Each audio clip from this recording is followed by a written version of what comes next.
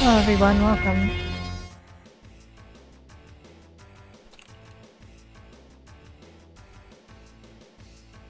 I hope that everyone is doing well today.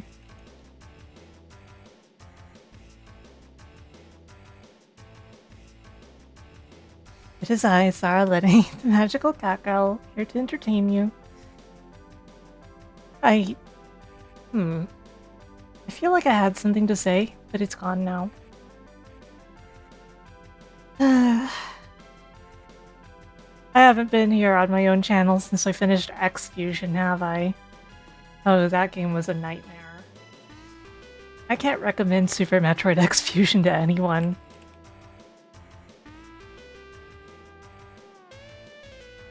It's weird because, like, it's so close to being, like, one of the best ROM hacks ever made.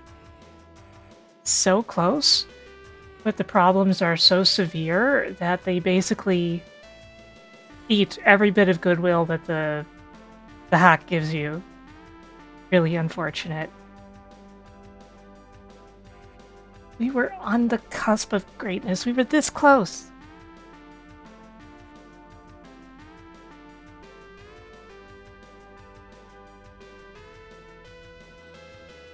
So you guys know the drill.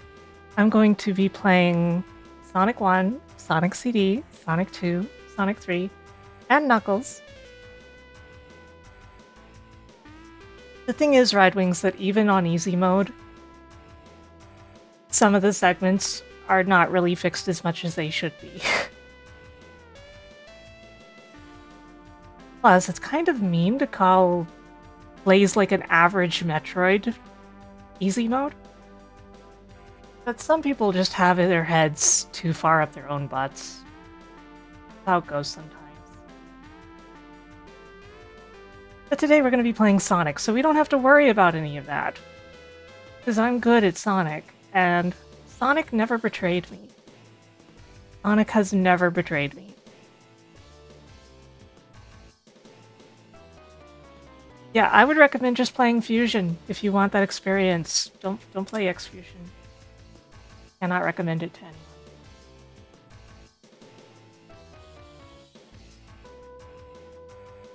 anyone. Did I have something else to say? Not really. I'll be on Masumi's channel again soon, I'm sure, though, because she's been going through Chrono Trigger and I've been guest starring on all those streams. There is nothing in particular special about the marathon this month. But that doesn't mean you shouldn't watch. After all, the results of the marathon are different every time. Sometimes I get really good times, sometimes I get really bad times. You gotta cheer me on! Let's play Sonic video games. I also may have sort of fixed one of the issues I was having with my Sonic streams, where Sonic 2 and Sonic 1 and Sonic 2 were running at really bad frame rate on my end, but they looked fine on the stream. I've adjusted that, so we'll see.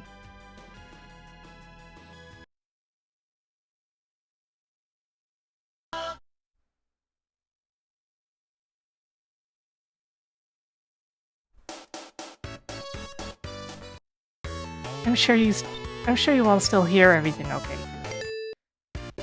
If not, something is severely wrong, but it should be fine.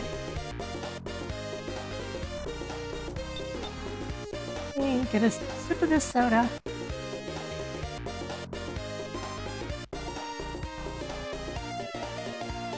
And let's start our first run.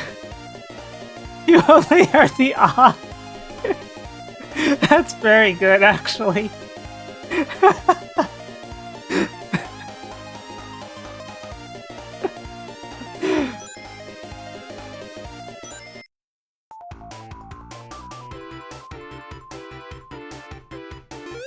Beginning Sonic 1.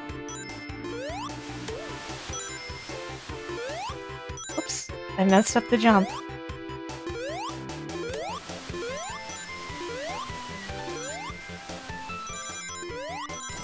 Every little jump matters a little bit in Green Hill, you know? Thank you, Graf.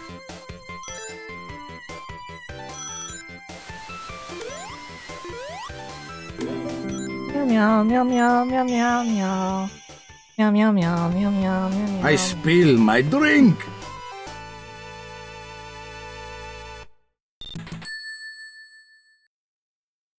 Anyway, you know, there's always the possibility that I play an extra game at the end of the marathon. That always depends on how I'm feeling at the end.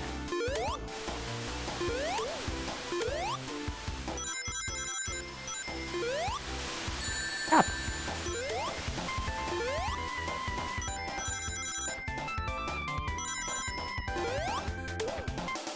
Everything seems slow. Oops.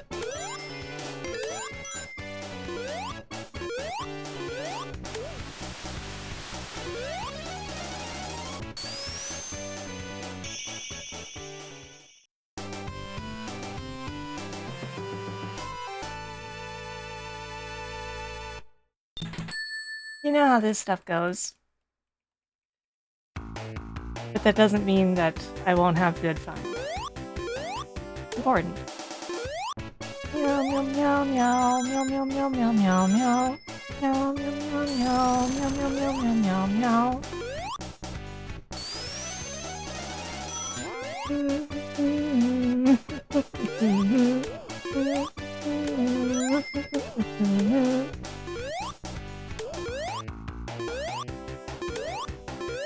It's everybody's favorite Sonic 1 zone.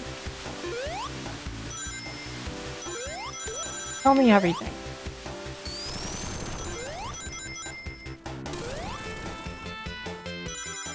Is anybody's favorite Green Hill?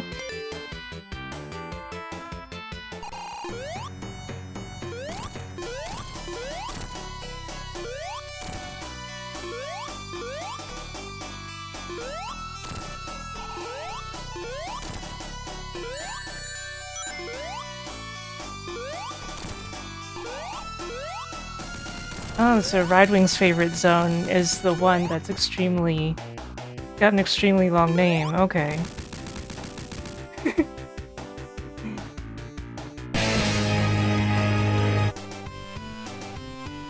I'm teasing.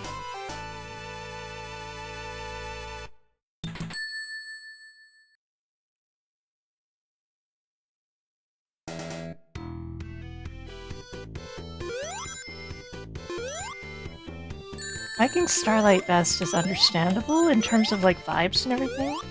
Personally, I'm not the biggest fan of Starlight, but it's because it feels like it doesn't do anything interesting. Oops. Wow.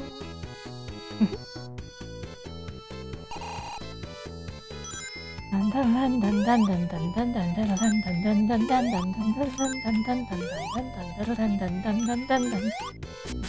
mind me. I'm just having fun.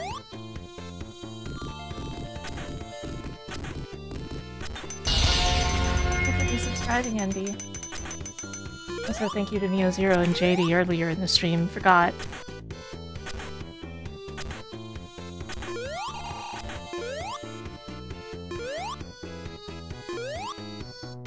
Unlike Castlevania Marathon, all of it would end up being Castlevania 3 when I get stuck there.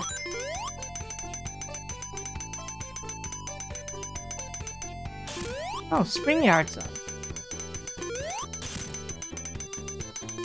Makes sense. Makes sense to me.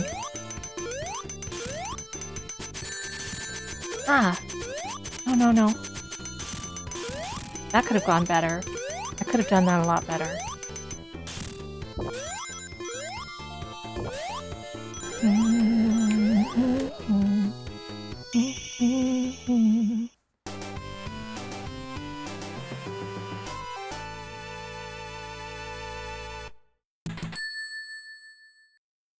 Wouldn't Castlevania 2 be worse for me? Probably not once I memorize every single thing about it. Doesn't mean I would enjoy it.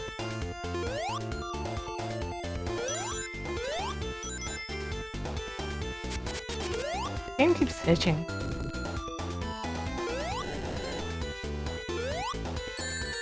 Probably what I was doing to try and make Sonic 1 and 2 work properly is not viable after all, but we'll see.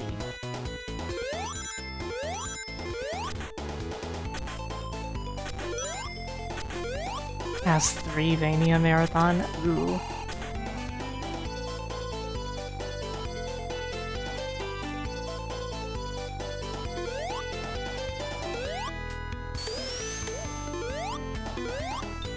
I see. You're giving me Legends over Adventure? Even though Legends is technically the better game? Because you know that I would be fine with Adventure. And you want me to suffer.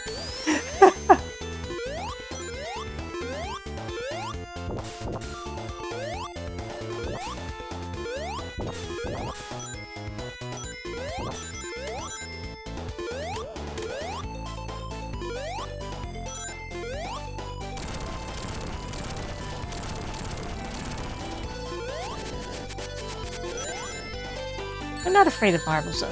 I'm not afraid of you, Marble. See how not afraid I am of you, Marble Zone?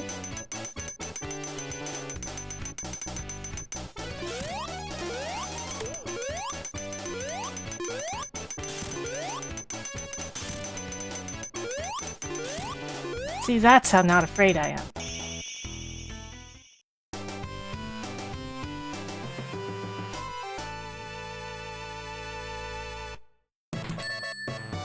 I went right through the spikes, because I'm not afraid of them.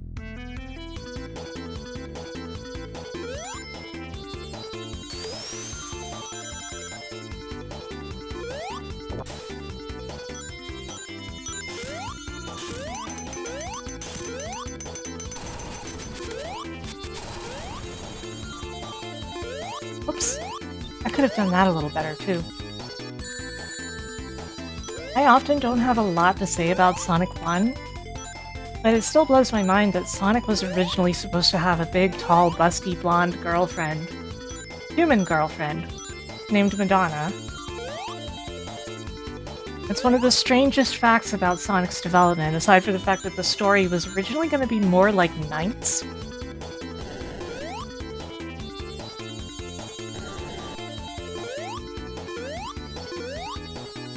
Because it was going to be a story about fighting nightmares in the dream world. And Eggman wasn't the main villain, he was just a human in a bee suit and one of the nightmares. Swear to God I would not lie to you guys.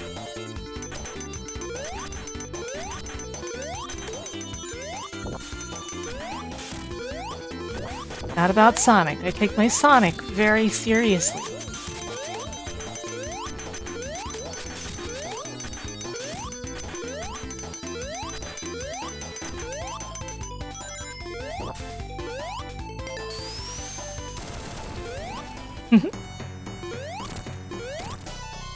One, 2, 3, 4, 5, 6, 7, 8. Easy peasy.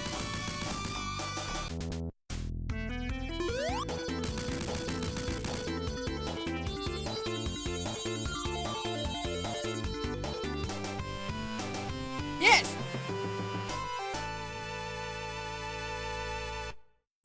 Sonic's age is an oddity.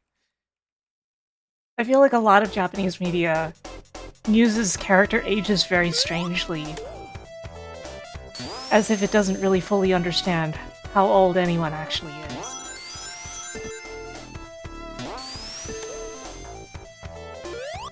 I should have gone the other way.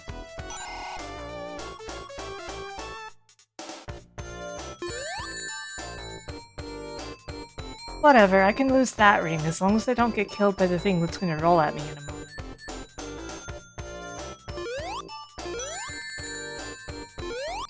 No problem.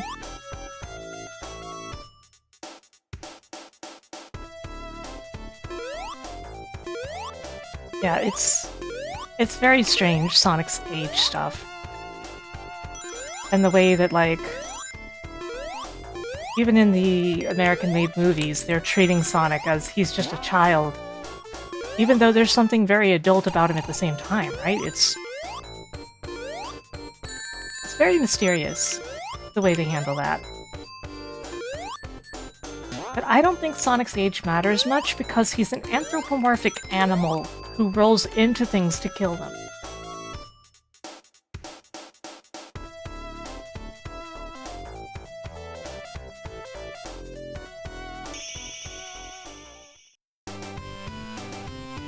Did I like Sonic Mania? Yeah, Sonic Mania is good.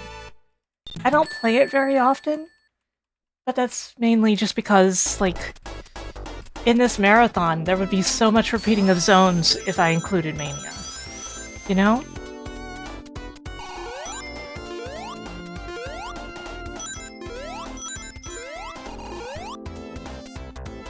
So I have a bit of mixed feelings about it in that regard.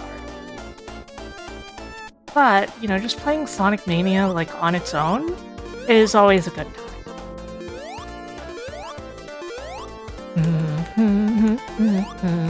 Oops.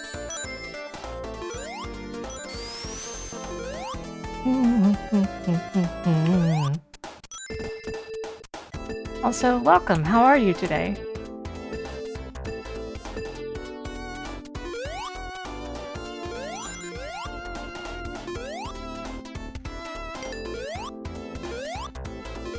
Oops. I'll just go this way. Oops. Okay, you can type exclamation point Sonic. It's in there somewhere.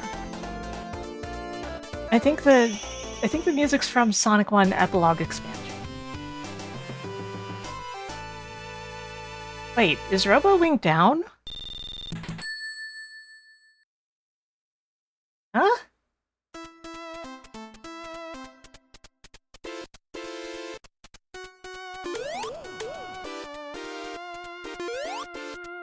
Okay, Greenlow, can you just link the page? Oh, I messed up.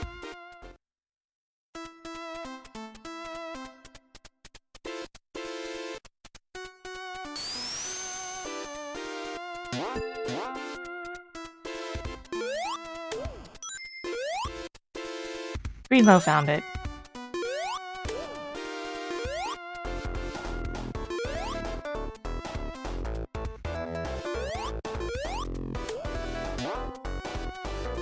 I'd love to know what's wrong with Robo Wing, but I'm in a hurry at the moment, as you may have noticed.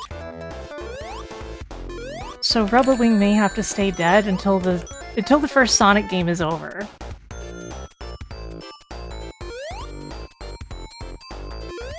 I am so sorry, that's never happened before.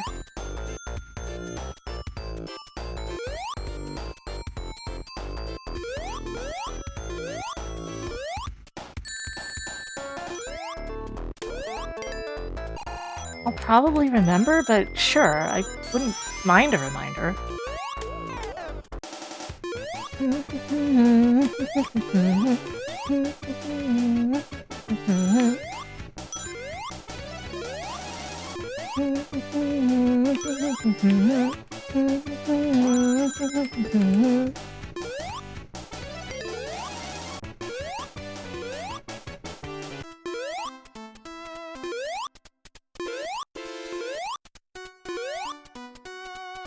I took a lot of dangerous risks there. 4, 5, 6, 7, 8. He didn't even really get to do his gimmick. Poor guy. Beep, beep.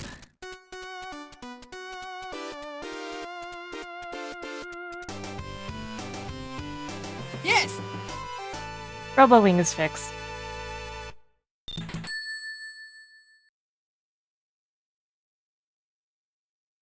That was pure skill! Ah.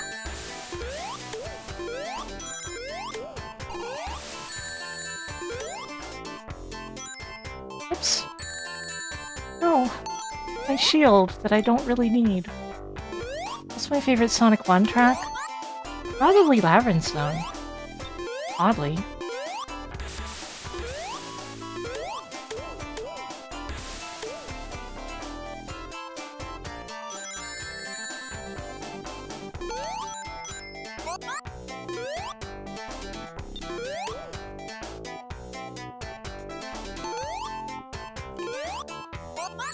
Oh no!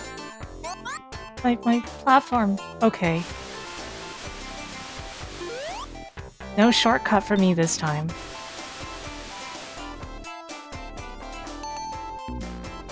Okay, I died. Larry Stone.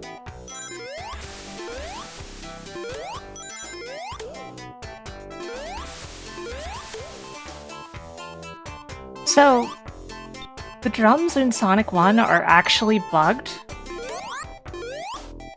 And if you want to hear the proper drums for the game, you have to refer to the prototype. They only worked in the prototype.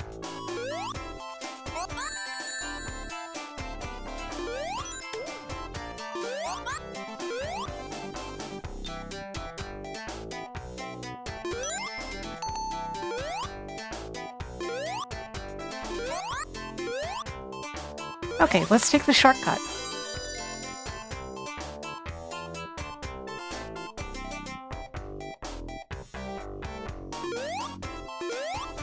Ah.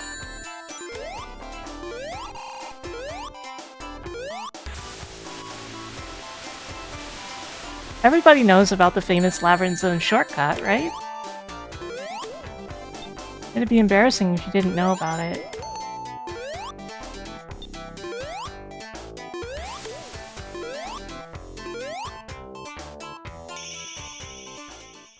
I'm just teasing, don't take it too serious.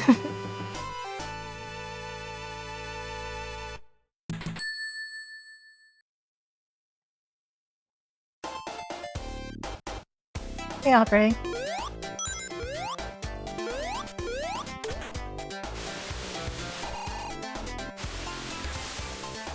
You don't know any shortcuts? The best one by far is the Marble Zone 3 shortcut. Because it skips like a whole minute of the stage, if not 2. By just going through a wall that isn't really, you know, it's a fake wall. Ow.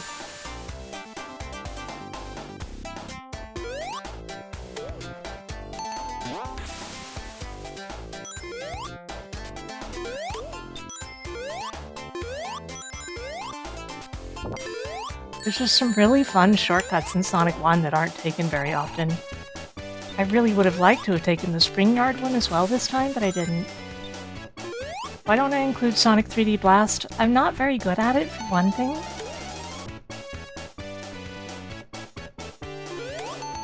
For another, there's like no definitive version of it. Like, you've got the director cut version, but that still has the Genesis music and the Genesis graphics. I wish there was a director cut edition for the Saturn version, because it looks so good and sounds so good. I love the Saturn version.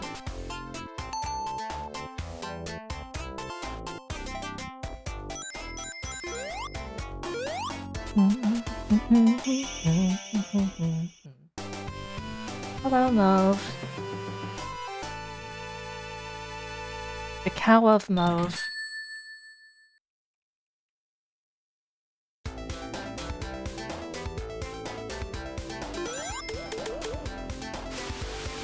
That might be difficult, Claw, because Sonic 3D Blast,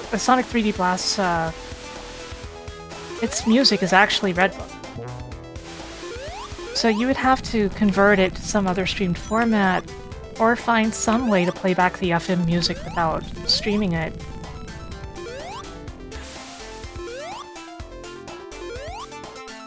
I really love the vibes of the Saturn soundtrack most myself. By a lot.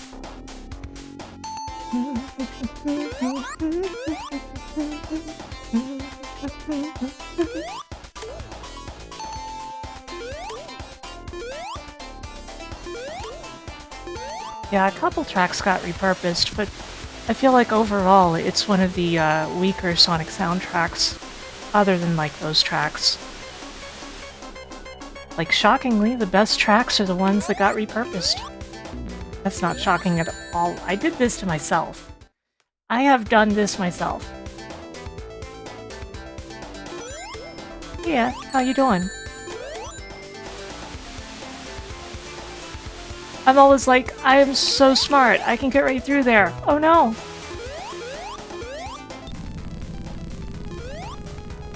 The Saturn version, the gameplay is basically the same, except the special stages are much better. They're entirely different special stages that are much better. But, the graphics and sound are all very different. The game does not look the same. People who play up the Saturn version rarely even mention that the graphics are different, but they are.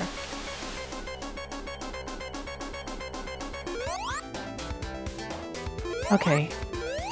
The right way.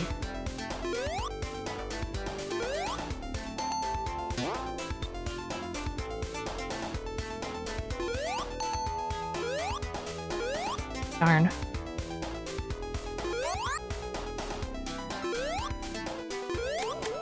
Sonic's got a really bad case of FOMO right now. Fear of missing oxygen.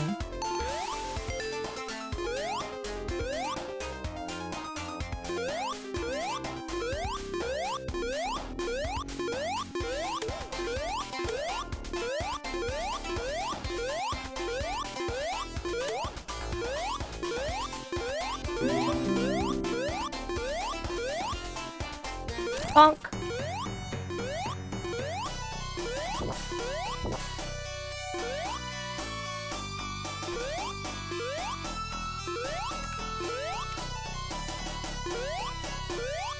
Where's the water?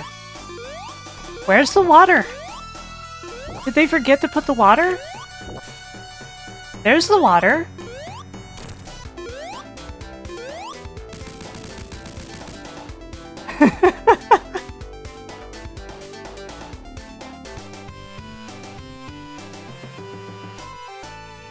Yeah, apparently they ran out of water.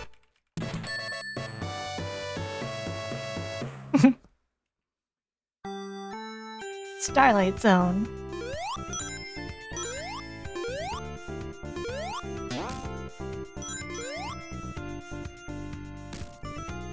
As a little girl, I did adore this zone. Because, I love stars.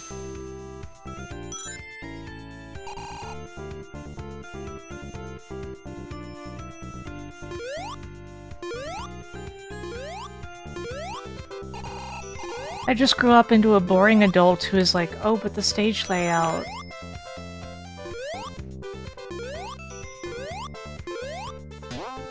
Man, I wasted so much time on that.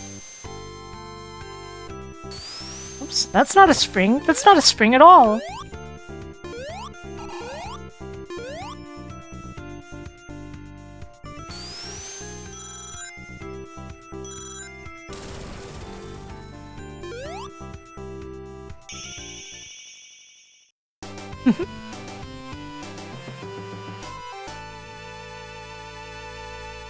Basically, I started caring too much about stage layouts and how they feel to play, and not just vibes.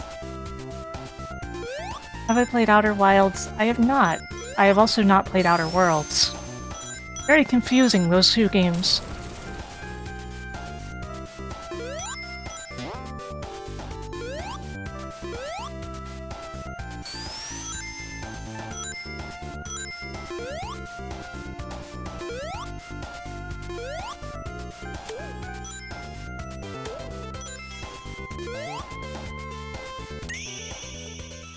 If you thought you saw Act 2, no you didn't.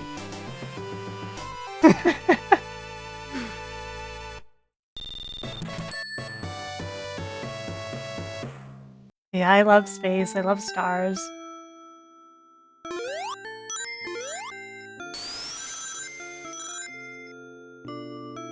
Crap, I missed.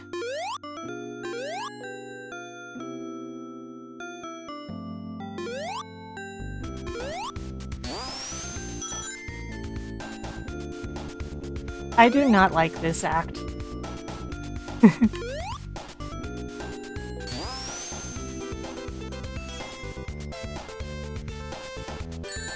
Oh, right. It just took longer than I thought it would.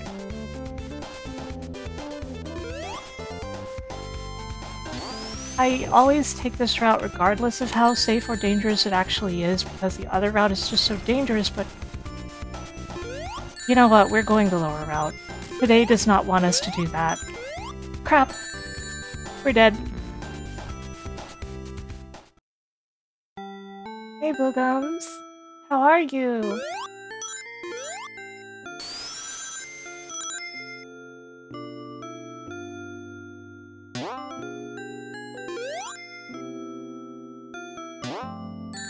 Ah...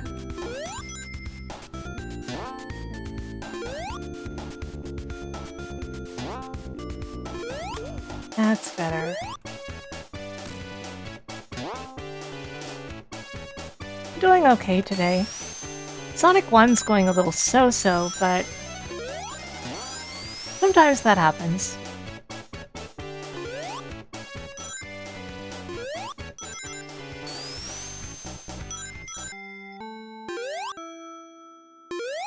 Can't always have every part of Sonic go well.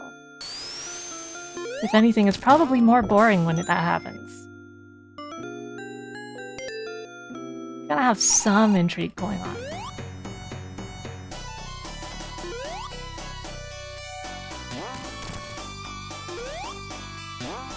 Darn, I missed.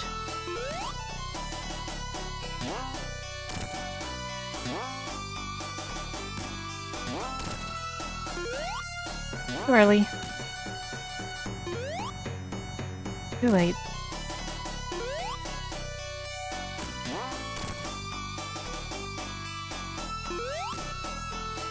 Too late. My timing is all messed up today.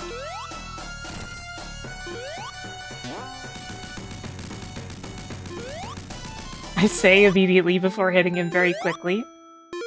How's life been outside of streams? I've been okay enough.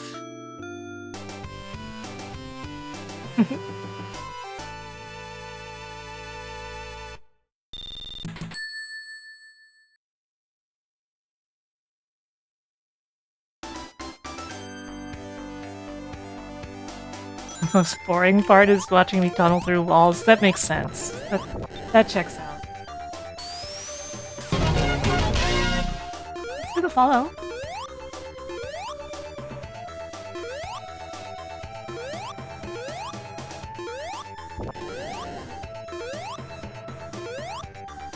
What I really haven't had enough of in my life lately is pinball. Crap. Well, I guess we're down here now. That's fine. I can make this work.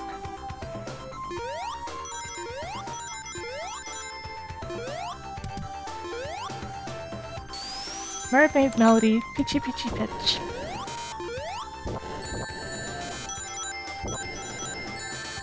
Whoops. Yeah, Sonic 1 has a lot of great music. So does Sonic 2. Sonic 3, Sonic CD, they all have great music, but like... Yeah.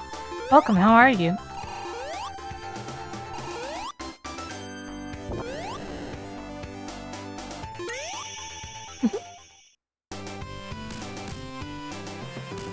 I would say that I'm not above any so-called peasants, but at the same time, I am the daughter of a mob boss, right? So...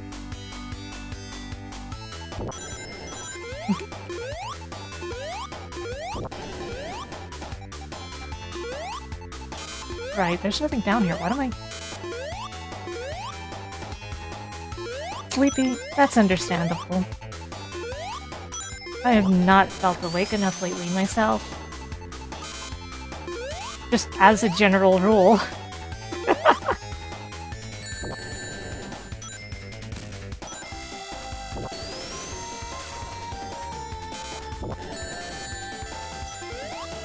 But spending some time with the world's most famous hedgehog is always worth it. Try to do this around the 20th of each month. Give or take a few days.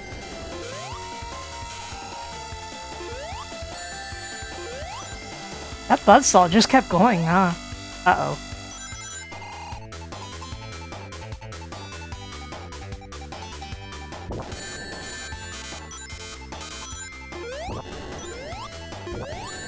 Crap. Bad timing on the fire there.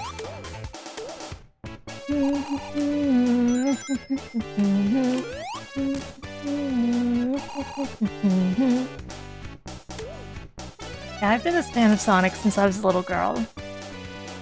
And dedicated a lot of my life to just studying Sonic and like the developmental history of the games and all that. Because it's always really fascinating stuff. You thought Silver was the most famous?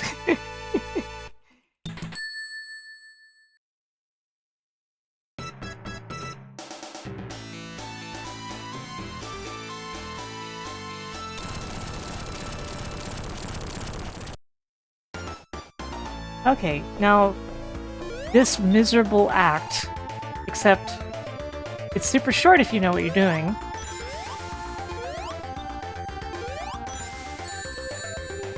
Bum-ba-bum. Bum-ba-bum. Oh no!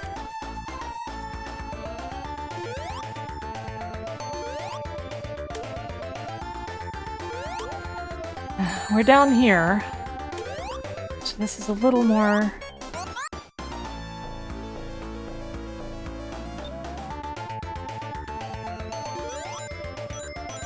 It would have been faster for me to just restart.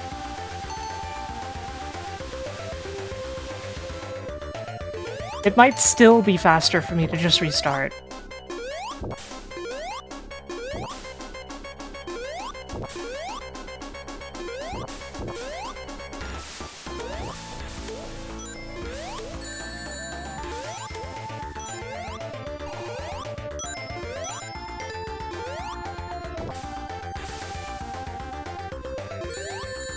It legitimately would have been faster for me to just start over on the level.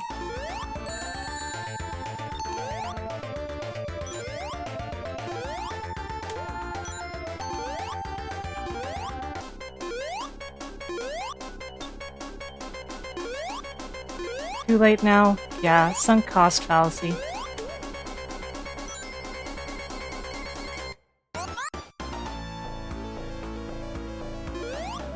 But the exit is right here.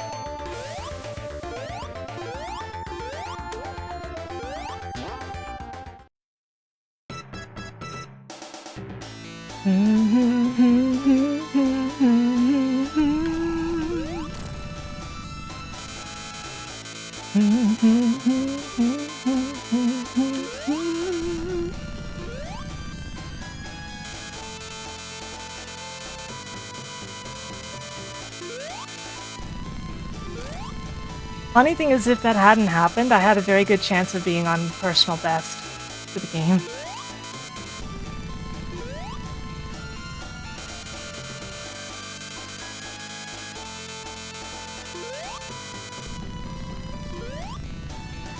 Aside for Eggman doing that.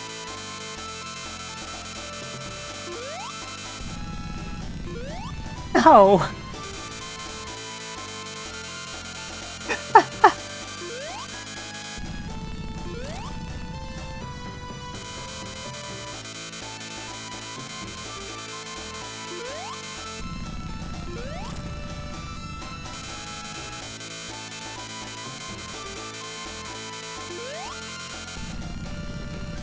I'm a cat. Peanut butter is for dogs, I think. I do like peanut butter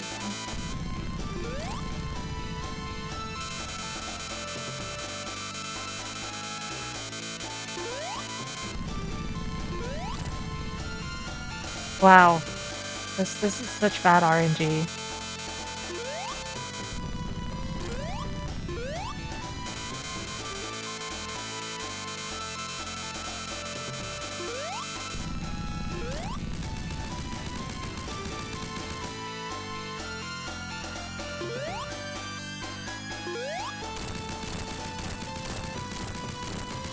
It's okay, I mostly eat Reese's Sticks.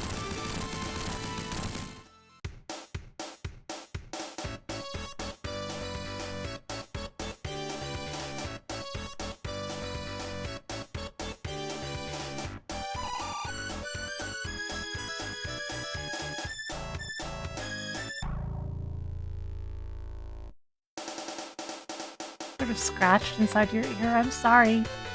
I'm sorry that happened. I'll be back momentarily before we start sleep.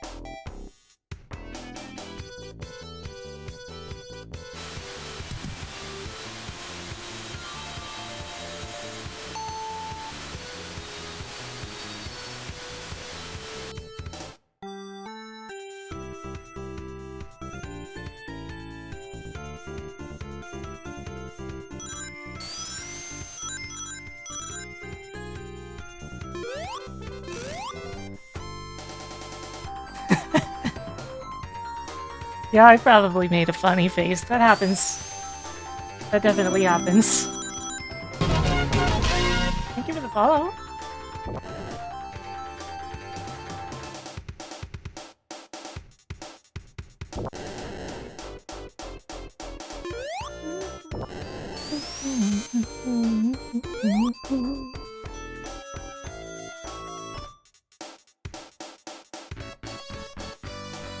Special thanks to Papa.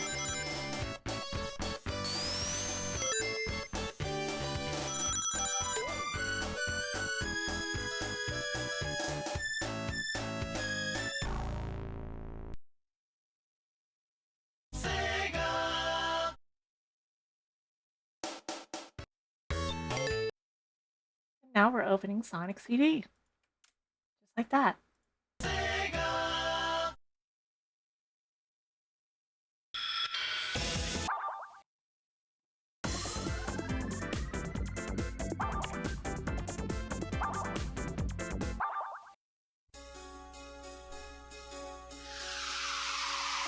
I'm not in the special thanks of this game. Maybe if you look at Freedom Planet. Don't do. I'm not fall behind. It's like, don't be late.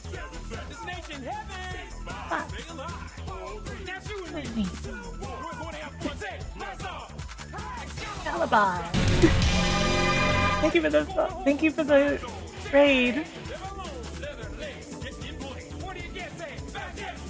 I hope that you had a good stream, whatever you've been up to. Share your trio beam. It's Mint's most memorable moments. Gosh, that could be any game. What were you up to? I hope you had a good stream. Oh, good time. Oh, that Mint. Threads of Fate. Congrats on beating it. Space and time. It's a Sonic while you're forever in your mind. Nothing can survive the way to stay alive, cause if you try, you can do anything. To Sonic Warrior always takes a chance. To Sonic Warrior never say he can't. Nothing can survive the way to stay alive, cause if you try, you can do anything. Thank you for the follow. Welcome.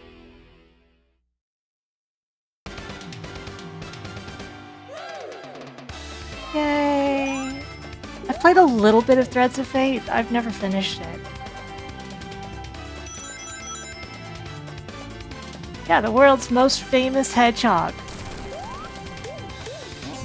That's who he is.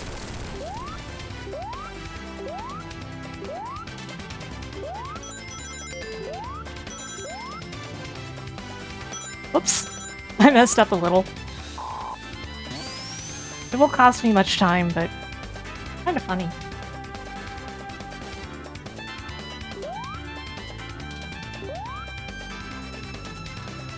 Went from a game you missed out on to one of your greatest of all time games? Yeah, myself, I had played it when it was new and everything.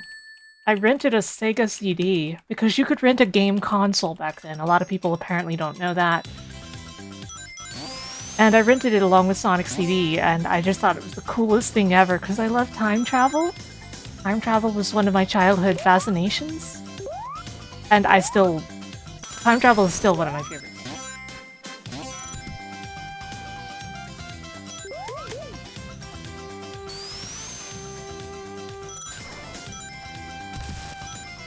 What sucked about renting a console? What is it?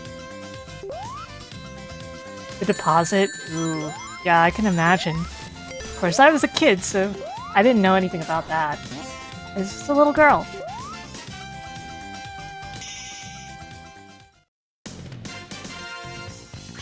Even after the disaster that was Sonic 06, I would rather play Sonic 06 5 more times than play Secret Rings 1 more time.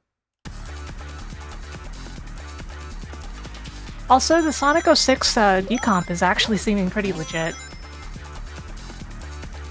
I've been following it, and it's really coming along. Sonic 06 or Sonic Genesis? Sonic 06. So you stand behind this boss, and then you just body him. It's fine.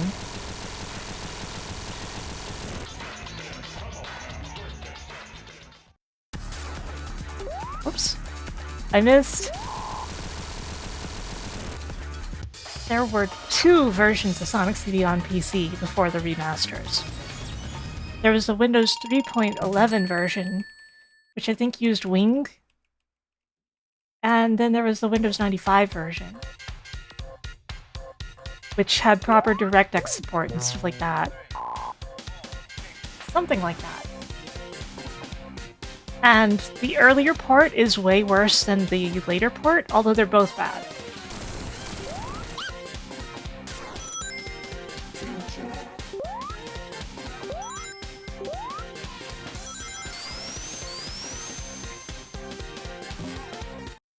Oh no! We time traveled! Hey Chris! Which time are we in? Oh. You know, on average, the future tends to be, oddly, one of the less dangerous time periods to be in.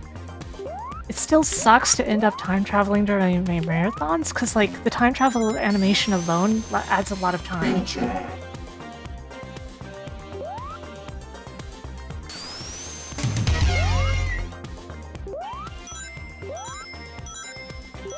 Thank you, Koja, for gifting a sub to Gamma. Please enjoy your sub, Gamma. Uh-oh. Stop, stop, stop! No, we're time traveling again!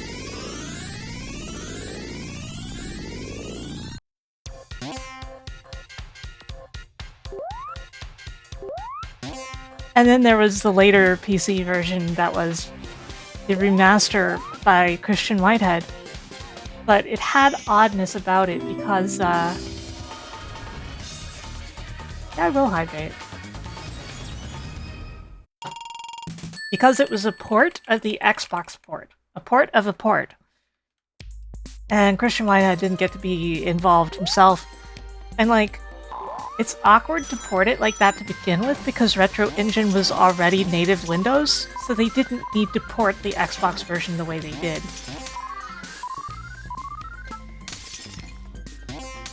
Yeah, exactly. Exactly, Claw.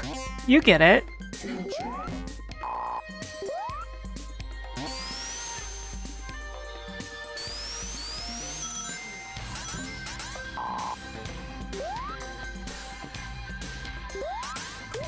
Every monthly Sonic marathon is personalized, just like Mario 64.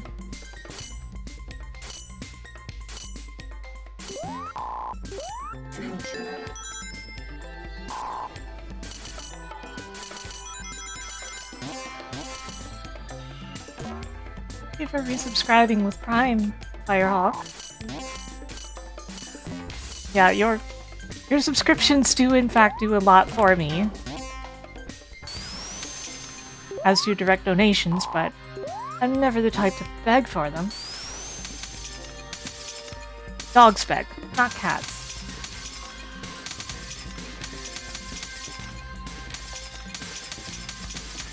Actually, cats beg constantly. Especially Fry.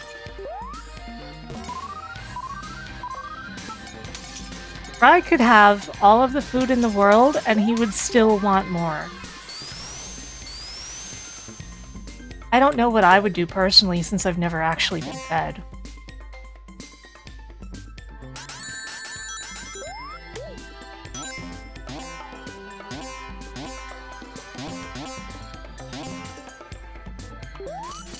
Fry is a standard issue tabby cat.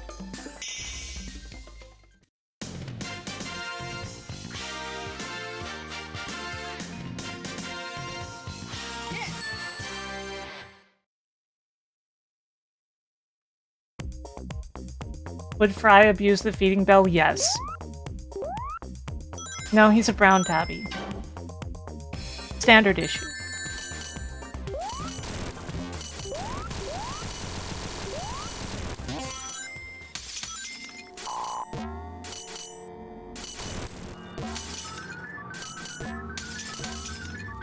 Oh god, this music.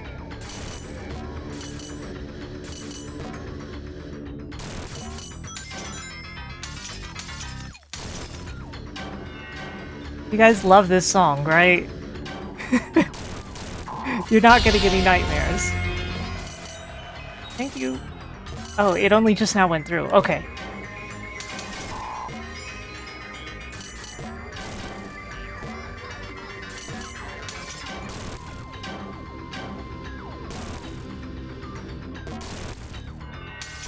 This boss fight always takes 10 minutes or 10 seconds. That's how I feel. You knocked out my contact! It's really interesting how this game was developed and everything. It was made at the same time as Sonic 2. Sonic CD was being developed in Japan, while Sonic 1 and 2 were being developed in the... Well, Sonic 2 was being developed in the States. Why did I say Sonic 1? Sonic 2 was being developed in the States by a team headed by Yuji Naka at STI, which, no, it doesn't stand for that. The first word is Sega. You might be right about the rest of the words. Sonic CD was being developed in Japan. They had no communication between teams for the most part. They were basically unrelated. And yet Sonic 2 was supposed to have time travel as part of its story, rather than as a game mechanic. Just like Sonic CD has time travel. And meanwhile, Sonic CD has a Metal Sonic, and Sonic 2 has a Metal Sonic. And these things happened entirely by coincidence.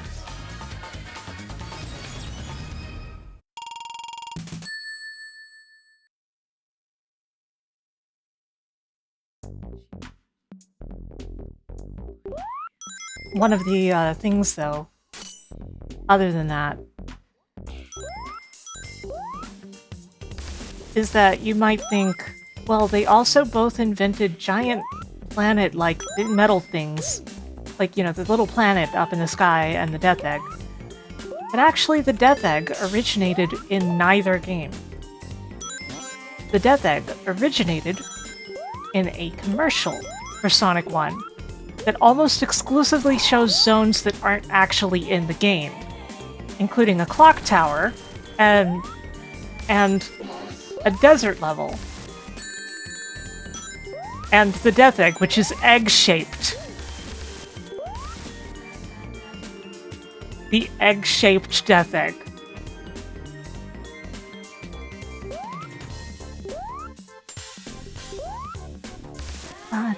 It down.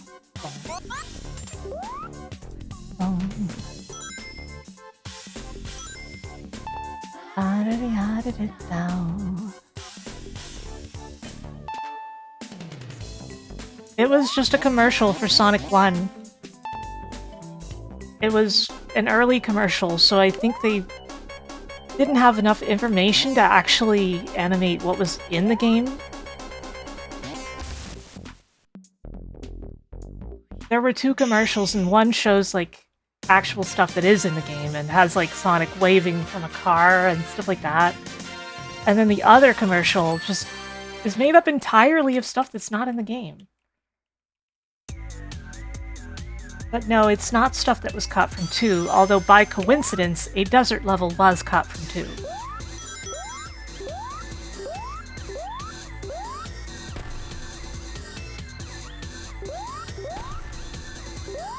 I could talk all day about content that was cut from Sonic 2, though. There was so much of it.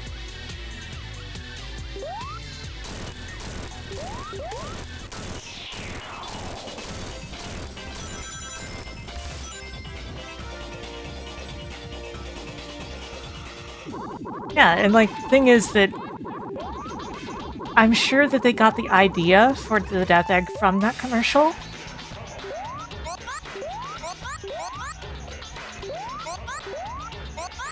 But it wasn't in the original Sonic 1 plans.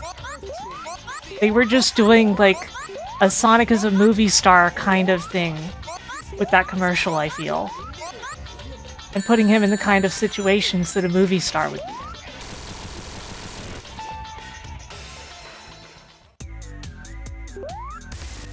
Work that sucker to death. Come on now. Because, you know, there was the whole gimmick of the world's most famous hedgehog.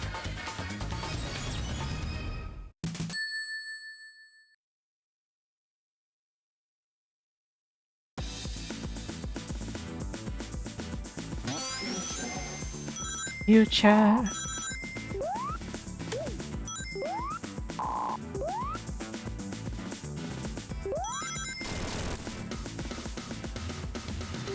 Meow meow meow meow meow meow meow meow meow meow meow meow meow meow. Meow meow meow meow meow meow meow meow meow meow meow meow meow.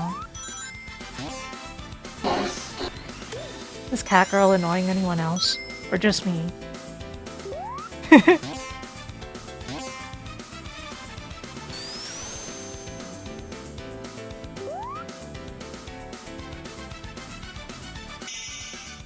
I've always liked caves with big, colorful crystals.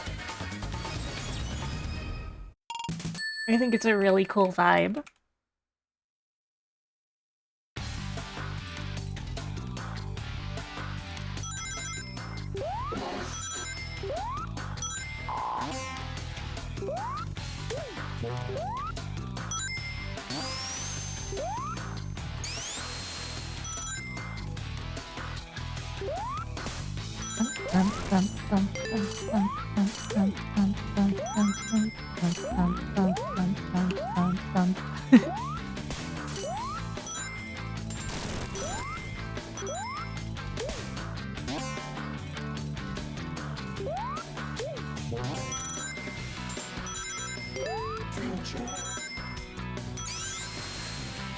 Yeah, it's with good reason that I like Sonic CD so much.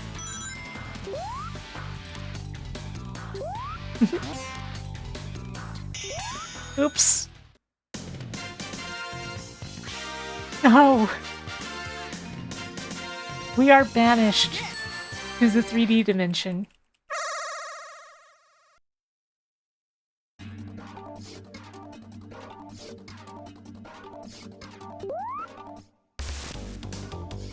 Sonic goes out to sea and is never seen again.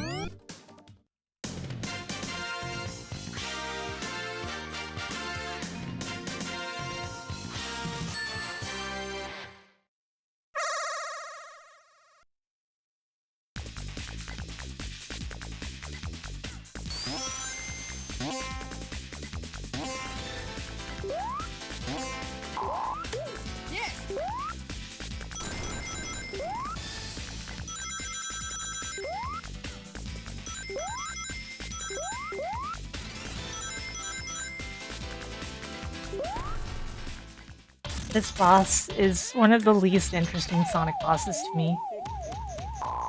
Oops, I messed up.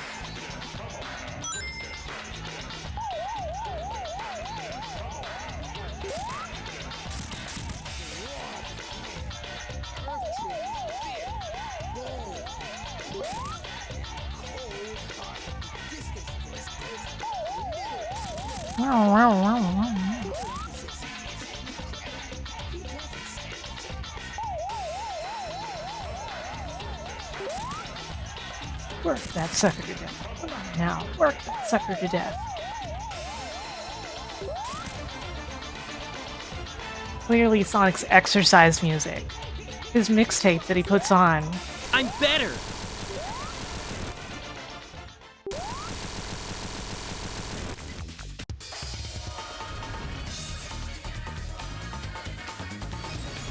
You can run past Eggman, but there's an invisible wall. Yup. Yup.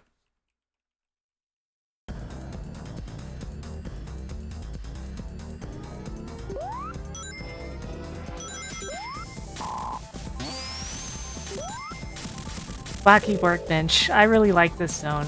A lot of people don't like this zone, but I do. I will always appreciate you. Wacky Workbench. For how incredibly wacky you are, and the fact that you have to stay low instead of high to get through quickly. The opposite of most Sonic zones.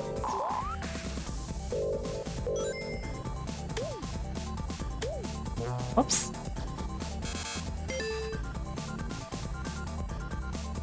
You ever think about how the first The Fast and the Furious movie is called that? And then there's The Fast and the Furious 2 and The Fast and the Furious Tokyo Drift. But then they call the fourth movie Fast and Furious.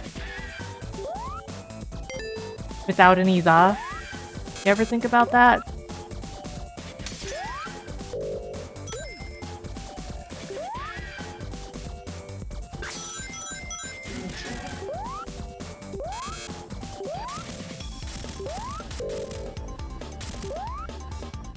Oh no! We're time traveling!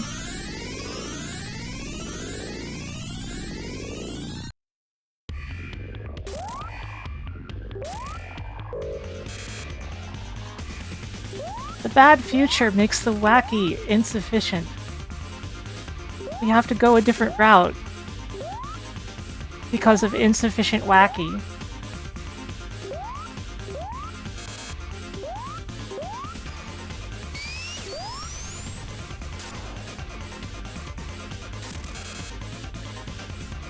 And that's not the way.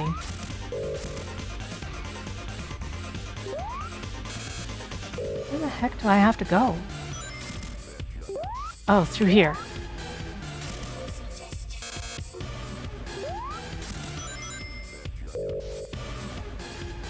Oh, this looks dangerous.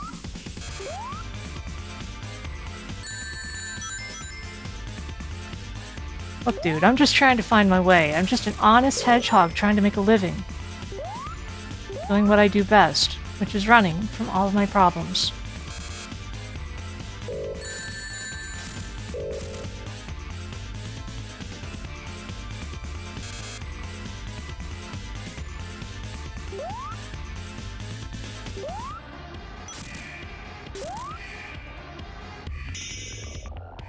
Phew, well, we got through it.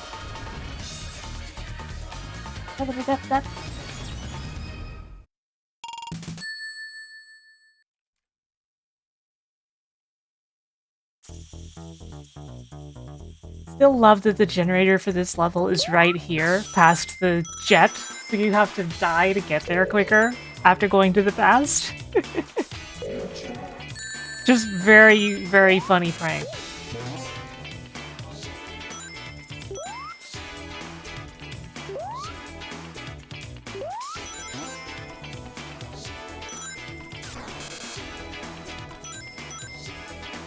My hot take will always be that Oshima understood Sonic way better than Yuji Naka did.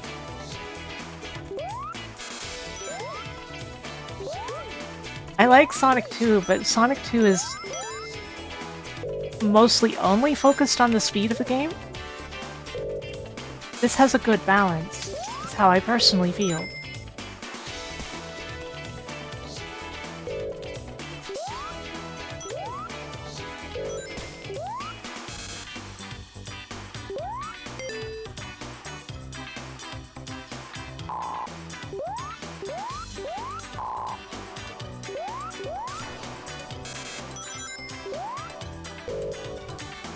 Like, you get to see the difference between Yuji Naka's design sentence and Oshima's really well between Sonic CD and Sonic 2.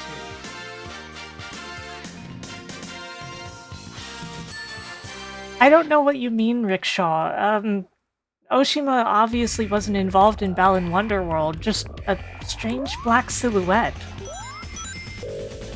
that acted as Naka's partner on that game.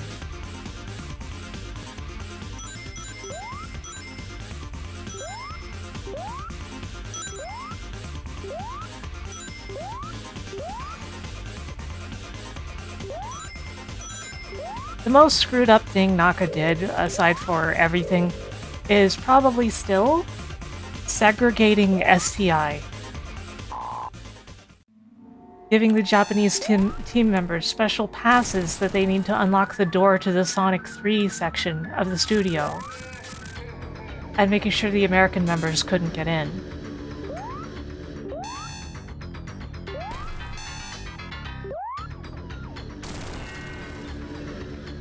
He was not subtle. Not a subtle man.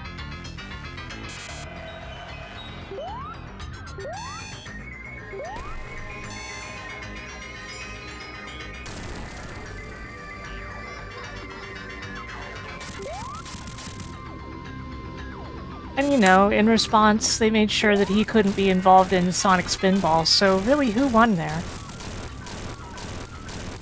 Ask yourself that.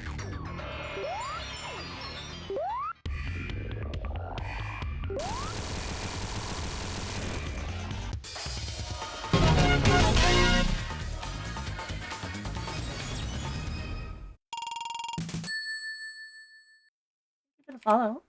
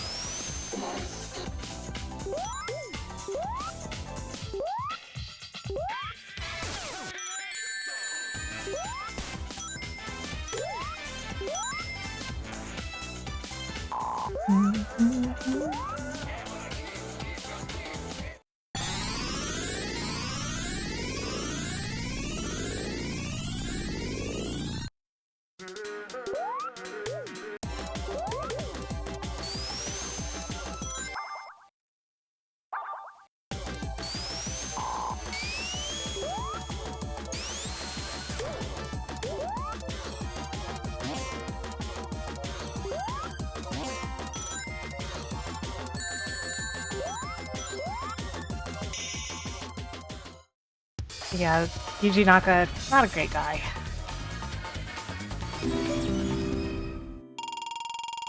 Not a great guy.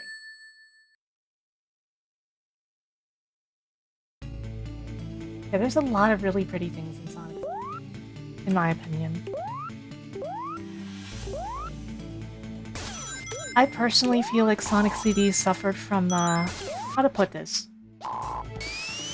You know when a game isn't that accessible to people, so they try to come up with reasons why it's not a good game, or why it doesn't matter that they can't play it? Just like, when there's multiple versions of a game, people will come up with a reason why the version they have access to is the best version, whether it actually is or not.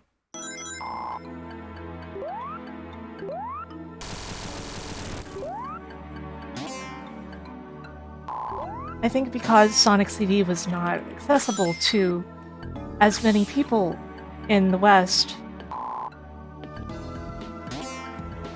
you either had people saying that it was one of the best things ever made, an overlooked gem, or they would go the other way and say that it was rubbish anyway and you don't want to play it. You get what I mean?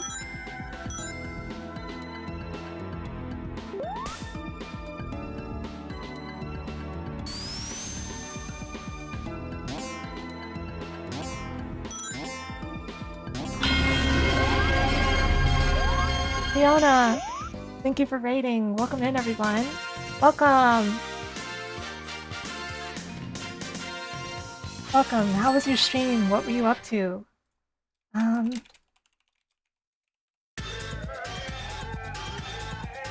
on X6, I am so sorry. Did you have a good stream?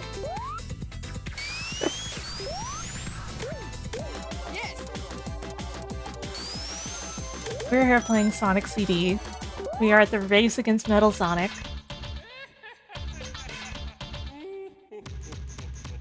You know, the Jim's Collection port of Sonic CD is not that great, but it's because, you went from X6 to X7, so in that context, X6 seems great, actually. Gosh, what was I saying?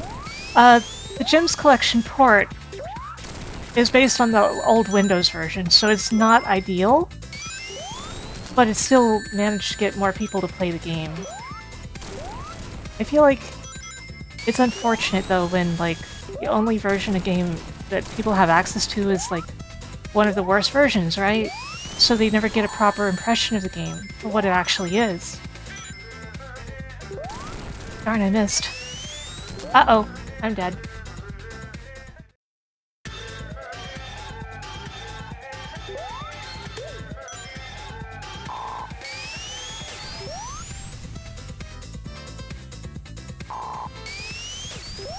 Happy Sonic Day. Hey, Rachel.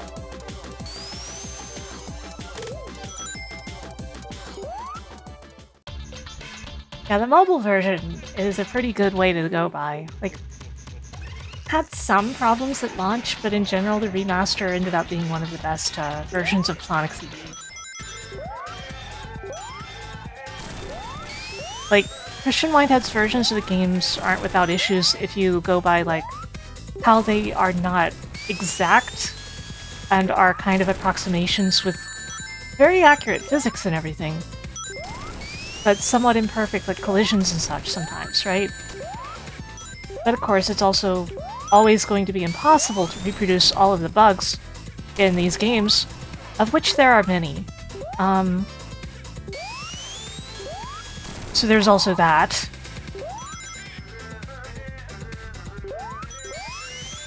Crap. Well, that'll have to do.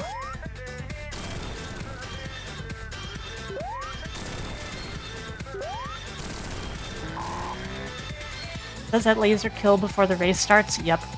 It sure does.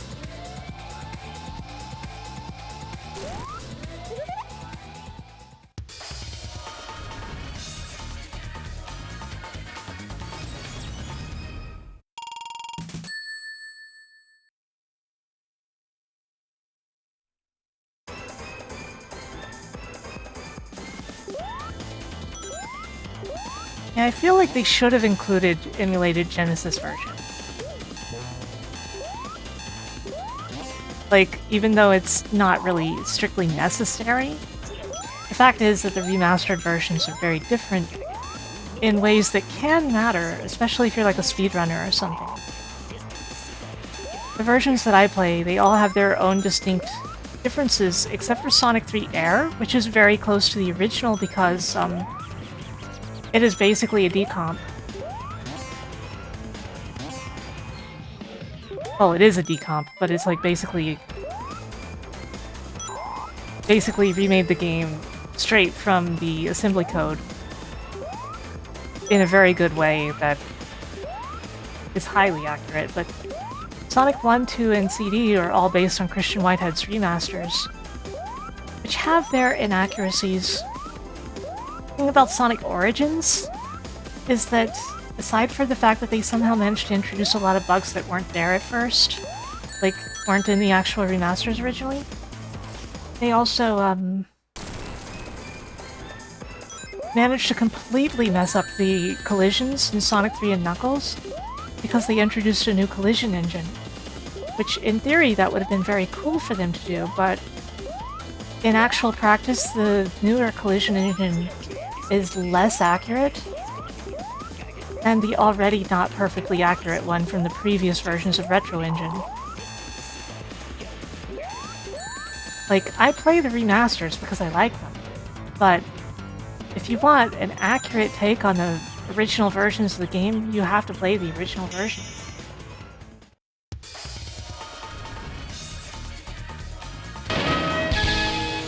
$55 Gamer dollar 55 Gamer Cent donated $55.55. Thank you, 55 Gamer dollar 55 cent, for donating $55.55. That helps me a lot, thank you. Really appreciate it.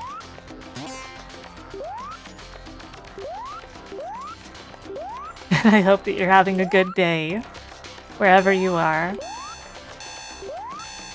Oh boy, oh boy, oh boy. Where's... Gotcha. And yeah, it's super weird that the classic version just re-enables lives and sets it to 4.3 since Retro Engine still supports 4.3 for all of its stuff just fine. You know, that's another weird thing though? Genesis games, a lot of them actually are basically 4.3. It's one of the only consoles of its time to be that. Thank you for the follow. Because you've got stuff like the Nintendo and Super Nintendo and, you know, the other competitors that shall remain nameless. Because we all know that the CDI was the best console. Had strange aspect ratios, sometimes close to square.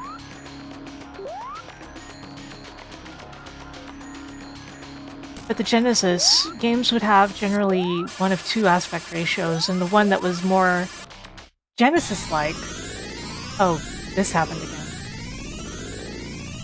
would be basically 4.3. Yeah, 8.7 is the SNES aspect. The SNES.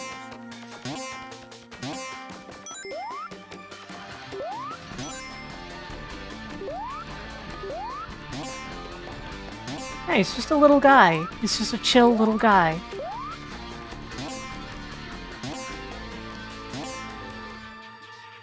Yeah, there is CDI emulation on the Mr. FPGA now. It doesn't support things that require the, like, expansion card, the MPEG card or whatever. But other things mostly work.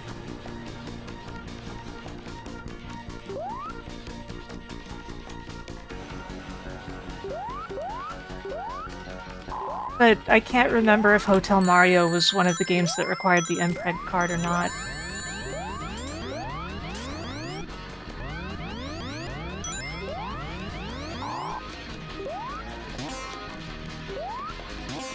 It was not? Well, that's good to know. Having to do this as small Mario because the beam failed to resize me just makes this section slightly slower. Crap.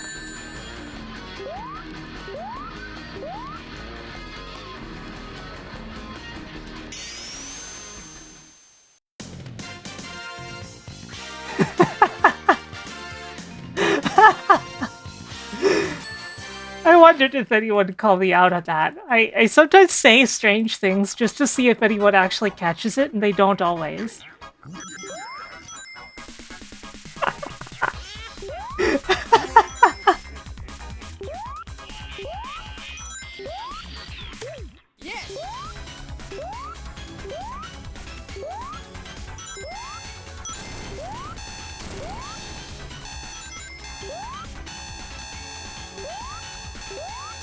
For the Zelda CDI games, don't people recommend the fan remasters for, like, the first two?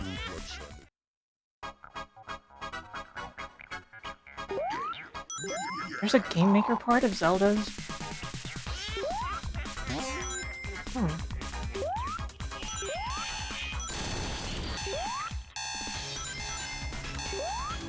Yeah, like, I know the first two have one. I don't think the third one does. Crap. How do I feel about CDI Tetris? Very good music. I've never actually played it, though.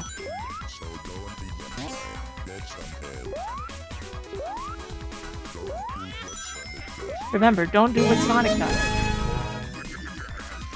Thank you, Small Mario, for the $10.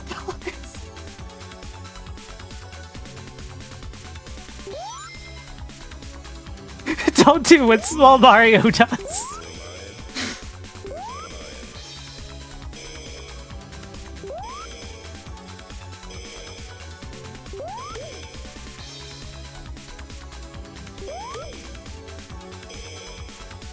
I've always liked the ultimate.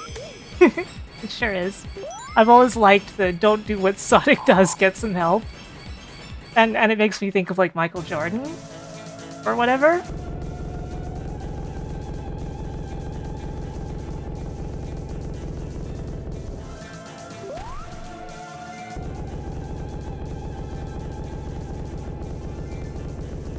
Stop it. Don't do what Sonic does. Get some help.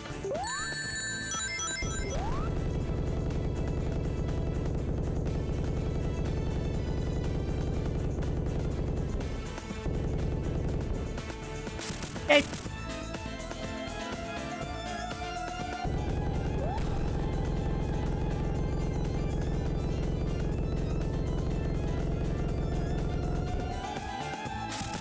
How's it been? Ups and downs. How did that crackle?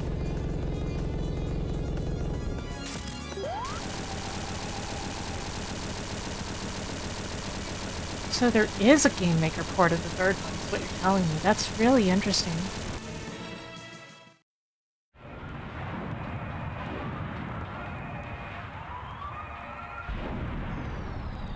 Pop.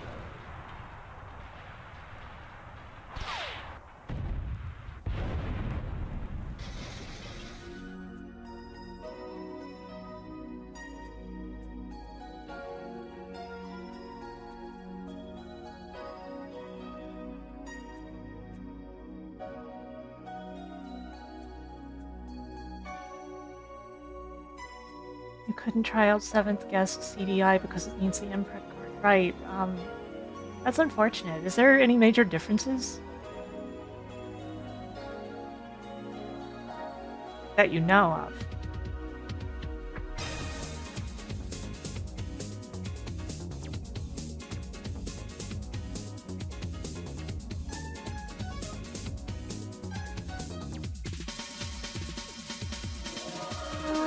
Teleportation, yeah.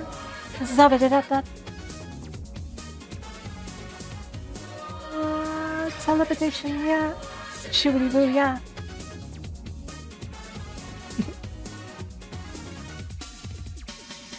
In the end, who's on your side? Who can you trust in the middle of the night? Where will you be? If you can't find you, there's no place to go, nothing to do. If you gotta do something, Believe in yourself.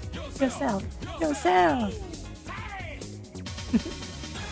Extraordinary things can happen if you believe in yourself. You've got to have some faith in yourself if you always fight for your friends. Don't rearrange, no need to change, stay like you are, keep it all the same as you move along in your life. Keep an open mind and don't forget that if you gotta do something, believe in yourself. Extraordinary things can happen if you believe in yourself. Thank you. You've got to have some faith in yourself if you always fight for your friends. When you feel tired, look at yourself. Inside your mind you will see. Why did I start there?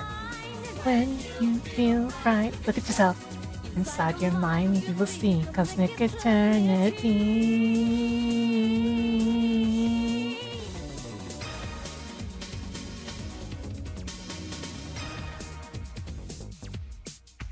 It's always funny to start singing something like this and watch the viewer count drop. If you can't stand my tunes, then so be it. I ain't ashamed of myself. I am not ashamed. When you feel that, look at yourself. Inside your mind you will... I went the other way this time. When you feel right, look at yourself. Inside your mind you will see cosmic eternity. I don't know why I mixed up the stuff today.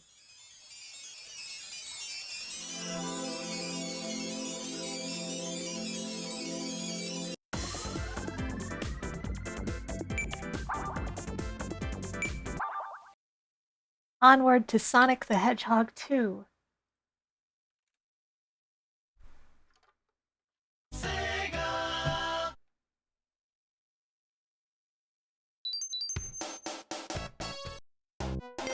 with Tails' power.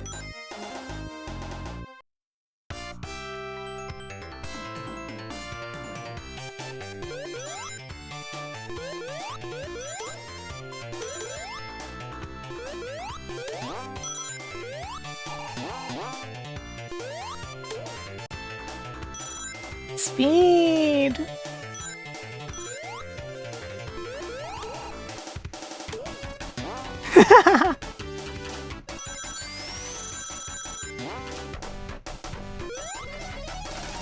Very good. Very good, Act 1.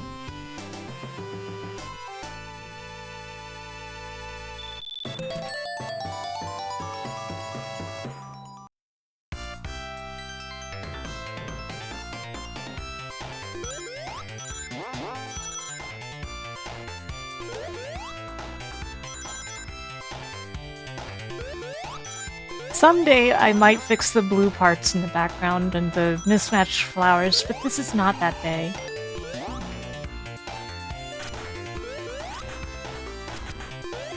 Because I implemented these palettes myself, and I can't be bothered to make them better. Meow, meow. Meow, meow. Meow, meow, meow, meow, meow, meow. Oops. Fell in the hole.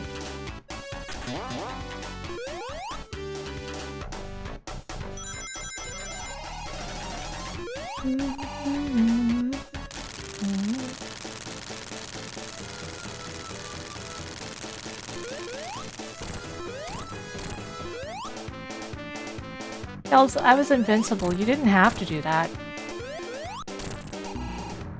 Hey, Murph. How's it going?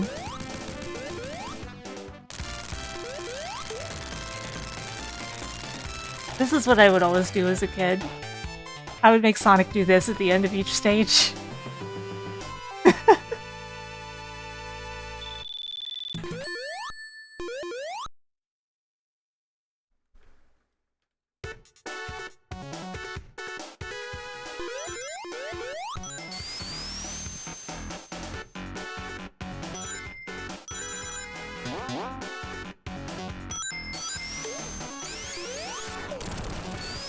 How Sonic treated me? Well, both of our splits so far are red splits, but I feel like Sonic 1 didn't go badly. I just messed up a couple silly times that cost me. Okay. So, Sonic 2 was developed at Sega Technical Institute, or STI, do not mistake it for meaning something else, by a team of mixed Americans and Japanese, headed by Yuji Naka. Now, originally it was an incredibly ambitious plan of a game. It was going to be bigger than Sonic 3 and Knuckles combined. Through the course of the game, you would time travel to different time periods and see what would happen to different parts of the island. And there are maps showing the island and what would have happened to it over time. Kind of similar to the map that you can see in, like, the Game Gear Sonic 1.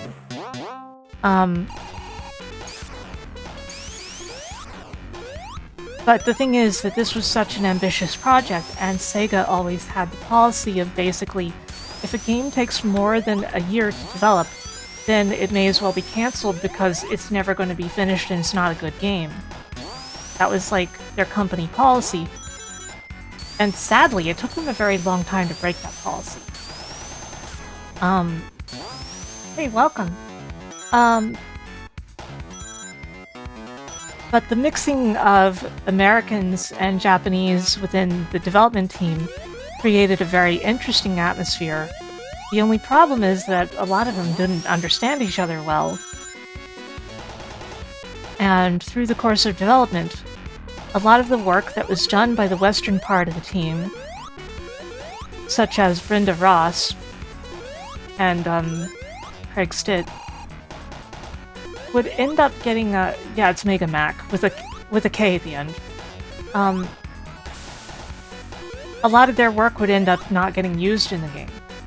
Most famously, the game is known to have had a removed level called Hidden Palace Zone, which was found in the prototype versions of the game that were discovered by fans over time. But you could actually access the title card for Hidden Palace Zone. Tails, you killed me! You've murdered me, Tails. I am dead. You could find the title card for Hidden Palace Zone by using a Game Genie to basically modify what stage you start at. So it became famous, even aside from the fact that there were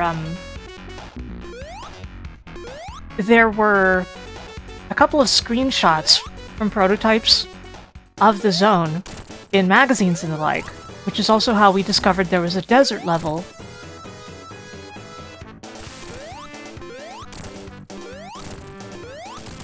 Which was also cut. The desert level was entirely Brenda Ross's work. Is Oil Ocean the only real remaining American design zone? Yes.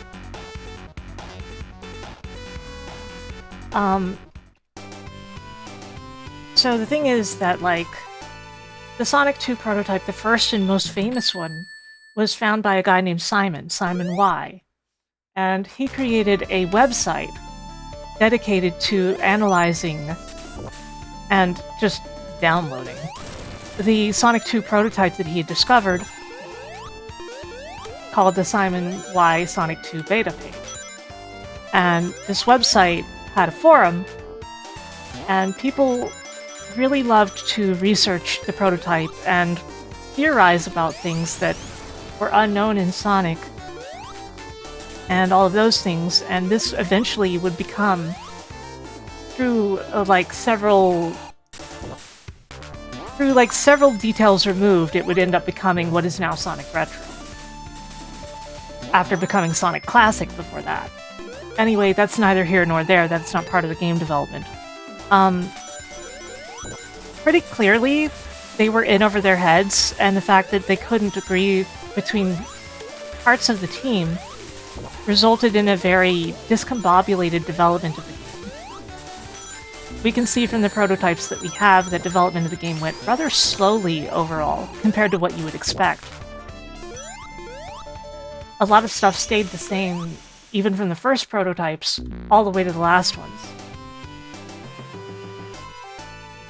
So, as a result of this, we get some major oddities, because there are a lot of zones that were being developed at some point, like Wood Zone, which was in the prototypes, but was removed entirely, and stuff like Cyber City Zone, commonly known as Genocide City Zone, its working title.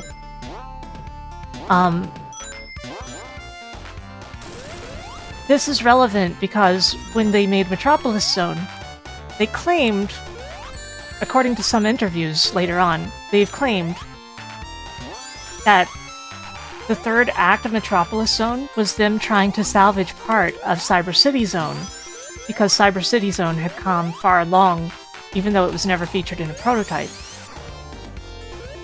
We now know that this is a half-truth. Because one, yes, Cyber City Zone was basically fully designed. All of the graphics for it were done, some of which made it into Sonic Spinball. And, two, not a single one of the acts that was designed for Cyber City Zone looks like any of the Metropolis Zone acts. So, what we were told in that interview, not entirely true, and we have no actual explanation of why Metropolis has 3 acts aside from them wanting to pad the game out a bit more. Because remember, this game was supposed to be over twice as large as it ended up being.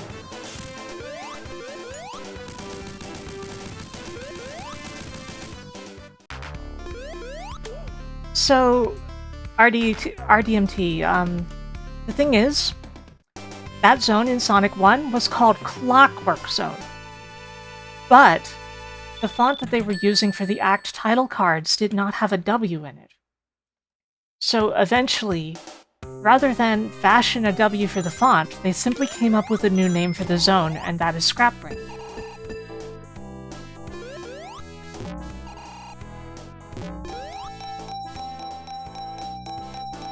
you can see some pre-release screenshots of the game where the start of Scrap Brain is shown, but it says Clockwork Zone because of the missing dub. Thank you for the follow.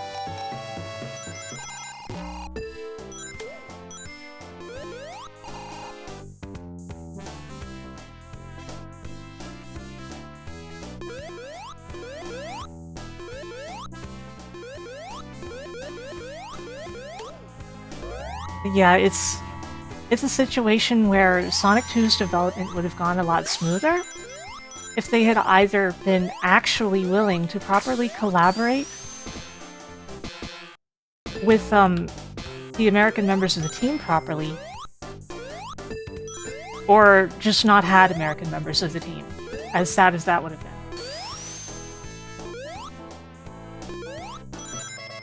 Scrap Brain is close enough to Clockwork. I kind of feel the same way.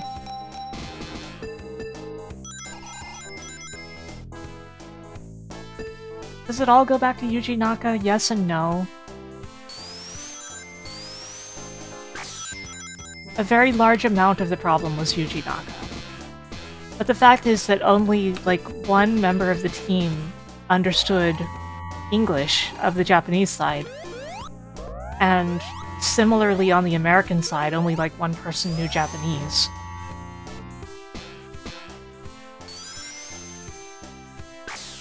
So it's like, even if they wanted to do it better, they would have had to approach it much differently than they did.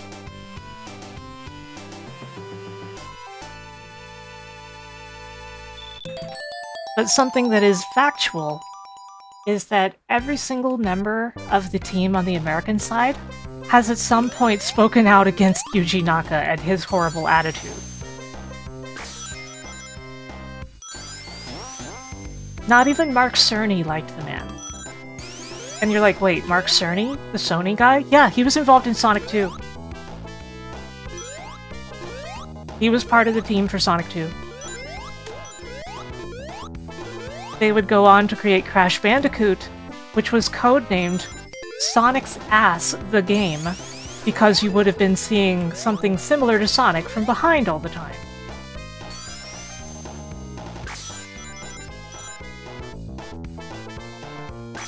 So Crash Bandicoot has direct developmental ties to Sonic the Hedgehog. Mark Cerny, the Marble Madness guy. Yeah, you got me there. You're not wrong. Yeah, from Sonic's Ass to Willy Wombat to Crash Bandicoot. And it's funny because his design still looks more like a wombat because it was really only a name change.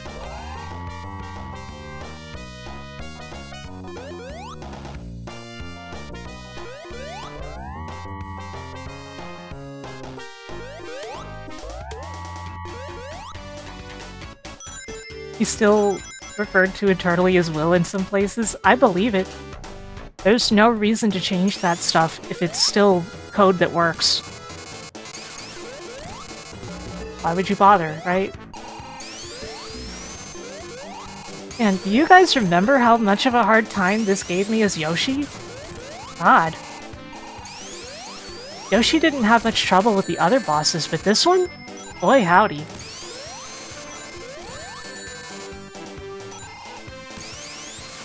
Yeah, that's a palette issue that I've just never fixed with my Act 2 palette.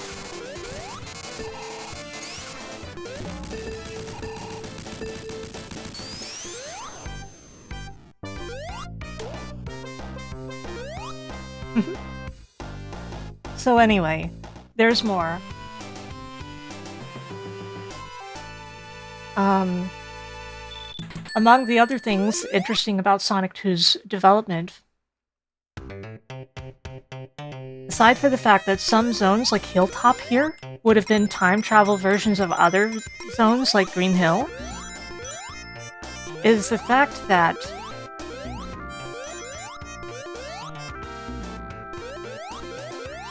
the last few zones of the game, Sky Chase, Wing Fortress, and Death Egg, were all added basically last minute in the last few builds of the game.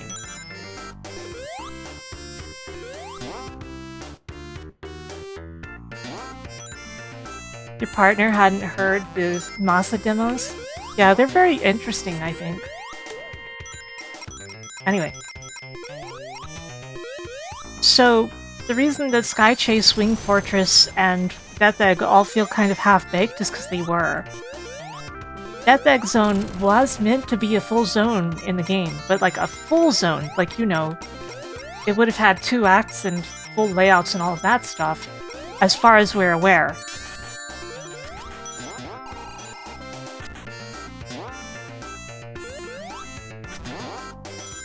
It's fun to look at the last couple weeks of development on any Sonic game. That's true. That's true. And yes, the final title screen was implemented very late. The Sonic 2 beta title screen was pretty different and kind of iconic if you're like a member of the prototype researching community, like I have always been.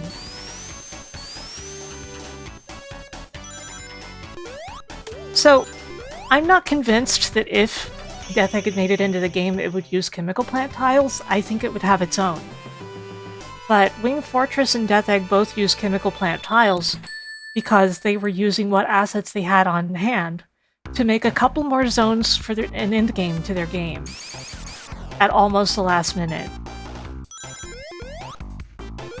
That reminds me, I will be resuming Yakuza 4 in the very near future.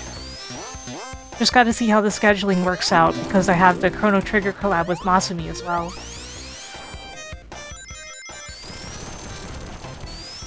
The Act 2 remixes are by Carl Brueggemann.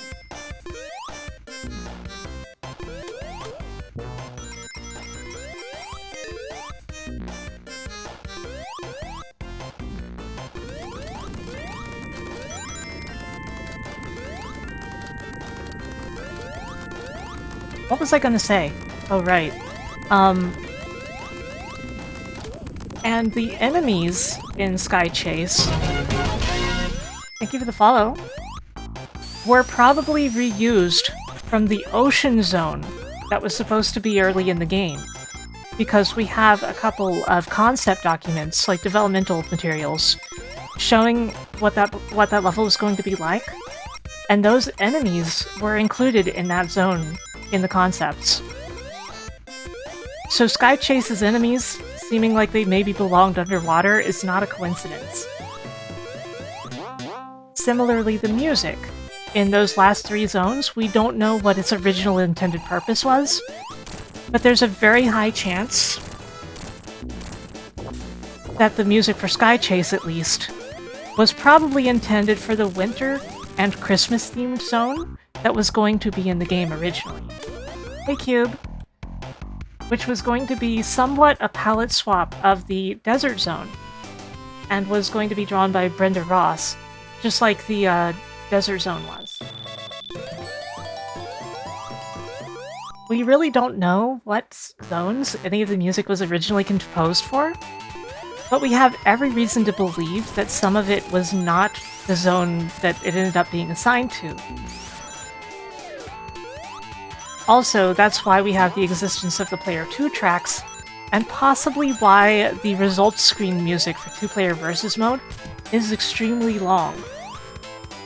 Because it was probably music for a zone, originally. But we don't really know. What I can tell you is that the fact that Oil Ocean's music has that Arabian feel to it, that like Middle Eastern feel, is probably not because of the connection between oil and the Saudis.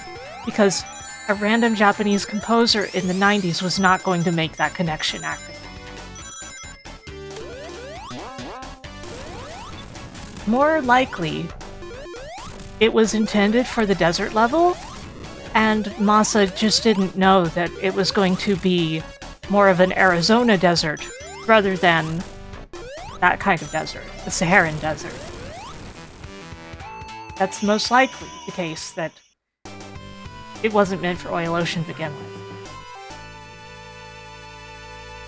But this has never been verified. Nobody's ever been able to contact Masa and like ask about this kind of stuff. And why would you? He's a friggin' legend, a pop star.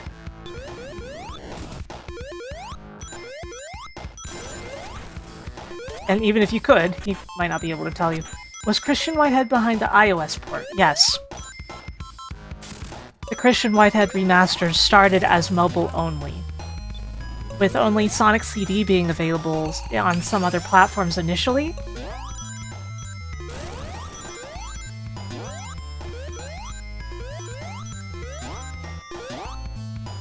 The thing is, there's a bad history in the Sonic fanbase, the Sonic community, of contacting composers and, not composers, just anyone involved in the games, people involved in Sonic's development, and asking them so many questions that it becomes basically harassment. So, like, this stuff has become very taboo. Because there's a lot of Sonic fans who are just too obsessive and too comfortable doing things that they don't understand they should have, like, some decorum about.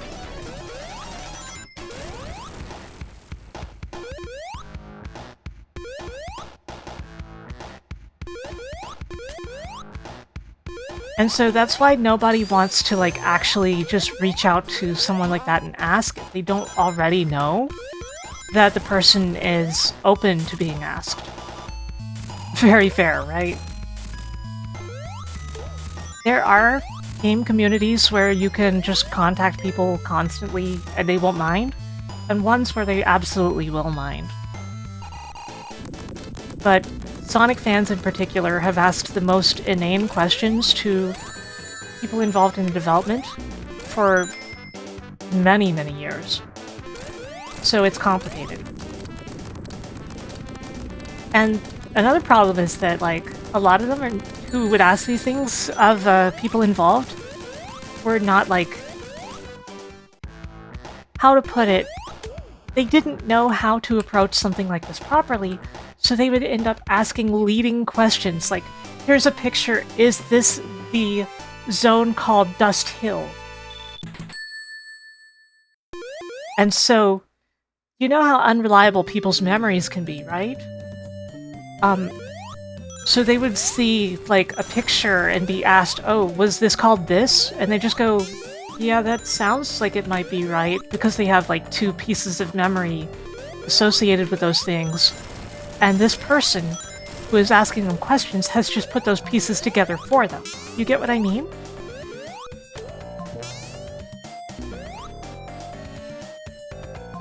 And so that has also caused some harm to our knowledge of certain things over the years. Because leading questions often lead to the answers you were expecting, but not necessarily the accurate answers.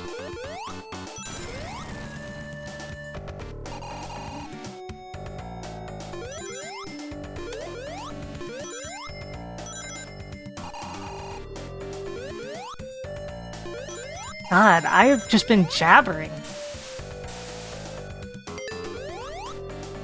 I hope you guys actually appreciate this stuff.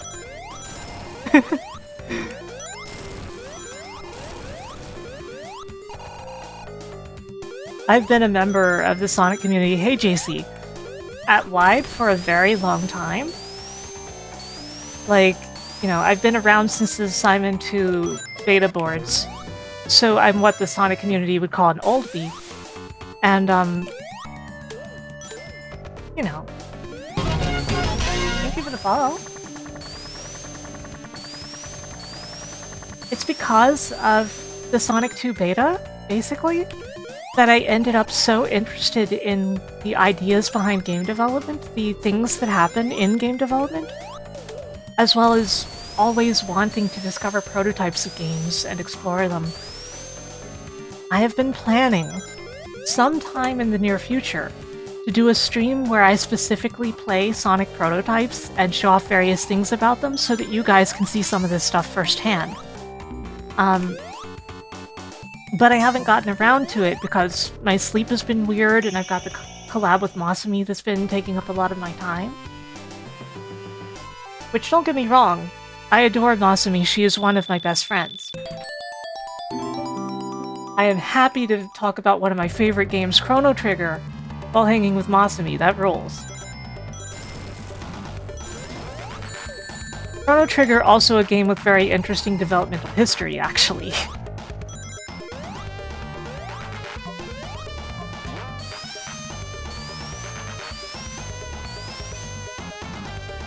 Yeah, I think this palette was based on like the Mania one vaguely. The music's loud though, isn't it? Isn't it loud?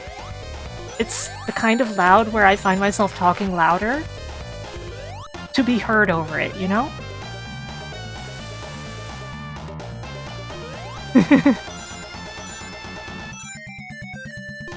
I always think about how loud this sax song is. Wow, my head's spinning! Me too, Tails, me too.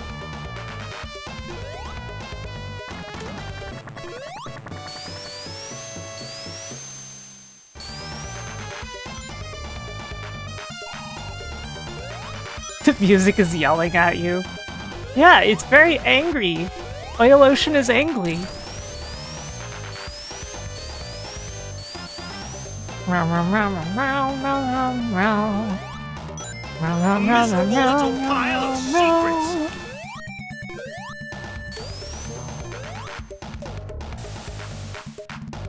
It's important to emphasize that, like, the important thing about monthly Sonic Marathon isn't that I play through the games fast, it's that I play one of my favorite series of games, and I get to talk about it in ways that I otherwise usually don't.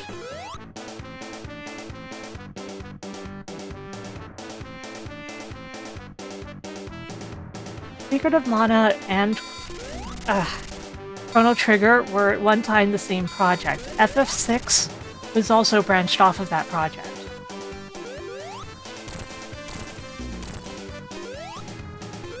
Which is why these games have so much in common. Like, the general gist of the Empire between Final Fantasy VI and Secret of Mana, or the fact that they all have a flying island, and which in two cases is mechanical.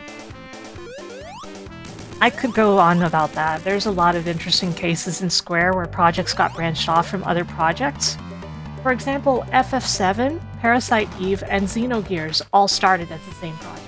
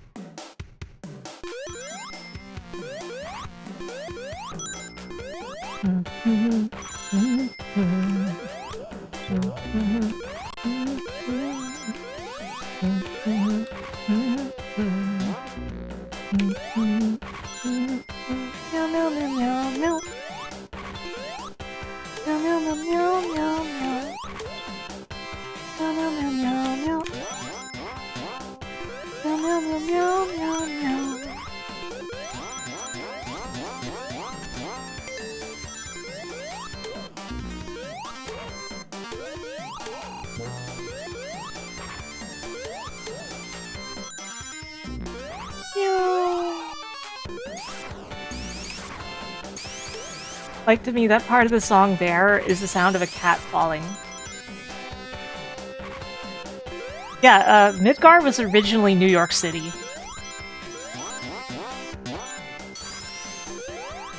And knowing that explains some things about Final Fantasy VII as well. Like, how it focuses so much on Midgar at first, and that's such a big part of the game. Because originally that was the setting of the game.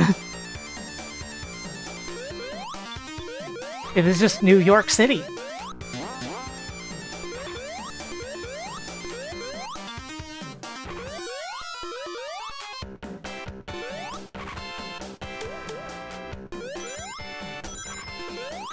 And yeah, Xenogears was, in theory, supposed to have 5 other games, although that's like more the idea of the creator than something that Square was actually planning on doing.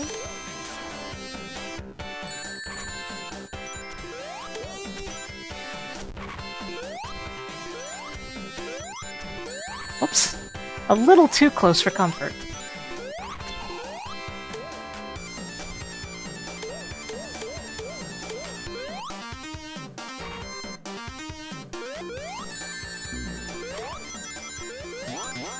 This is a dead end. Why am I going here? Don't you love falling like that? With the stage looping at extremely high speed? I think it's really funny.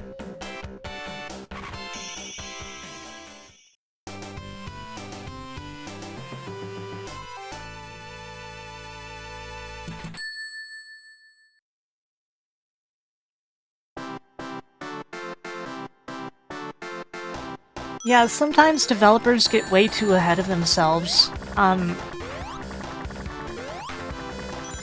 I have seen it firsthand because, Sabrina, when we were working on Freedom Planet, honestly, was talking about Freedom Planet 2 and even a possible Freedom Planet 3 well before 1 was even finished. I'm not going to get into any details because non-disclosures, but it is the case that it's really common for developers to get ahead of themselves because they're so full of stories and worlds. It's understandable. I've fallen prey to stuff like that myself.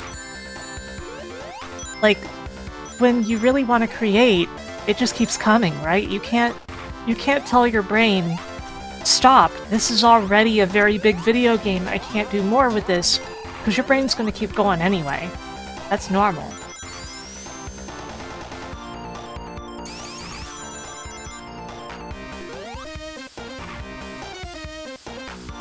Like, if you're lucky, then you're writing something like a book, where you can just write the next book, and you don't have to worry about a million other team members getting behind your plan for a 20-game anthology, you know?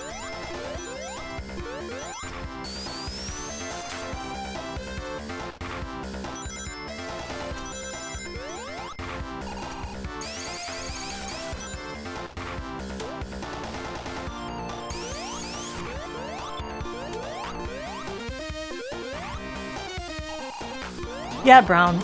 In theory, that kind of thing is a great idea, but in actual practice, things might be very divorced from what they were by the time you actually get there. To the point all that planning may be useless, or, you know, you might not even own your franchise by the time it gets to the 5th game, because it's so common for things like that to change hands. And you might just have all these unrealized plans that, like, aren't gonna happen until you make a spiritual successor Kickstarter 20 years later.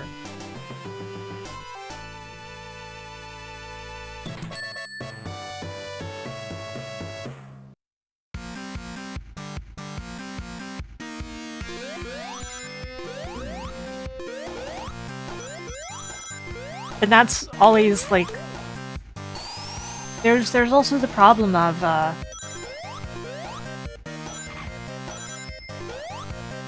you know how you'll watch a movie, and it'll be, like, the most mismanaged movie of all time that barely anybody saw or anything? And then you get to the end of it, and you know, some guy named, like, Furious Dick or something comes on at the end, and is like, I want you to join the Defenders Guardians. And then there's never a sequel? And there was obviously never going to be a sequel? You don't want to be the person holding that bag because you were that confident in your work and had already decided there was going to be a sequel.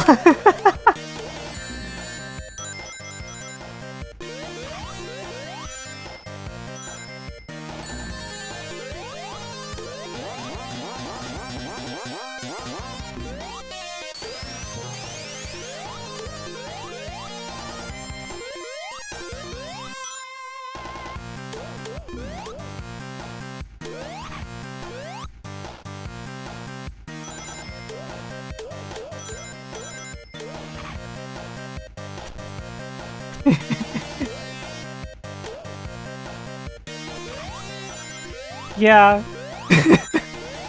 The 90s Mario Brothers did end in a sequel hook.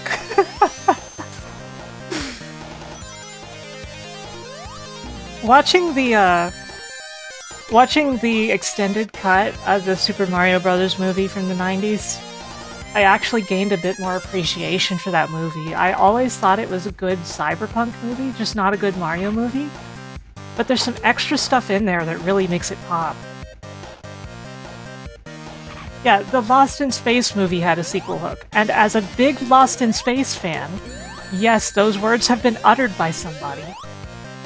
That movie was not a Lost in Space movie. It was a mess that sort of had names of characters from Lost in Space, and that's about it.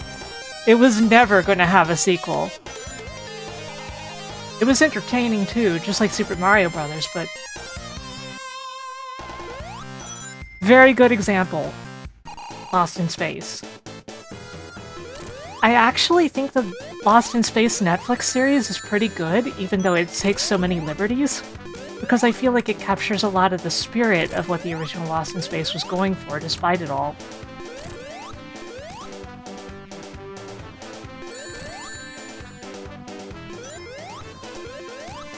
And don't go, oh, but Sarah, that Netflix series was woke. Like, who the heck do you think you're talking to if you say that? That's pretty much the main criticism people had. Oh, it's woke. Yeah, and I like women.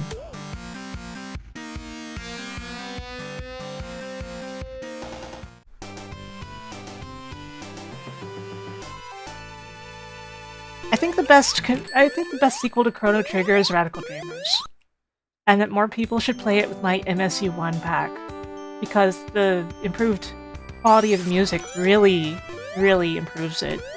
Because the game had really muffled sound quality by default. Meow, meow, meow. Oh no, Speedy, did you know they made Metal Gear political? Did you know? Thank you for the 100 bits.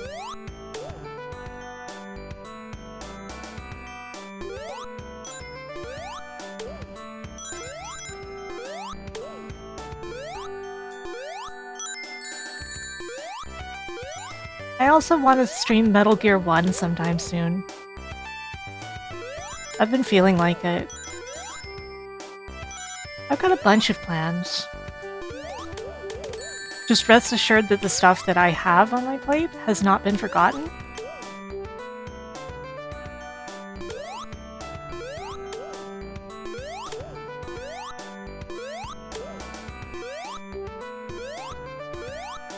Of course Big Boss is woke. He got his job from a woman. Kingsfield. I could. I still want to.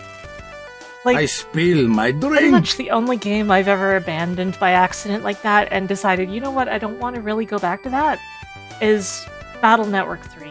I cannot convince myself to want to play Battle Network 3. Even though I don't dislike Battle Network 3. It's just like, if you could play anything else or Battle Network 3, most people aren't going to pick Battle Network.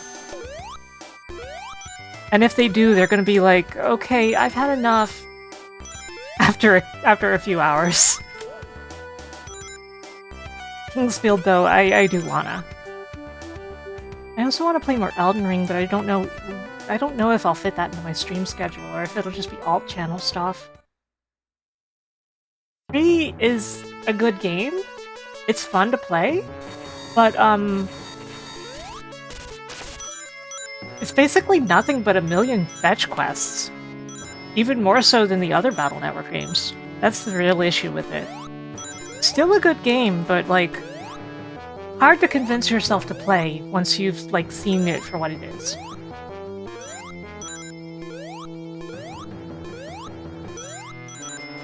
And I do not mean that insultingly to any of you who love that game. Like, I'm a big Lufia 1 stan, and people hate that game.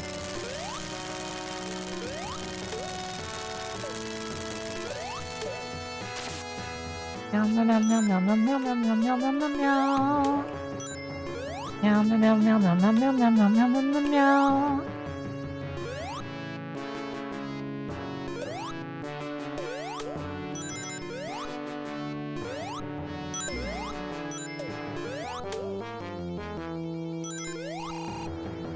Exactly. It's a really good game in terms of its gameplay.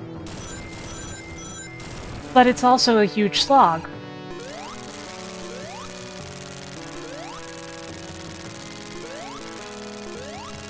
Bubsy moves so fast in Bubsy 4D that I have trouble considering it Bubsy.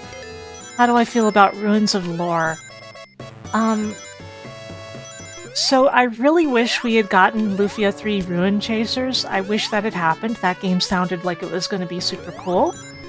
I understand that Ruins of Lore was trying to take some of the general concepts from it, but I feel like the people who implemented it didn't entirely understand how to make Lufia feel like Lufia. I think that Ruins of Lore is a good Golden Sun game, but maybe not a good Lufia game.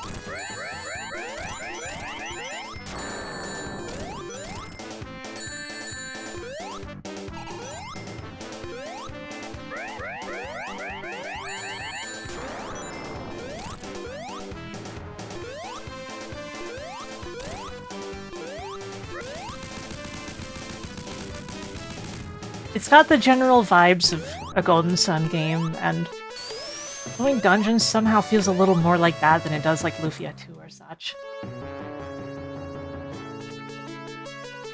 Linus?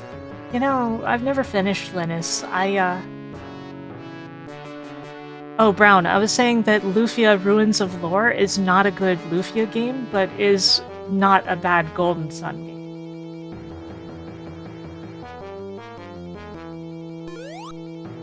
Okay, where was I? Linus. I have never finished Linus, but I've always wanted to finish Linus eventually. And I'm really interested in Linus 2. More than I'm interested in Linus 1.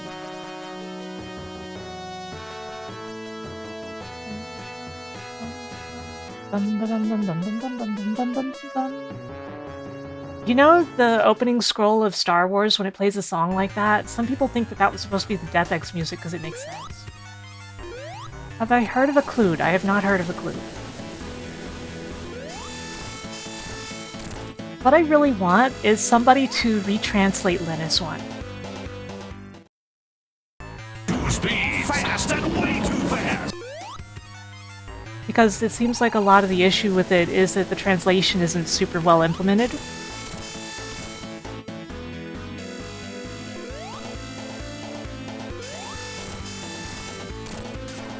Yeah, that's how I feel too, Rachel. Especially when the actual last boss song is ultimate. like seconds long. Oh my god, remember when I was playing as Yoshi and I just ate Eggman here? That was so freaking funny.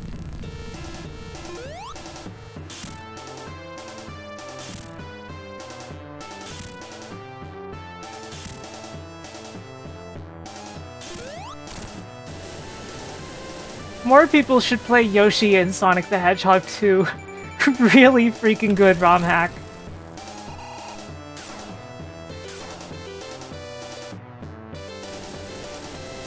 It did not skip the boss fight because I couldn't throw the egg afterward, and it eventually got up and got into the Death Egg Robo when I got close to it. It was one of my late night retro achievement streams.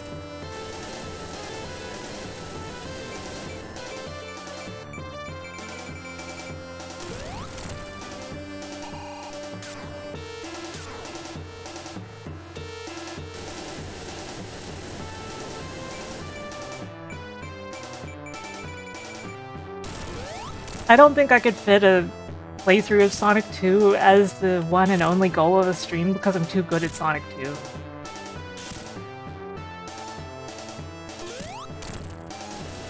Like, you can give me like Bubsy in Sonic 2, I'll probably finish it in 2 hours tops. God, that game probably exists and I have not played it. Not sure if I would want to.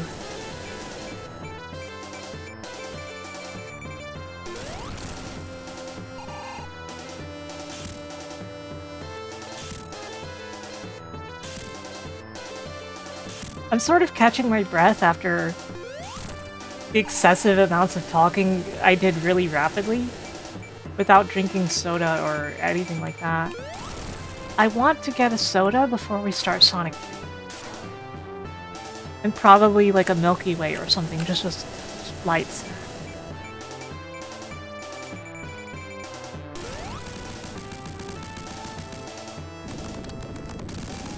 So I will be back, alright?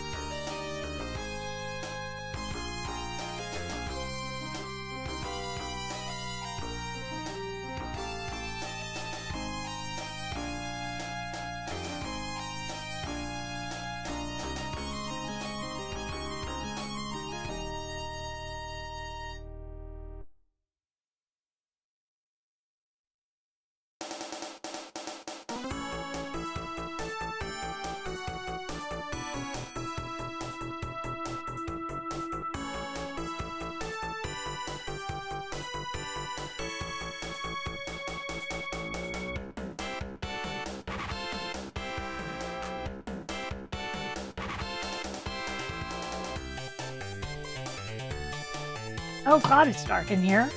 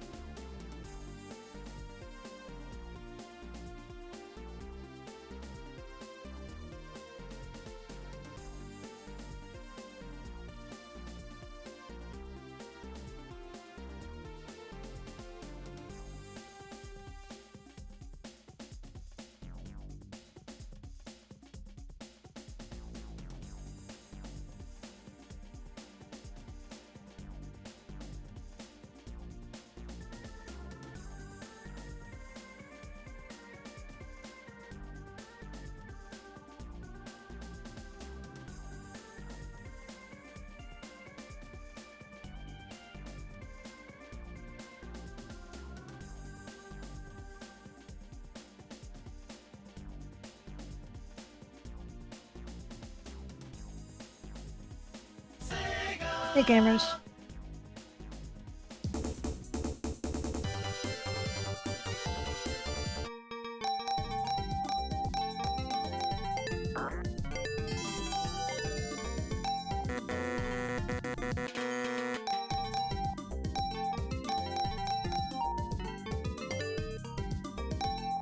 Look, the issue there was a result of the 1440p scene conversion. I have not used that source since, so I didn't know that it was missized.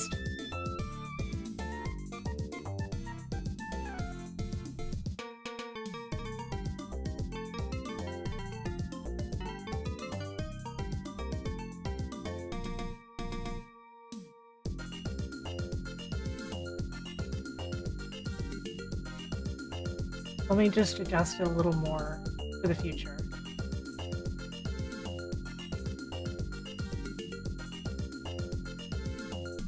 That's pretty good.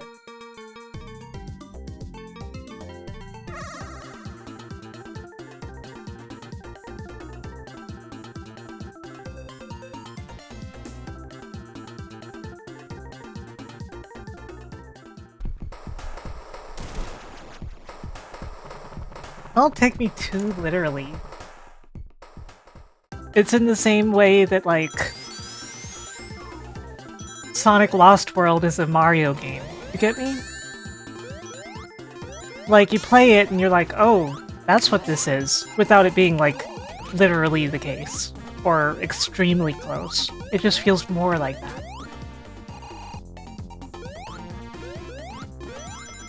And to be clear, I wasn't saying it was better than Golden Sun. I was just saying it's less of what it's supposed to be and more of that.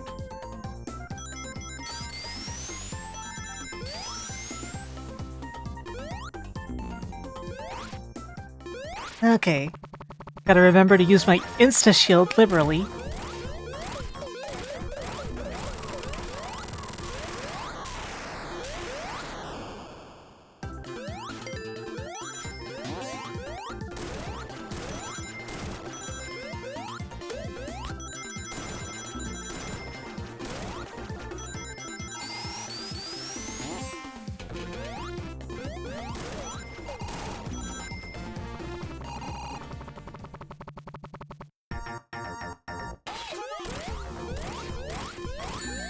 Oh. You're not supposed to burn me. That's not allowed.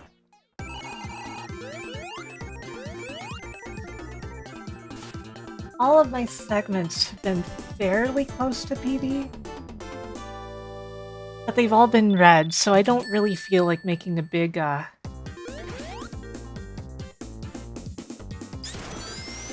effort for Sonic 3.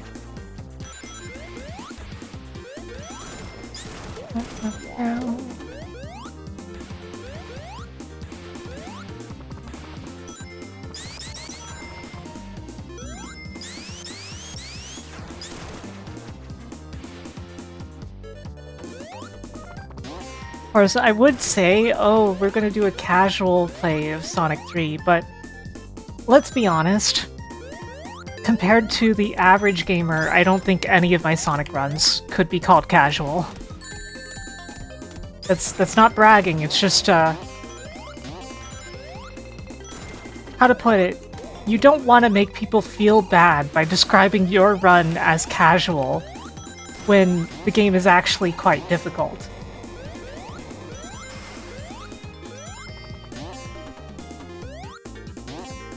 I'm this good at this game because I've played it a million times.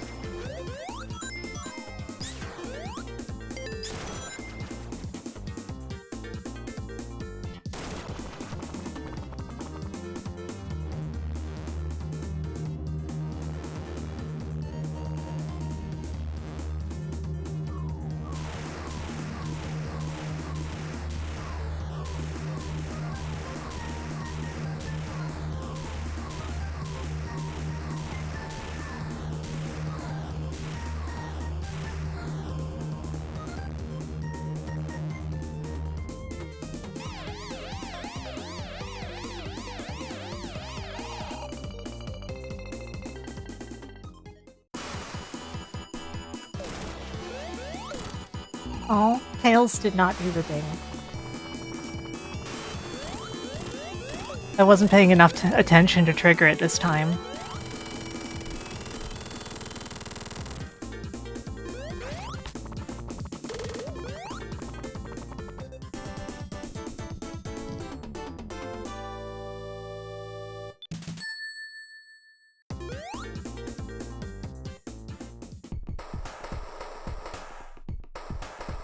It really does come down to developing an extremely big obsession with the Sonic research stuff. And that becoming, like, a critical part of how I felt about video games as a whole, if that makes sense. Maybe that sounds too grand, but... like, look at me, I've been in the game industry for 15 years, so I think it's probably fair for me to say it.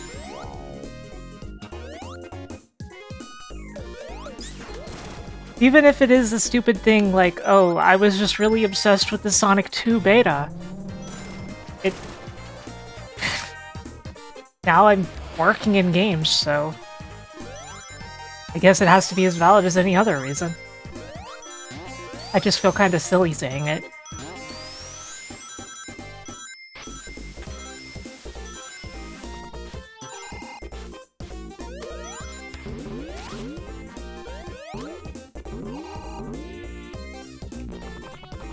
So many flies!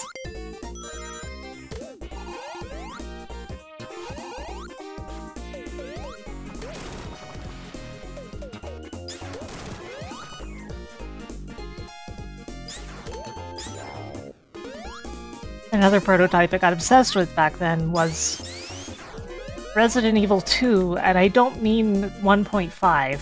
That didn't surface until way later. But, like, there wasn't anything particularly special about the prototypes of Resident Evil 2 that are out there. But there's just these small, interesting changes. Like, you know how there's the keys, like, you get the heart key and the spade key and the club key and all that? Well, pretty late in development, they were still just, named keys that were, like, Raccoon Police Department key and happened to go to this section of the police department. And the whole playing card theming was added pretty late.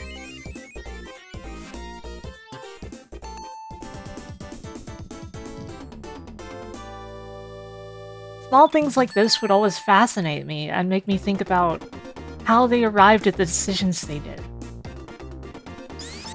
And as you guys know, Resident Evil 2 is another one of the games I really love, one of my favorite games of all time. Of course, I was always fascinated with the idea of Resident Evil 1.5, but it would be a very long time before I got to play it. My first playthrough of 1.5 was streamed.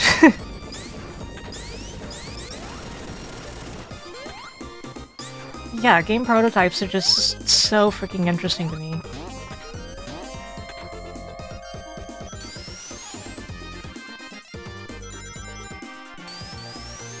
Did you know that there is a prototype of Sonic 3, and it is really freaking interesting? And did you know that if you look at the list of people who donated for that prototype, I'm on there? If I had infinite money, I would donate to that kind of cause a lot more, but I had enough at the time to really contribute a bit. Yeah, this is what... blah. This is my favorite Sonic song.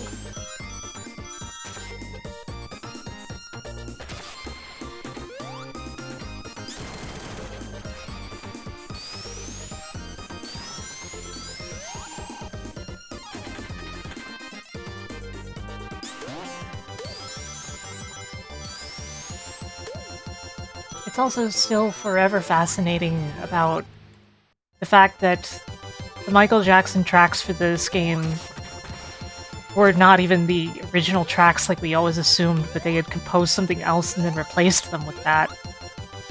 There's still so much we don't know about it, but... you know, it's always funny to me when somebody comes in and goes, Oh, Michael Jackson wasn't involved. It was just Brad Buxer from his team.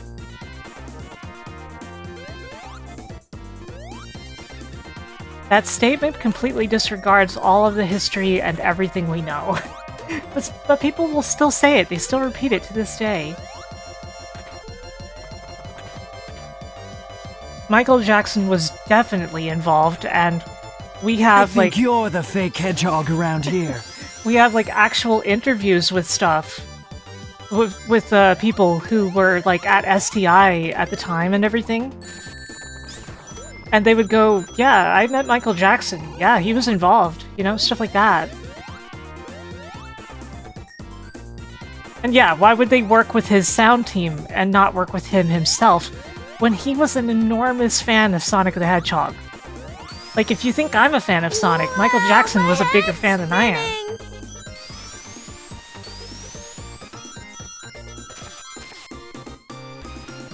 Oh no!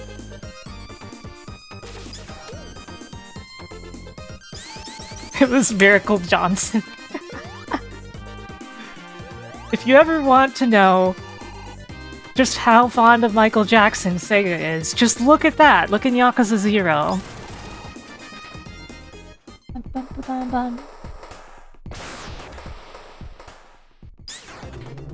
Anyway, you know, it's funny you should say that because I've seen the OVA, but I've never actually watched all of Sonic X. I ordered the Blu-ray, though. I'm interested in watching Sonic X.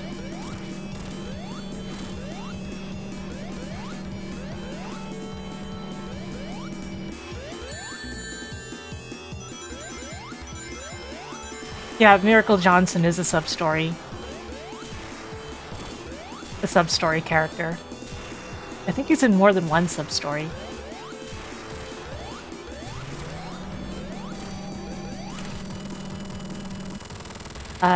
Thanks, Tails? Question mark?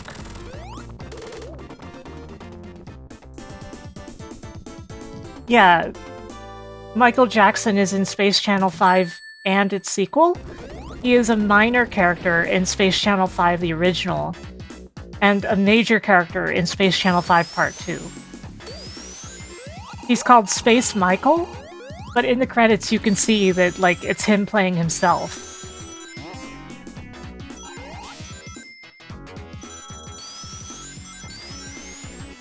And I think calling him Space Michael is just really freaking funny.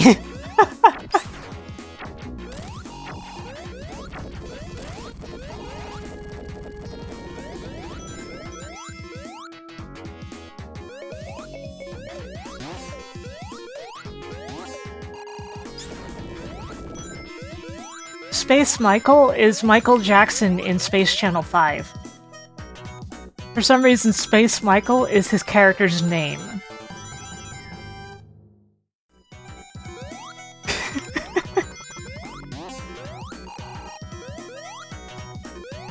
What's Michael? Okay.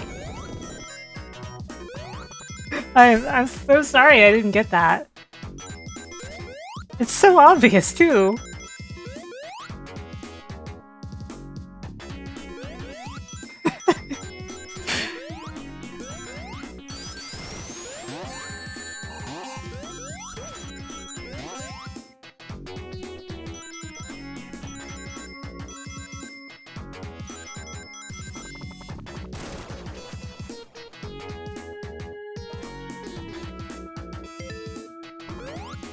Oh no, I jumped off.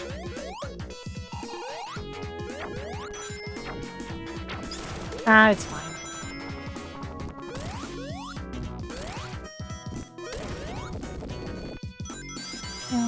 Meow, meow, meow, meow, meow, meow, meow. Based on the timelines we currently have for the game, it's largely believed that actually his songs were getting added to the game more or less after the controversy had started a little. It had bubbled up a bit. And if that's the case, it's very interesting that they still went ahead with adding the songs. But regardless, it does explain why everyone is credited but him. which was never really in question, but if you know the timeline of it, it just makes more sense.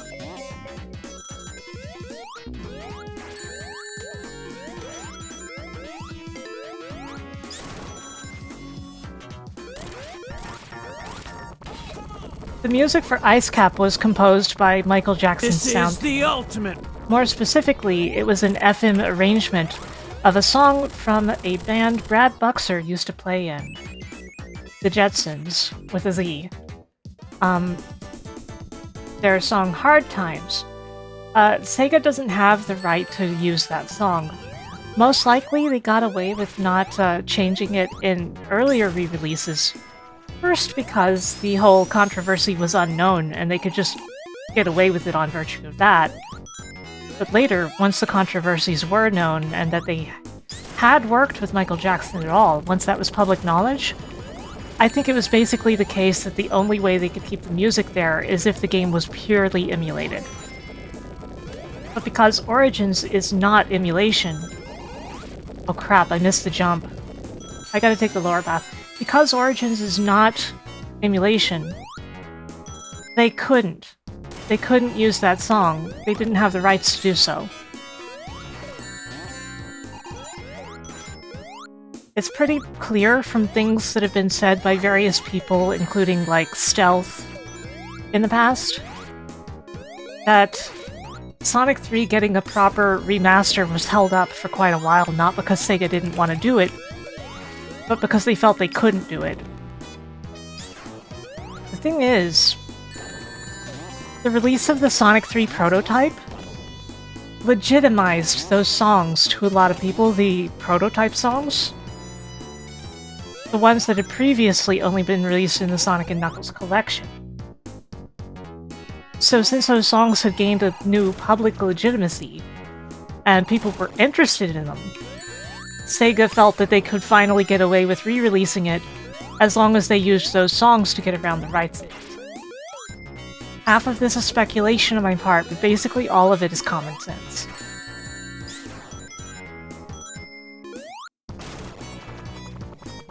You found yourself doing that while playing Power Rangers? That's great.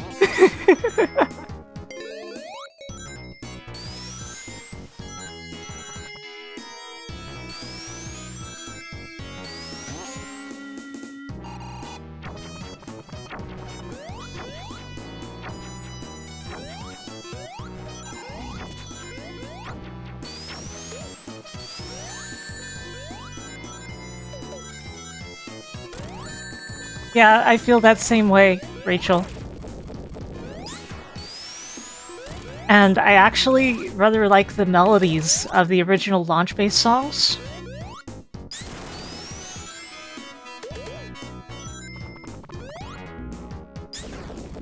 I like the heroic vibe of Launch Base 2.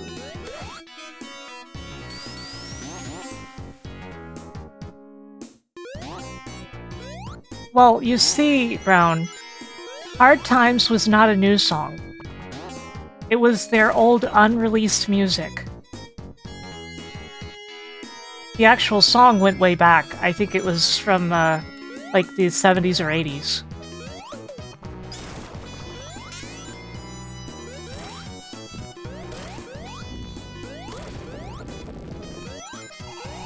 Them releasing it, however, that's just something that confirmed things that the community already knew. Because we'd already found various connections in Michael Jackson's songs to music in Sonic 3. Hard Times was a missing link. People had made theories about what songs it could have been related to or become, since a lot of the stuff that Michael Jackson did for Sonic 3 got reused in some way in Michael Jackson's later albums. But when Hard Times finally released, it was, oh, this makes sense now.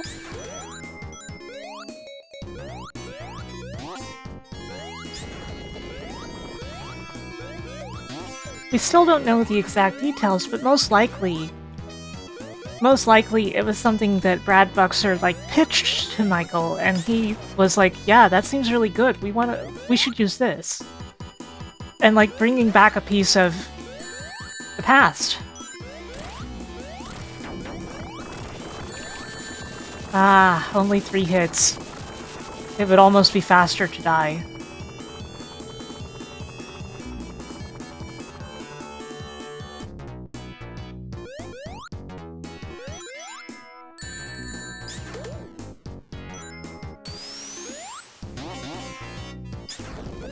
Yeah, I like the original Sonic 3 credits theme.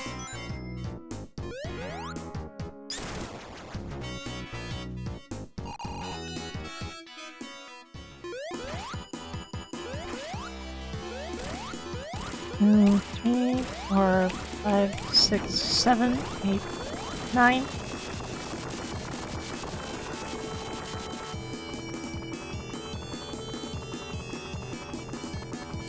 Oops.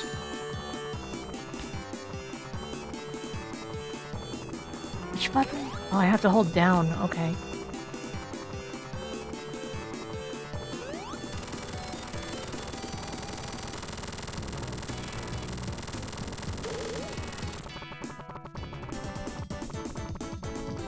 You know, mostly I think real-time scaling and rotational effects really helped the classic Sonic games, with one Oh exception. my god, JC, a bomb! In Sonic CD's special stage, they used 3 different levels of sprites to indicate how close the UFOs are to you. And by paying attention to this, you would know that when the UFO has the color showing on it, like you can actually see the little bit on the bottom that's colored in, they are close enough for you to jump and hit. This is completely lost in the remasters because of the actual use of scaled sprites. So you just have to memorize the actual distance.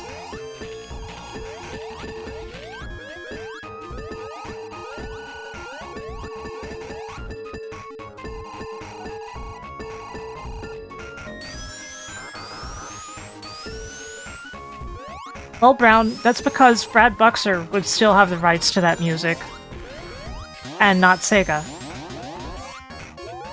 It's not like the music's re-release was prohibited entirely.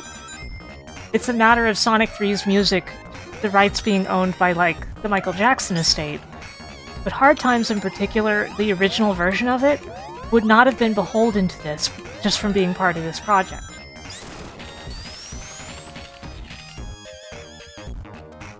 Brad Buxer would have been free to re-release that whenever he done well pleased.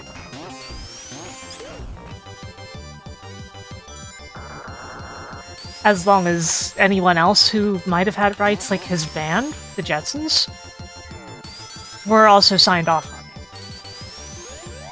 Basically, it's a case of this and that are related, but not that way.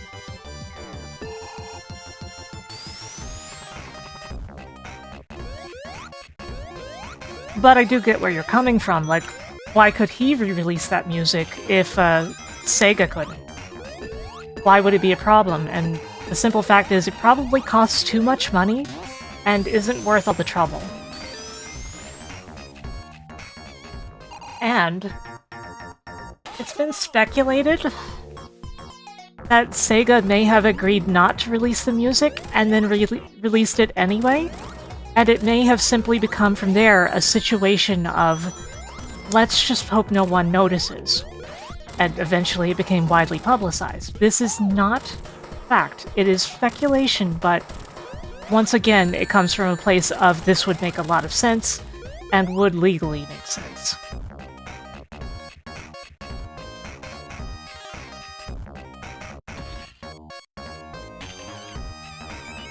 I feel that way too, Rachel.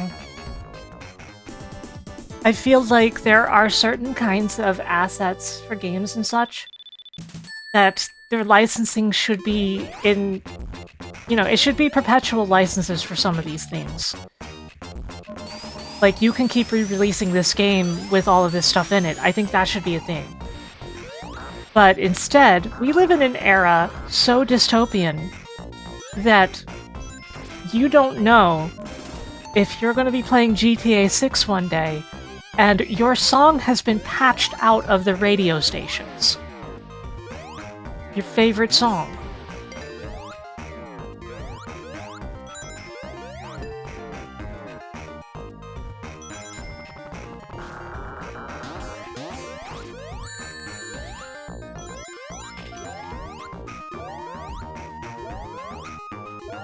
I will say that there are signs of Sega being the type to just go, I hope no one notices that we don't have the license to this song, because while the timing and nature of it all is really suspicious, it also happened with Live and Learn.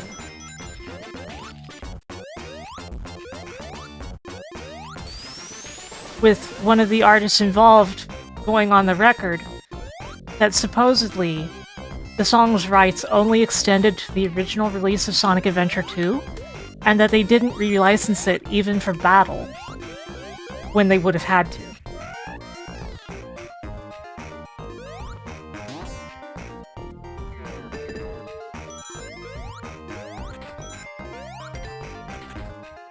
And this became a big fuss.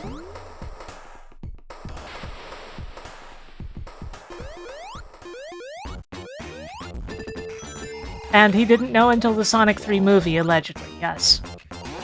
Probably because Sony reached out wanting to license the song, or whoever it was. I think it was Sony.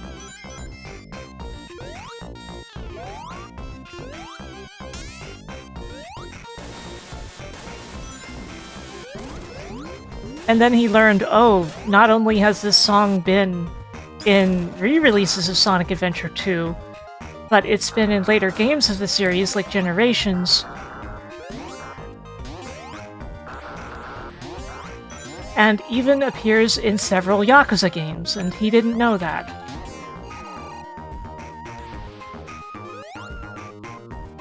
And yeah, Smash Brothers. Like, a whole lot of stuff. So, like, there is a very real chance that Sega didn't have the rights to use the songs even for one more re-release of Sonic 3, unless it was a ROM.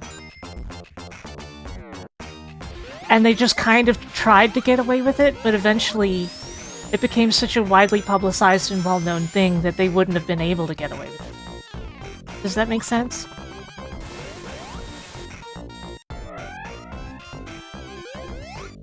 We don't really know for sure about Sega's reasons, but we have a lot of information that lets us fill in gaps in several possible ways.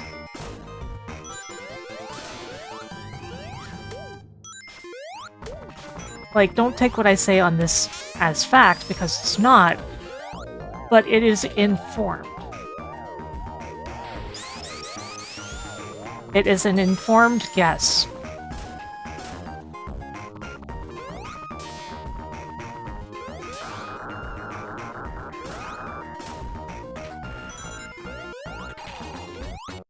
It's everybody's favorite room, and it's gone.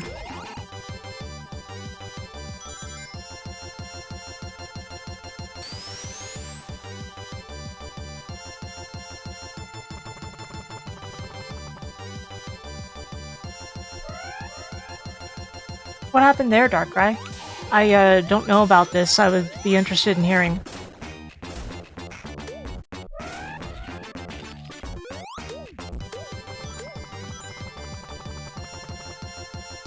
Oh crap. One of my favorite anecdotes is that somebody on a forum, I think it was probably something awful, was saying, oh, it's obvious what you're supposed to do on the barrel. The barrel has up and down arrows on it. And I just...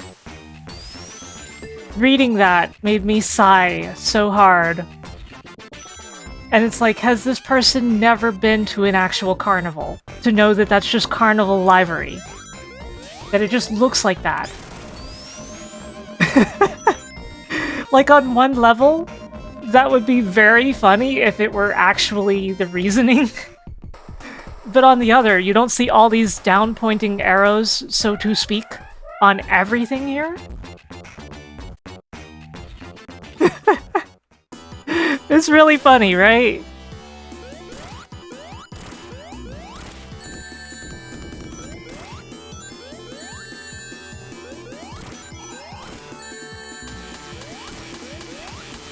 Oh no! Tails messed me up. He grabbed me and I died.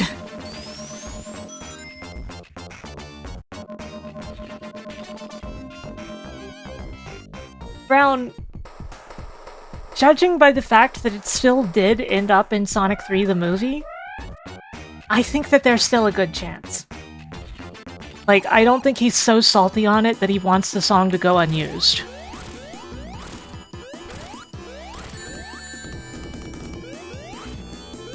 I think he just wants to be involved.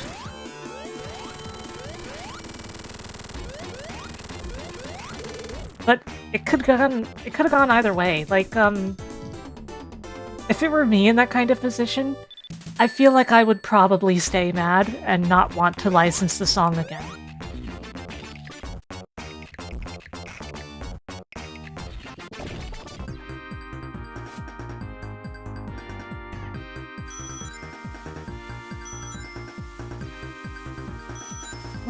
I see. Do you know anything about, like, what led to that decision? Like, was it another licensing thing? Did they not want to involve the composer of those original tracks or something?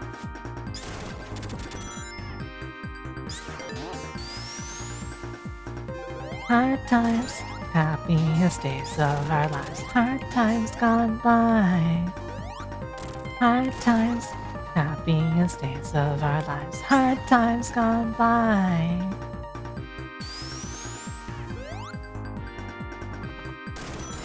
You're not knowledgeable about it? That's fair.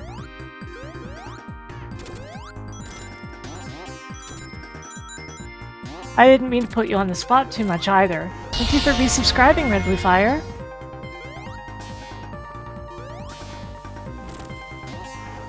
Your subscriptions do a lot to support me, guys. I hope you know that. Along with the fact that there's so many good, emotes.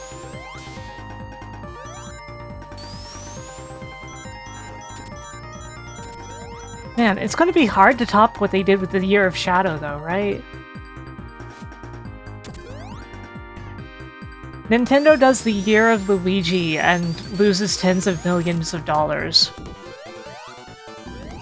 Sega does the Year of Shadow, creates the best 3D Sonic game ever made, possibly, and a fantastic movie, and makes a ton of money.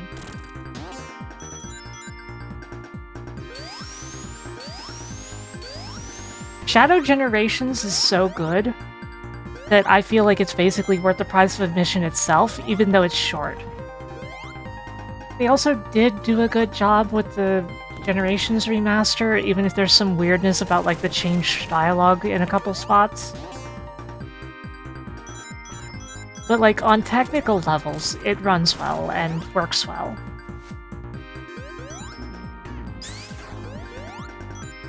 Nintendo seems ashamed that Luigi exists, understandable. Turtlesoft, hey! How's it going? You know, I say it basically every month, but there is a game-breaking bug here in Sonic 3 alone that most players never encountered because it only happens if you play as Tails. The vertical looping sections would fail to initialize properly as Tails unless you went into a bonus stage or special stage to set the flags again. Otherwise, it would fail to loop and you would just die. So if for any reason you couldn't get into the bonus stage or special stage, you would be soft-blocked here as Tails. Not this section specifically, but like there's several in this stage. And yeah, in the prototype it also happens with Sonic. Which is a very classic Sega thing of fixing it in one spot but not the other, just like the spike bug.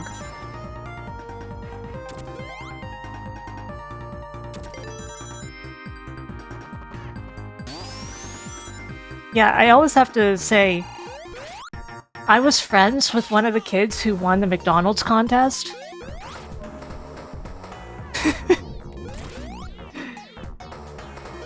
And got to play Sonic 3 just a slight bit earlier than most people as a result, and it was so cool to me at the time.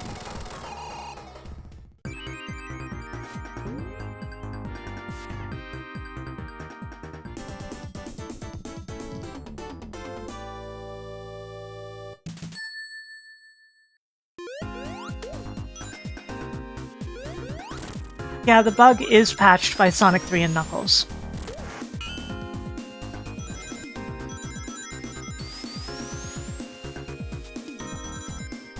If you're wondering about this Ice Cap remix, it is listed somewhere in my Sonic mod sheet.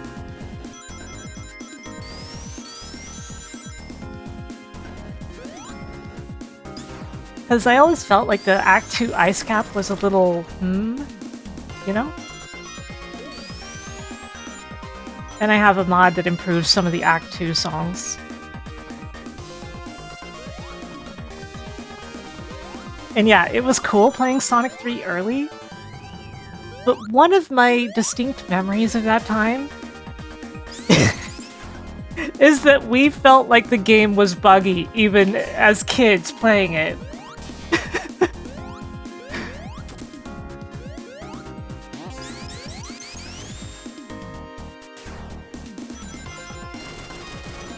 Like, it didn't get past little girl Sarah. That's how buggy Sonic 3 is. I still love it, though.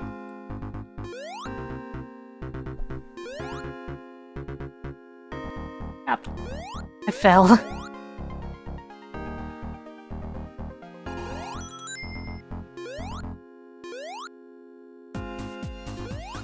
Crap. Darn.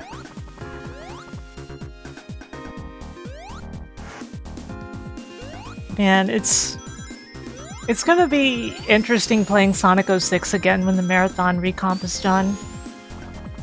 Played it so many times already, but I feel like playing it at 60 FPS constant and all that with short load times is gonna be interesting. Yeah, it's getting a recomp. The recomp is practically done in many ways already, but it still has a ways to go despite that. Like the settings screen isn't implemented. There's a lot of bugs with high refresh rate to fix still. And some various issues with like specific graphics cards and stuff that they're working through. But it is really far along. The game can be completed. Thing is, it's not like officially released yet. If somebody wants to try it, they're gonna have to compile it themselves, which is what I've done. And I can say it really is looking that good.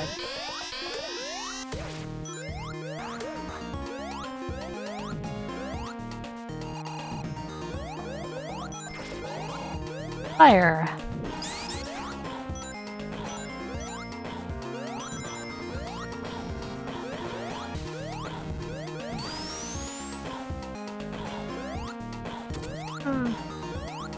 We all have different opinions on these things. I'm never someone to tell people that their opinion on something is just wrong, or that they are failing to enjoy something the correct way, or whatever, things like that. Like, I'm not a big fan of Sonic Heroes, but I have known people who adore Sonic Heroes and are like, oh, all the power to you. I just wish somebody hadn't almost died making it.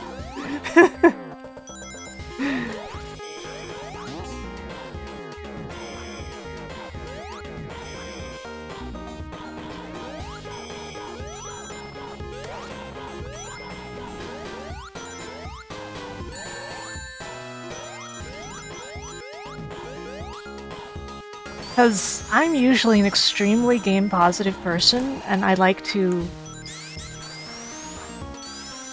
The correct word almost is preach. About, not letting yourself get frustrated at video games and things like that, because it doesn't benefit you. Because I grew up being the kind of person who broke a lot of controllers. I, chewed through the cables of at least one controller for some reason, in a fit of rage. Very normal thing for a child to do. But eventually, watching stuff like Game Center CX and seeing how Arino approached things, and just... I realized that my anger wasn't ever helping me. It was never solving a single problem, it was just creating a second problem. And that's part of how I learned to better enjoy games. By just learning to contain and focus my frustrations about them, by understanding that it doesn't accomplish anything, and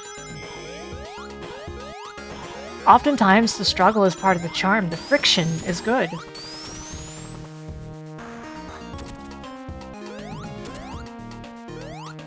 I was almost a Sonic sandwich.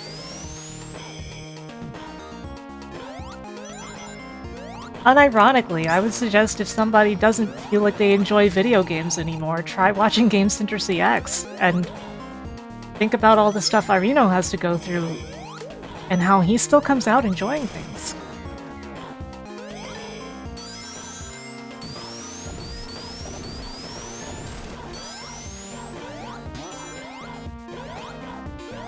Whoops! That was a way mishandled jump on my part.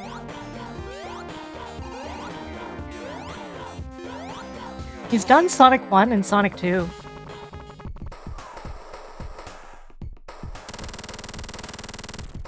Knuckles just committing a terrorism here, but since it's just one of Eggman's buildings, I'm sure it's fine.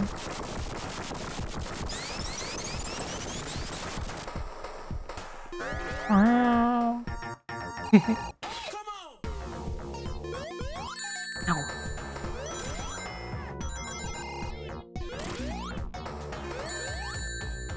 I've really been meaning to watch the Irino and Sakurai specials. Seems like they must be very good. And I love that they were translated. Not that it matters for me, but I love that they were, because I usually watch stuff like that with someone.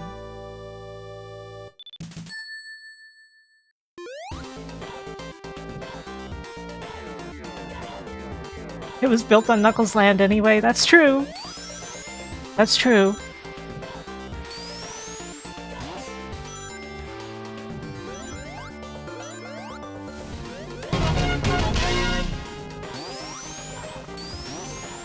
Thank you for the follow.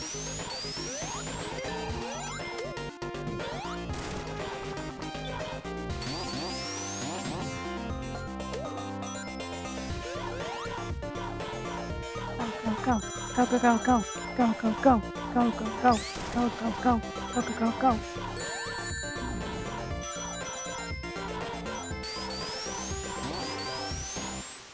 Man, self-esteem stuff like that is a tough nut to crack. Not really something for stream chat, but the fact is,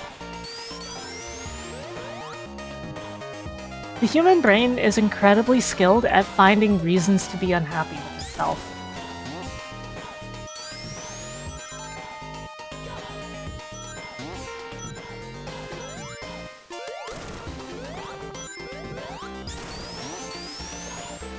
Like, I've worked on over 50 games professionally. You think I ever feel bad about myself? Hell yeah. Hell yeah, I do. You think I ever feel like an imposter? Yeah. Of course I do. Everybody does. Having all those credits to your name doesn't even stop it. You can be the best at something and still end up feeling that way. Did I know that the object controlling the path is called sus in Sonic Origins? I remember reading that, actually, now that you mention it. I'd almost forgotten.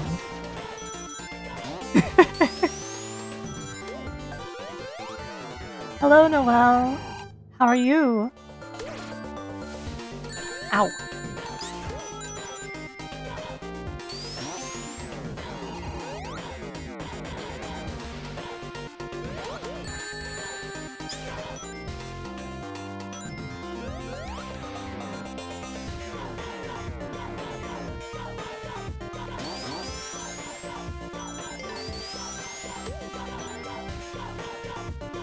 I can dig it.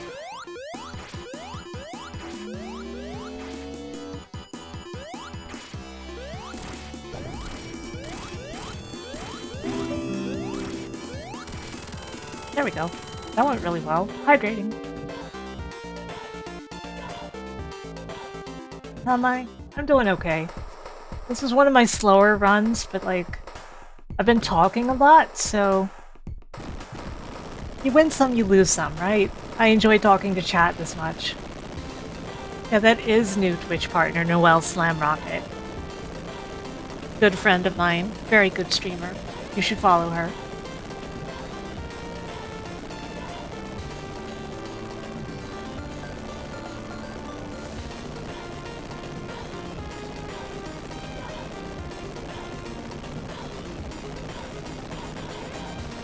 You need to play Sonic Mania again?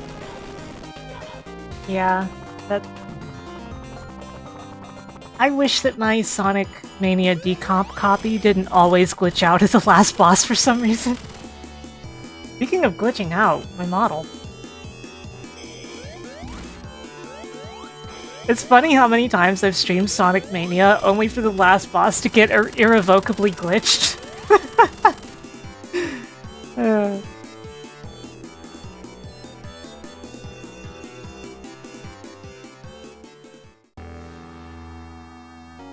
I love the big arms fight so much. One of my favorite Sonic boss fights. And it got much cooler when I realized I could hit him when he's on the bottom of the screen too. Like, as a little girl, I felt like you have to wait so much during this fight, right? Except no, you don't. You can just do that. Look at that. Look at that. Hell yeah.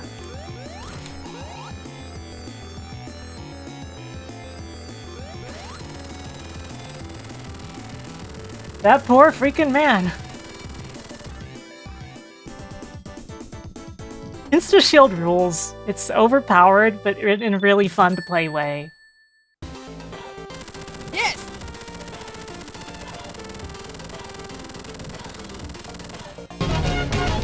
Follow.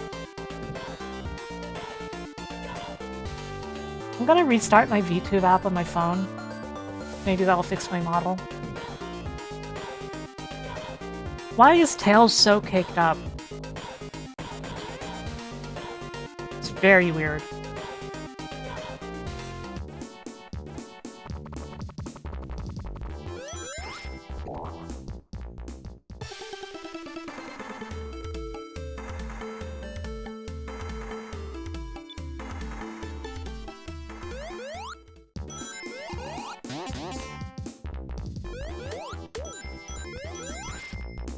Kinkles the platypus.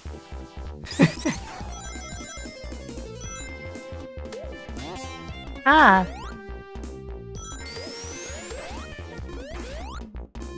I really need to practice Mushroom Hill more.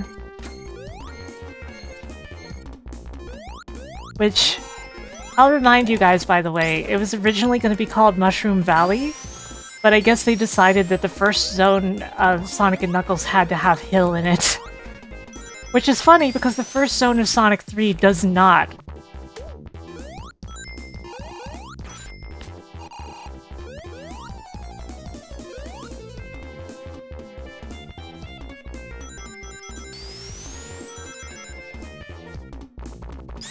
Yeah, this song is great.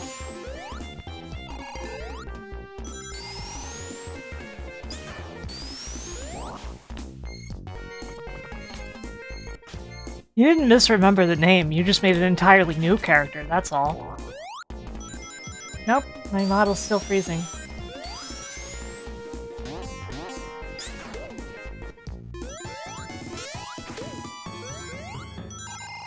That is such a satisfying one-up jingle.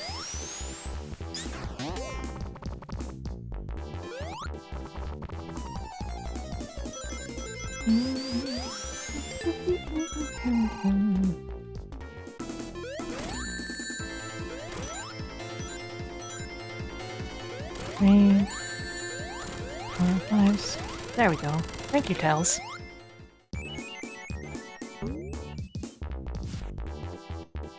Yeah, I thought that, like, even for all its flaws, the fact that Forces has the whole Sonic is real, he's fast, and he's my friend aspect going for it, just incredible, incredibly inspired.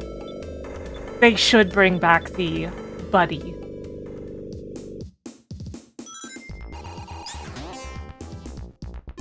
Like, fulfilling so many Sonic fans' dreams, even the ones that didn't know that they wanted that. And the vocal songs were all fantastic.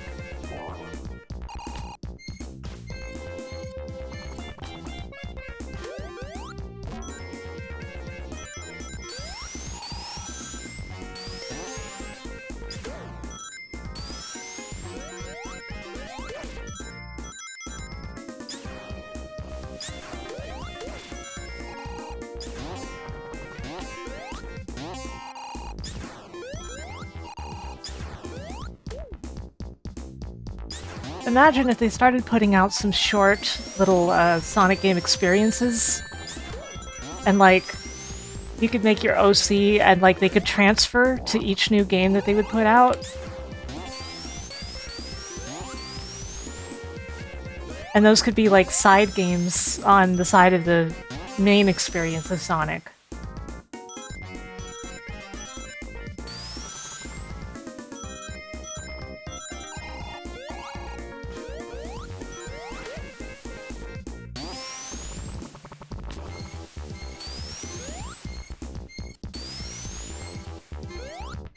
Horses did have problems, though.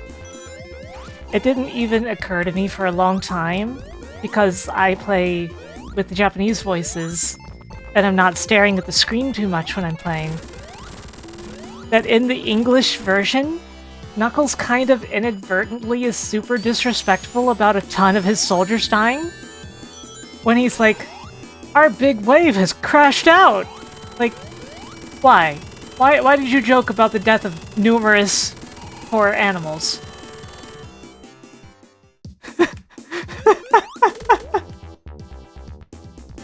Why did they write that?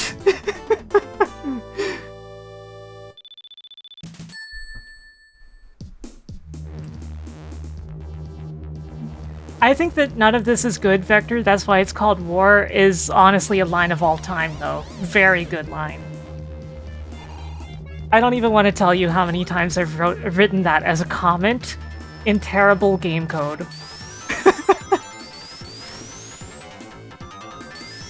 There'll be a really bad function in a video game, and above it there'll just be a comment saying, none of this is good, Vector, that's why it's called War.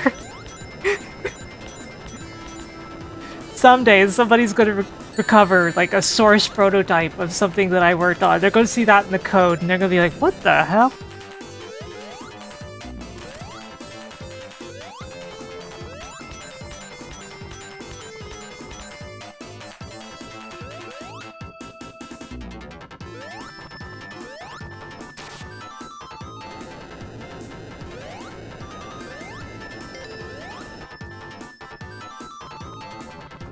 I don't know, if you guys want to know what I would make if it were a Sonic game, check out the Sonic the Hedgehog episode of Armchair Devs by Gigaboots Podcasts, and you will get to hear me pitch a Sonic game that I think would actually be really cool. I wish my model would stop freezing, though.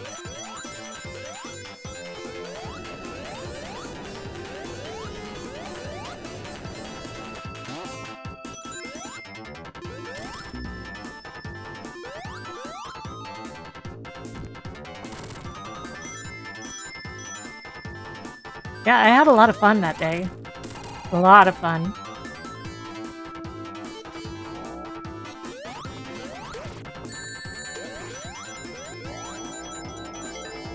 No, I was completely sincere in my pitch. Although there is an extremely cursed one in competition. Because that day, Aggro came up with like the most cursed, like, gotcha game pitch. It's a nightmare. And it just keeps getting worse. So you get to hear my totally sincere pitch against Aggro's insanely awful pitch. It's exactly what you would expect from Aggro, yes. I'm sorry that my model keeps getting frozen.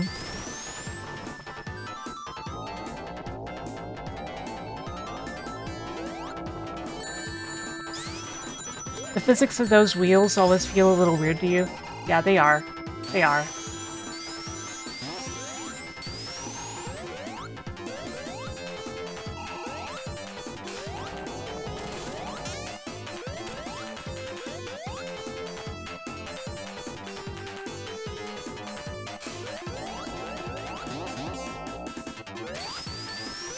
I think my phone may just be overheating or something.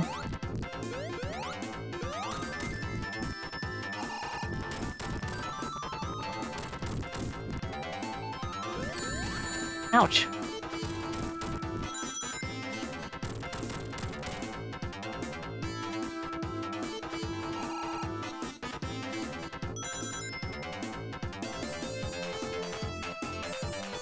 Yeah, my phone is overheating. That's what this is. I checked it, and it was like, phone is overheating. Charging has ceased.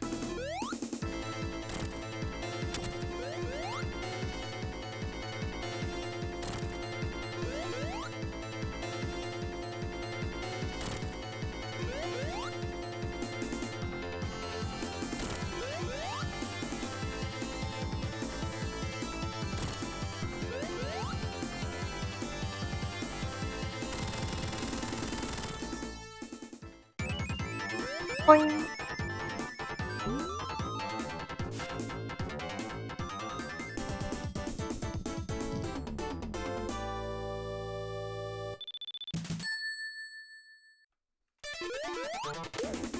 It's nice to be able to grab the shield immediately after that. Put a giant PC and sync on it. Oh, if only. Like, I do consider maybe my phone case makes it too hot or something, but it's just a clamshell protective case. Still traps some heat, I'm sure, that wouldn't otherwise be in there.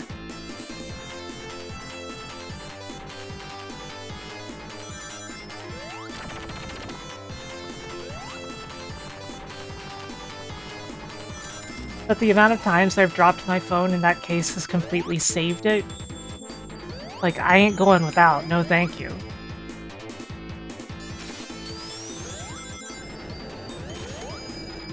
A huge box fan pointing in the side of your PC. Yeah, I've done that. I've had to do that before.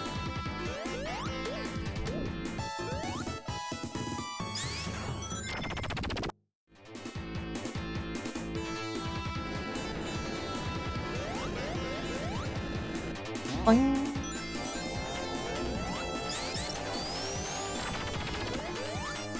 Meow, meow, meow, meow.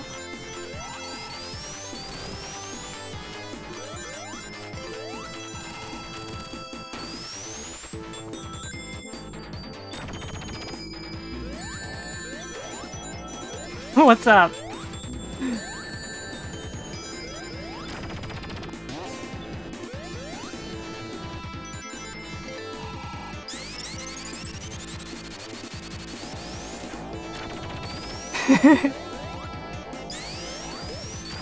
People know what they're getting into when they watch.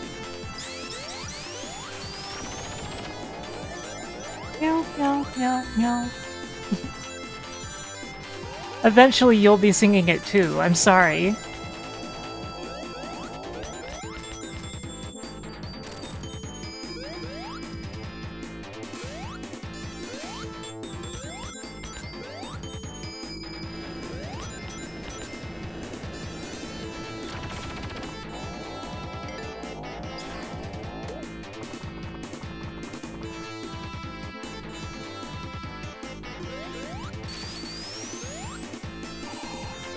What the? That thing jumped off of its chain for a moment. So if somebody says that's off the chain, they're literally correct.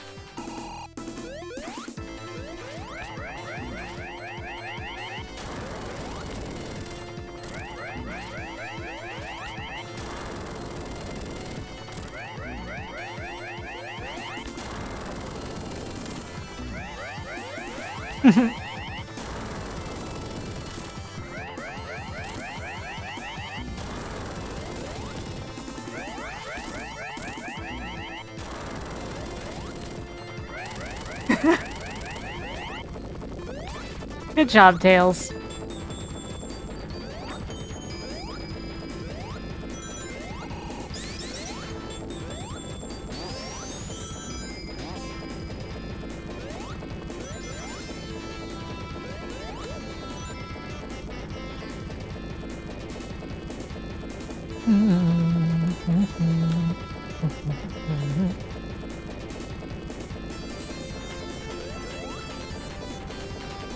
Occasionally I would forget to move slightly to the right here to set the screen. And so it would just keep waiting for me to do so.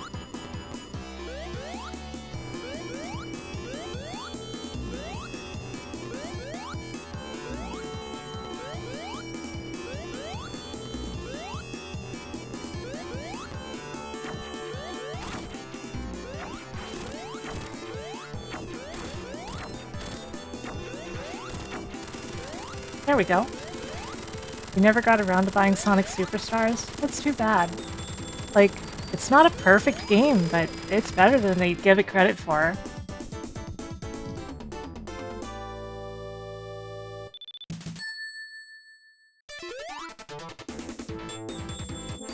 Yeah, and avoid the Switch version.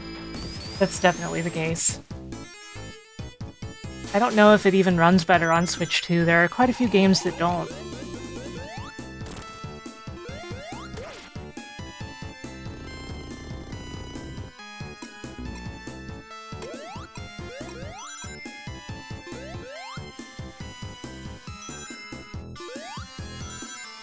Sandopolis. Everybody's favorite or least favorite zone. Ow.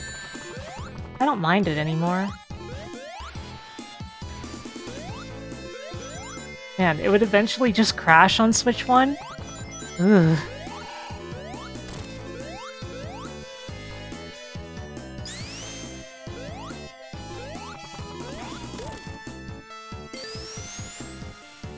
On the PC version, you can play on high refresh rate.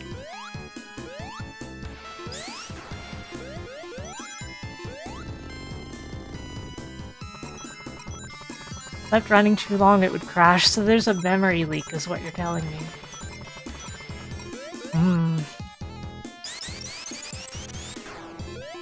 How does any video game actually get made? I honestly don't know. I couldn't tell you. I was once tasked with looking at a Unity project for a game that took about 3 hours to compile. So I looked at the code, and every single function or class was its own piece of source code, like its own C# file. Separate files for every function. And each class would have a file defining the class, and then files for each class function.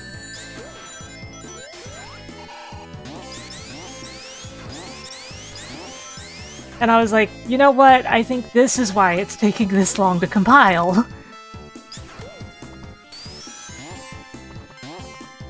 It's like you ask somebody for a sandwich, and they give you a deconstructed sandwich of all the materials, but at a macro scale.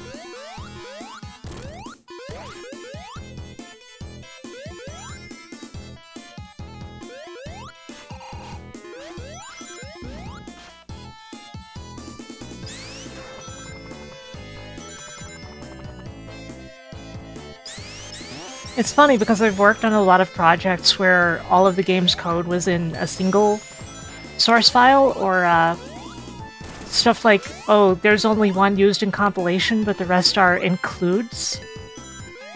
And I would definitely take that over every function has its own file.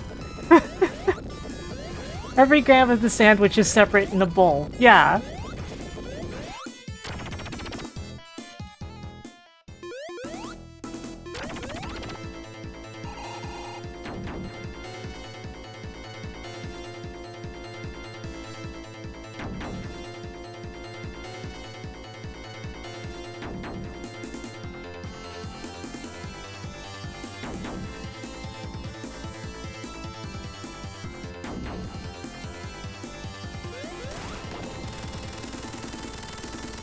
There we go.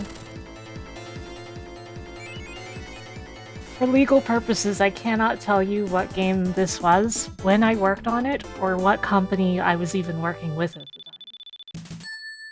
But I can promise you it's a thing that happened.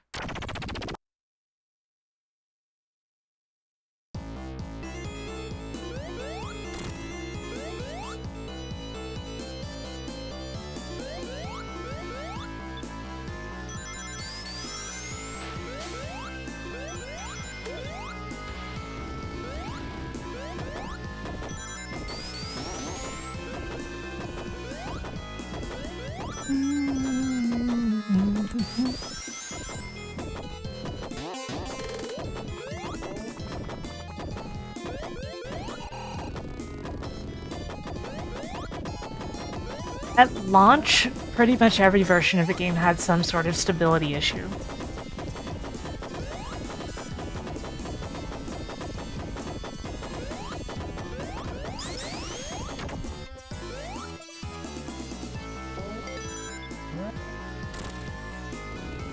And the Steam version at least supports high refresh rate and stuff like that, and performs pretty consistently.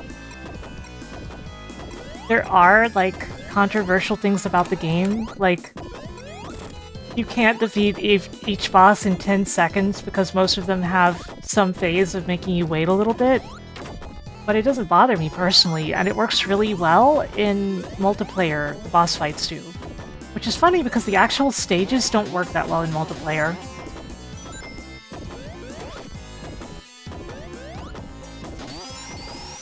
The real question is whether Eggman trapped some ghosts or a bunch of animals died in that capsule? Ah! I want to believe that they were mummies, actually. It's the ghost of mummies, and the capsule was a form of mummification. And this happened before Eggman ever got here somehow? Look. We're not gonna get into it. But we do know that ghosts are real, and Knuckles is scared to death of them. He had to have gotten his fear of ghosts somewhere. It was probably here.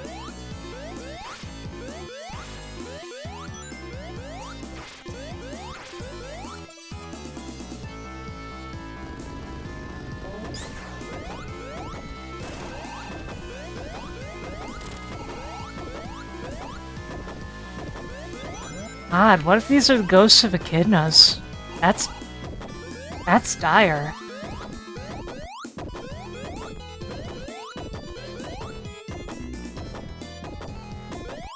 That was close. That was really close.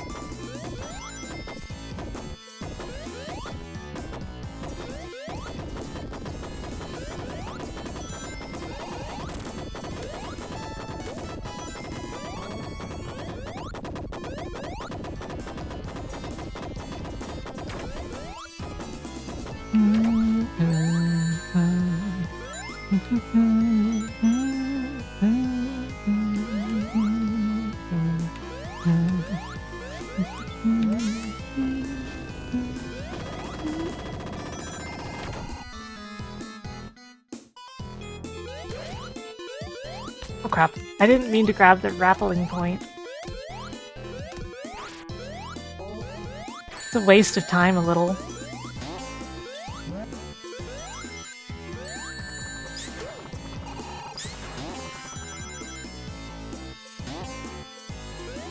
So which do you think is less ethical? The ghost destroying Switch or the monkey destroying Switch? Which one is less ethical?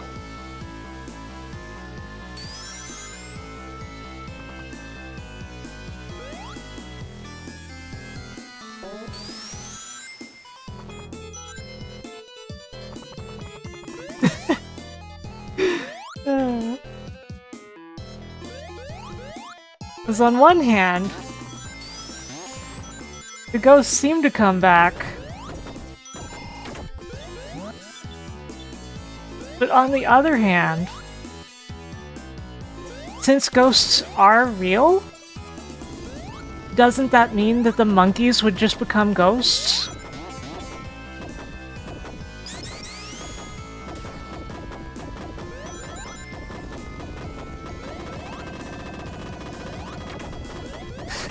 Monkeys lack a soul? Oh no! I'm learning so much!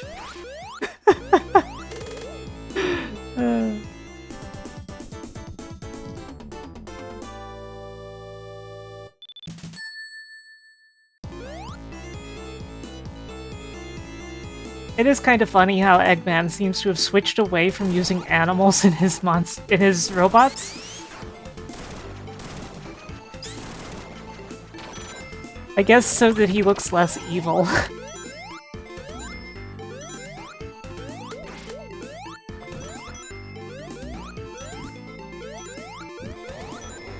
I love this song.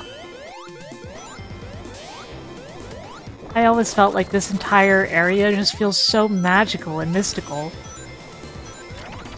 And the fact that a form of Hidden Palace eventually showed its day just by being part of this stage. It certainly doesn't hurt, but... Oh no! Ah, okay.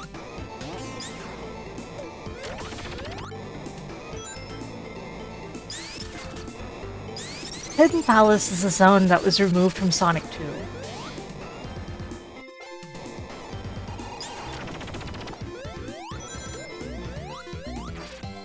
Yeah, there was a video I saw on YouTube not that long ago discussing the ethics of the monkey destruction switch.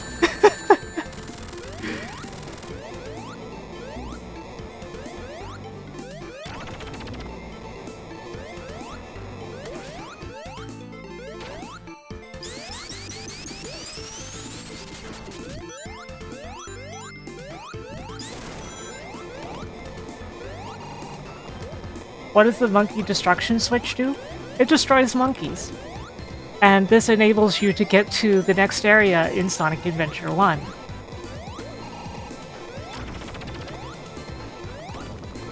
You are required to destroy the monkey, regardless. But only Knuckles gets the switch because he can't destroy it the normal way.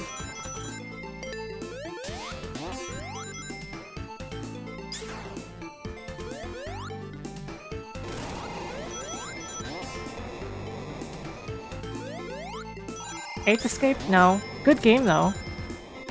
I'm glad to have experienced Ape Escape 1, finally.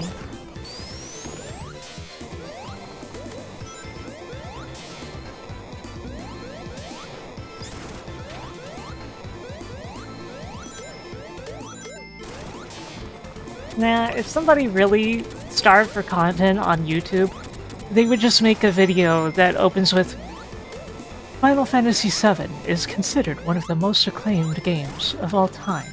However, today we will consider, can you beat the RPG Final Fantasy VII using only Aerith? And then you'll discover that they used, thank you for following, that they used a Game Shark to do it, when the answer should just be, obviously, no.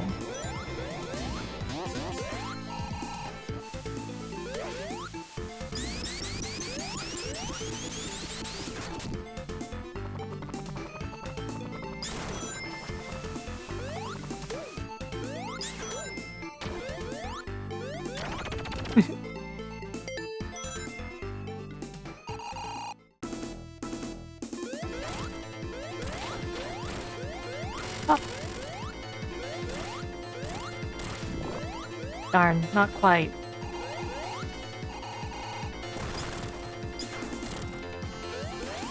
That was not a very efficient way to do that. Ow. I got shot!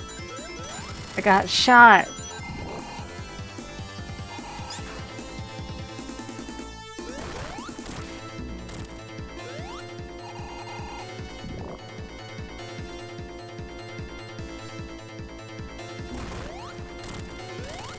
There we go.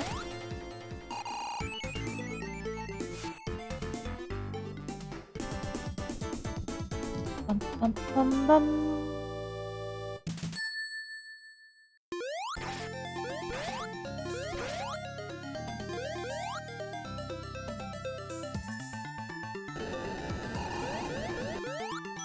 Yeah, for all I know, there might be some obscure glitch in the game that lets you keep Aerith. And if so, that could be interesting, you know?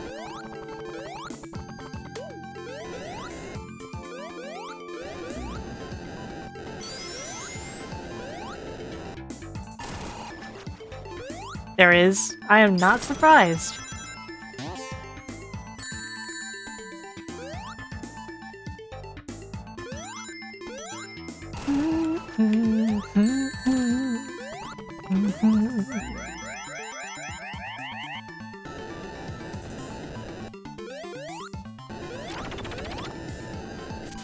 Ah, careful.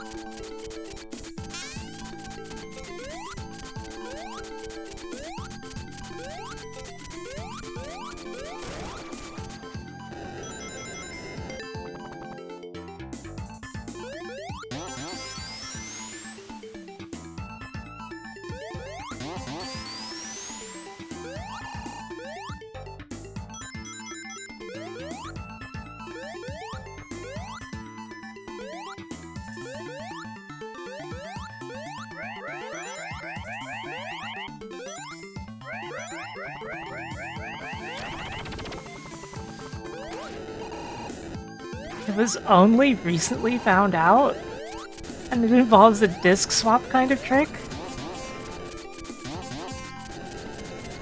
Oh, not a disc swap, just loading a disc 2 area on disc 1. Close enough, though. Wow, that's really interesting, though. I'm surprised that it's only been recently found.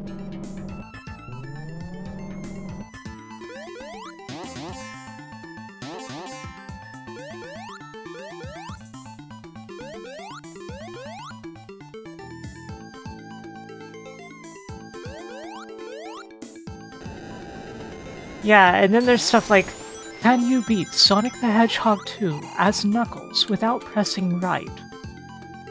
And like, the answer is kind of yes?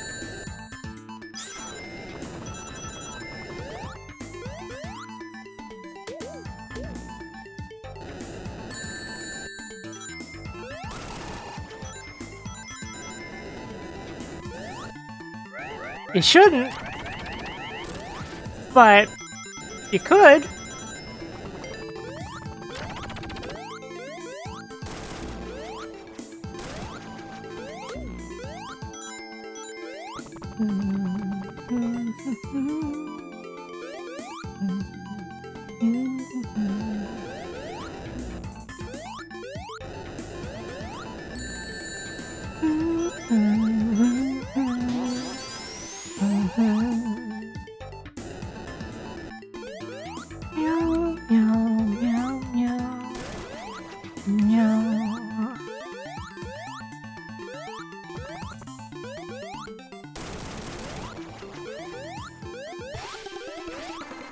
Oh no, it's Knuckles.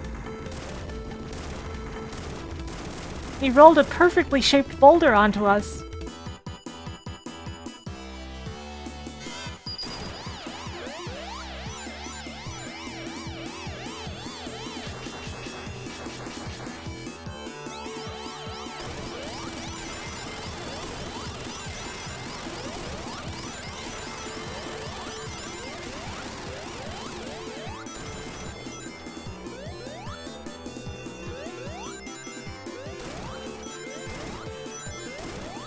Too easy of an achievement for retro achievements. Depending on the person making the achievements, you can be right, unfortunately.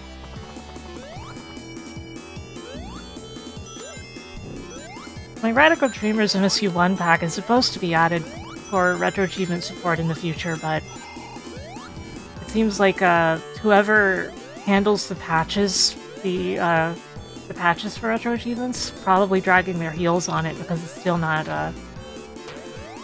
the patch has to be approved. And it hasn't. Yet. Even though everything's been tested.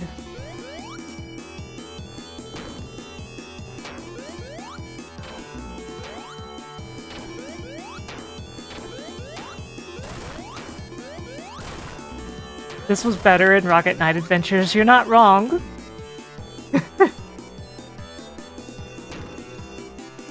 This is one of the worst Sonic bosses to me, along with the treadmill in Sonic CD.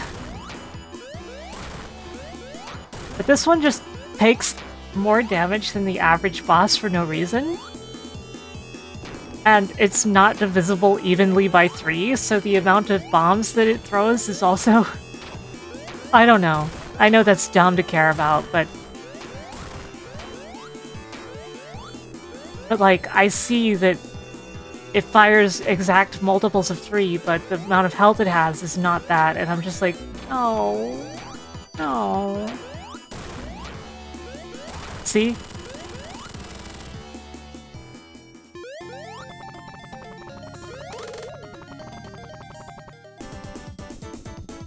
Dun dun dun dun.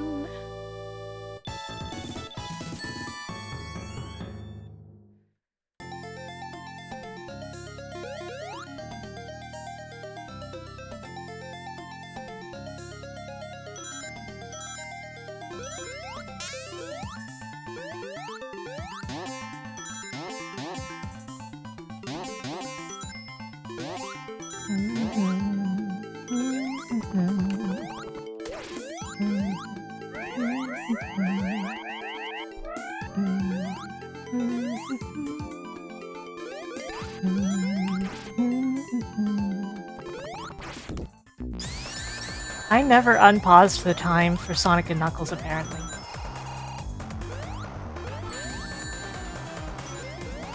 Which, it wouldn't have really mattered. But I'm just noticing that I never actually unpaused the timer. And nobody ever told me.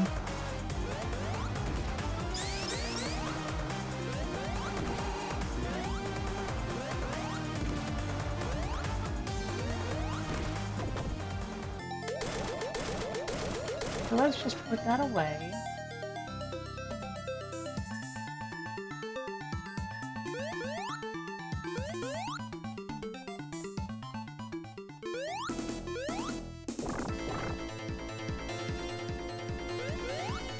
To be fair, you know, I was well over PB on every game before this one, so it really wouldn't have mattered much.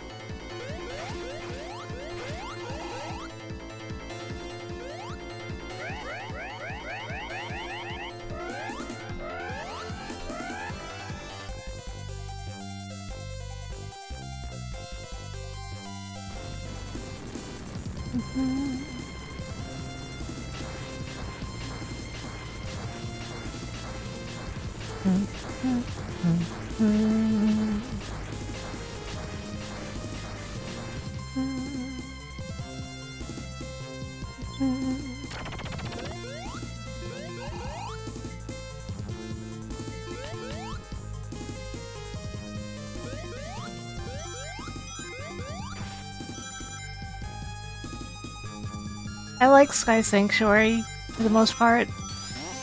I feel like the game would be fine without it, but I think that the nostalgia boss refights are neat, you know? And the fact that even the fight against Mecha Sonic at the end is itself secretly one of those. I think that's cool.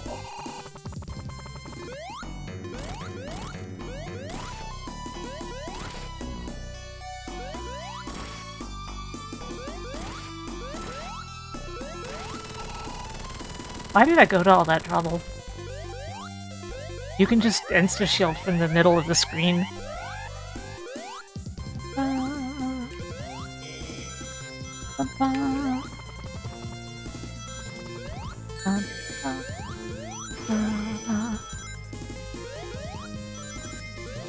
Song really doesn't feel like it has it's supposed to come with luck.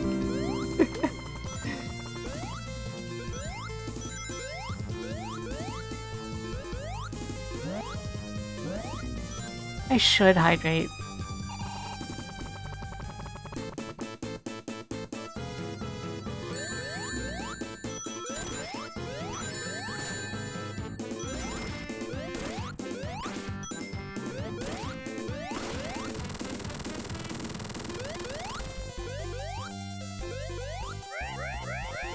It's good, but on the original console, the sound effects cut the lead instrument too often. That's a bunch of Sonic songs. When I think about it.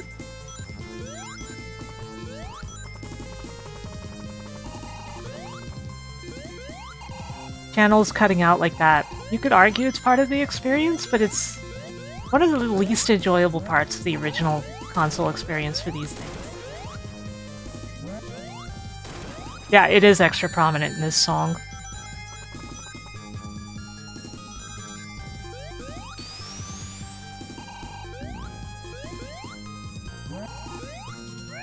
I like Sky Sanctuary in Sonic and Sega All-Stars Racing Transformed, where the music also integrates back in time from Sonic R.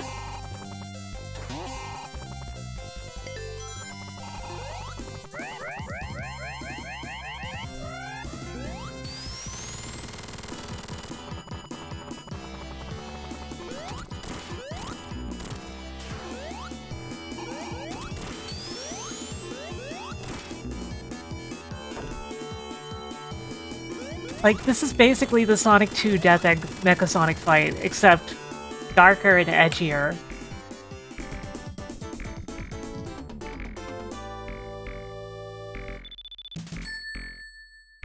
And even how you solve it quickly is basically the same thing. Yeah, the air dash is a part of what makes it darker and edgier.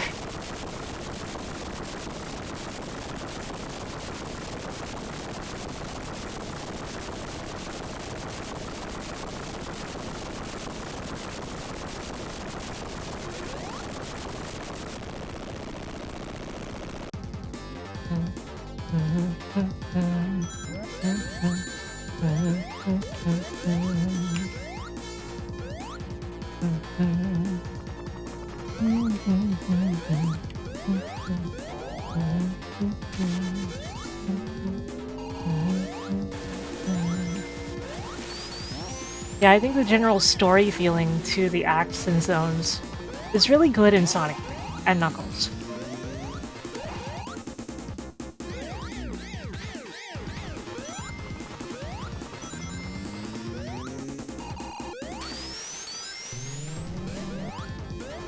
It always feels kind of weird being in Death Egg, because, like,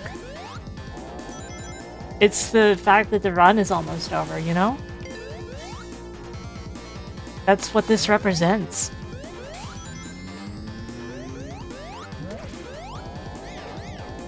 Meow, meow, meow, meow, meow, meow, meow, meow. The cat begging for food.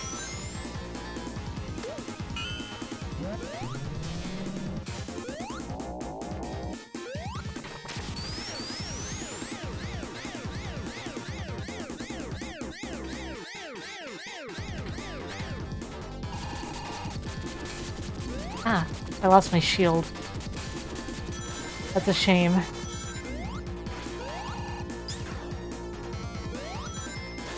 Because damage boosting this section is not as fun as just having the shield.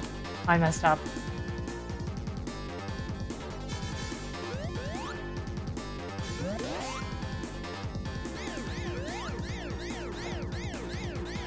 Doodle. Ah! SMH.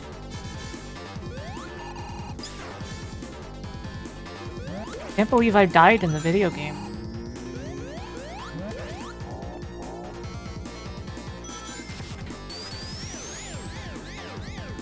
I got super missiled. I don't want to fight another friggin' SAX again. Not after X Fusion, no!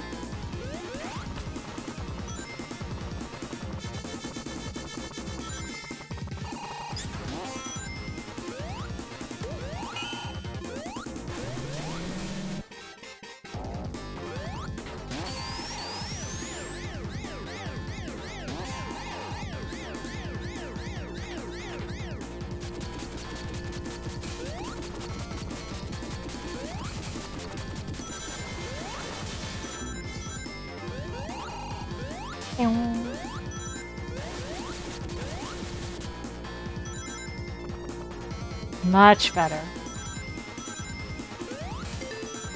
Too bad I wasted so much time doing it, but it's not like this is timed anymore anyway.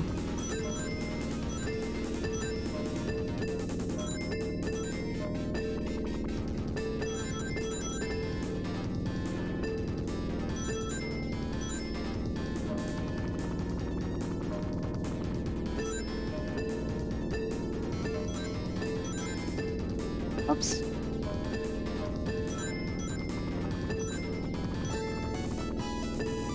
Oh, an extra life. An additional Sonic. Sorry, I just always love how in, like, Mario Galaxy, if you get an extra life, it says you've obtained an additional Mario.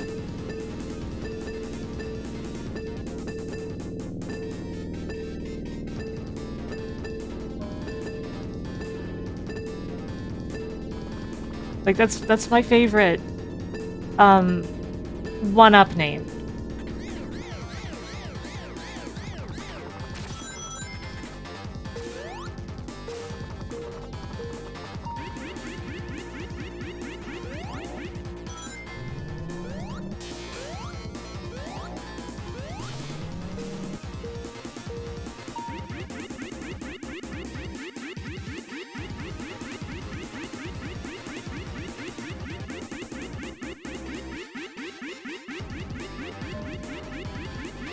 Extra man at 100 coins.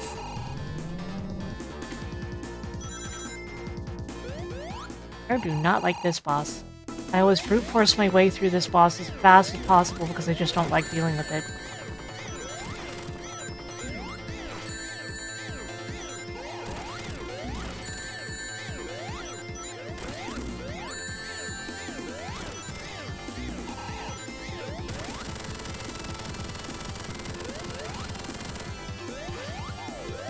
Especially this phase of the fight. Because even when you know how to do it, it takes too freaking long. You're taking too long.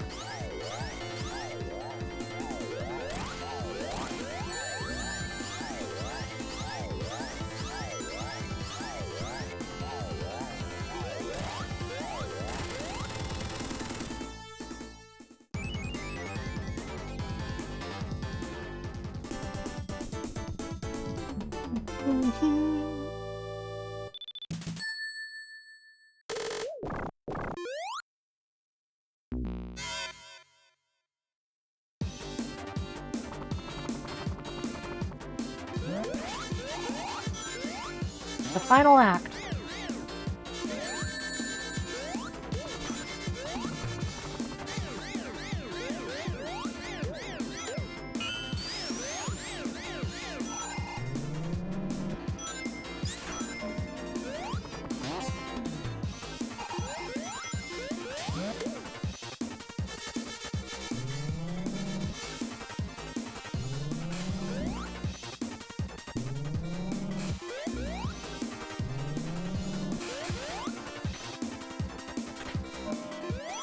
Not a lot to say, but I feel like I've been even more talkative overall during this entire run compared to usual. And I'm glad that some people have been sincerely curious about Sonic development or stuff that I have memorized enough of, I guess I would say.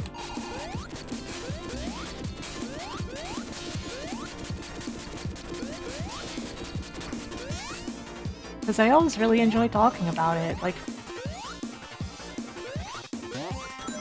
being a fan of all this stuff is just such a huge part of my life.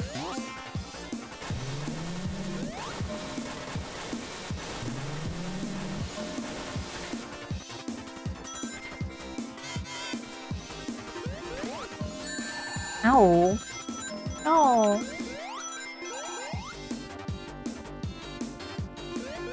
What even are these things? Air tanks? Maybe they're tiny little fighter jets. They look like they could be a random enemy in a shmup.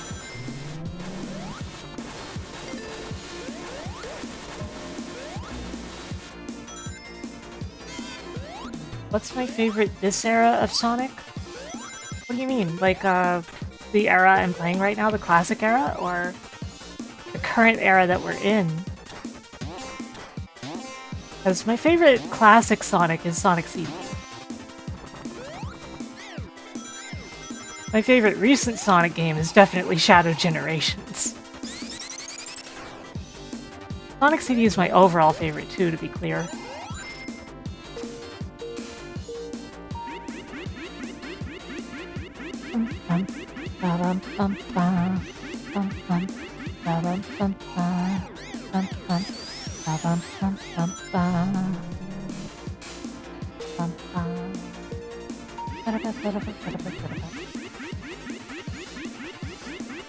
Oh, you want to know a fact? A fun fact. Favorite Sonic fact? Man, I do not know. There's so many.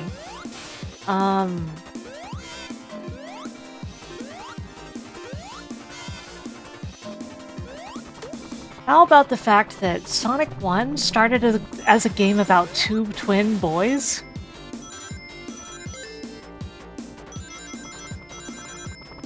And was probably going to be a multiplayer game? With no Hedgehog involved?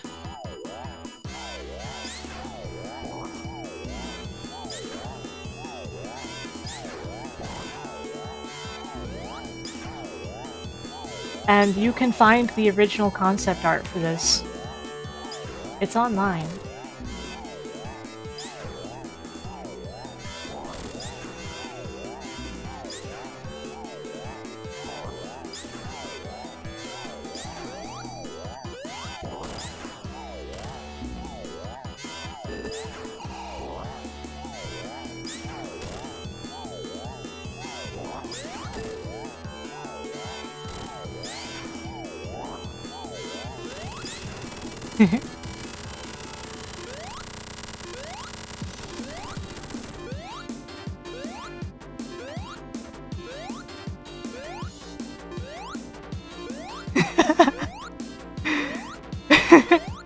Yeah, it was going to be called Twin Stars at the time, so if you want to know more about that, look up Twin Stars. Or Tails. Tails, help! Tails, get me down from here. That would be me being really cat-like at the moment, wouldn't it?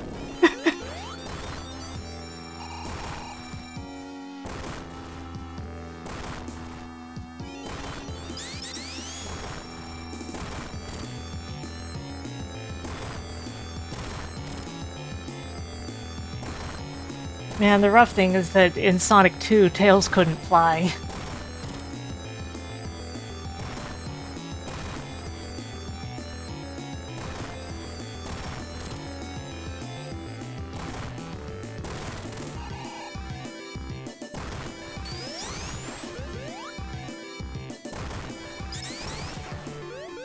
Why did I... oh well.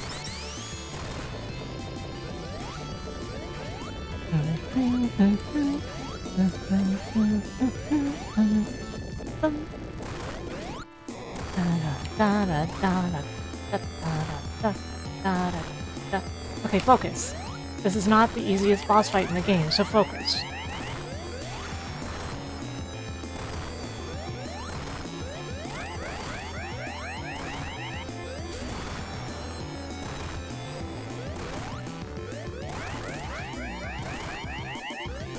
I know you meant immortal, but now I'm just thinking of Tails committing crimes.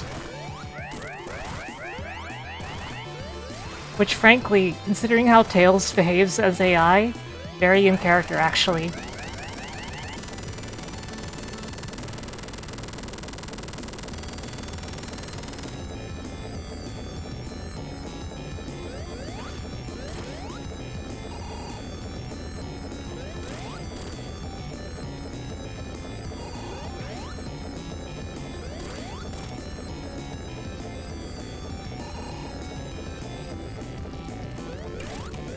Oops. That's okay, Tails got him.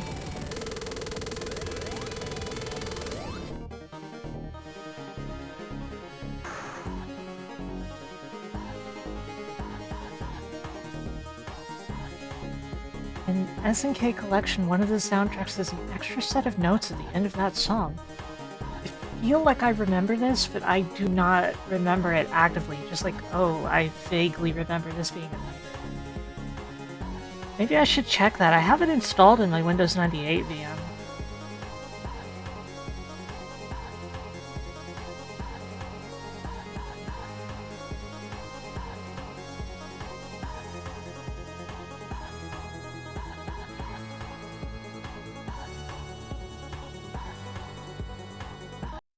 Okay guys, we're gonna do Doomsday because even though I do these runs, everybody always wants to see the Doomsday Zone. You have to refer to it properly. It's the Doomsday Zone, not a Doomsday Zone.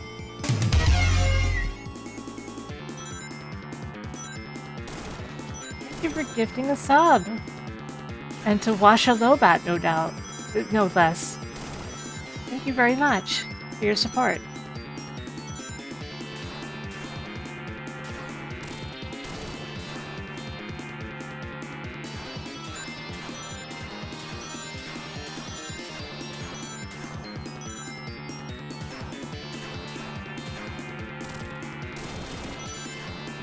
Why am I farming so many rings? I don't really need this many rings.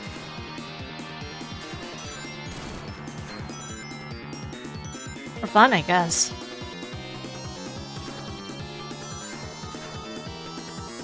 Okay, let's just do this. Meow, meow, meow, meow, meow, meow, meow, meow, meow, meow, meow, meow.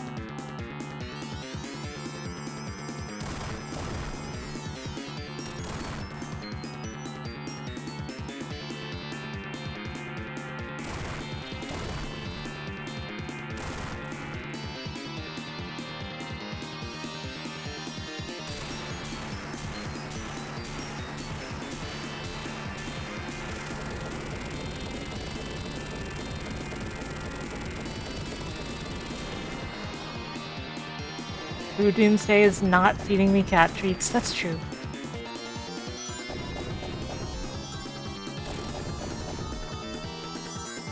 Don't need these rings.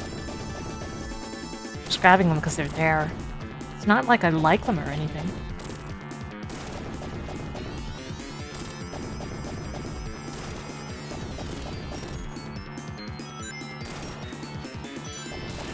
There we go.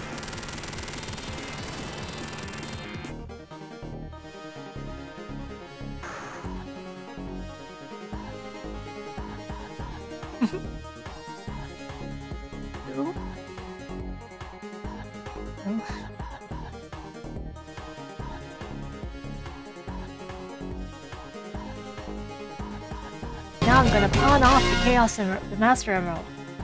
Thank you for following. I'll be back in a moment, and then we'll be going off on a raid. Haven't decided my target. No, actually, You know what I have. they say, the more the merrier.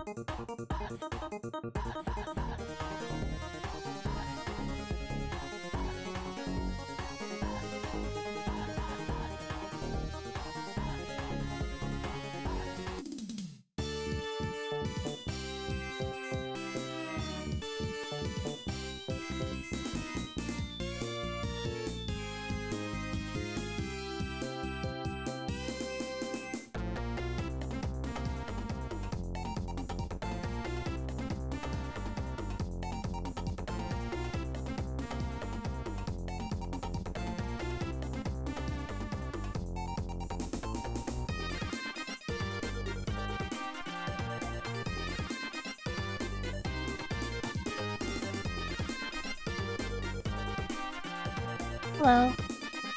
I'm back.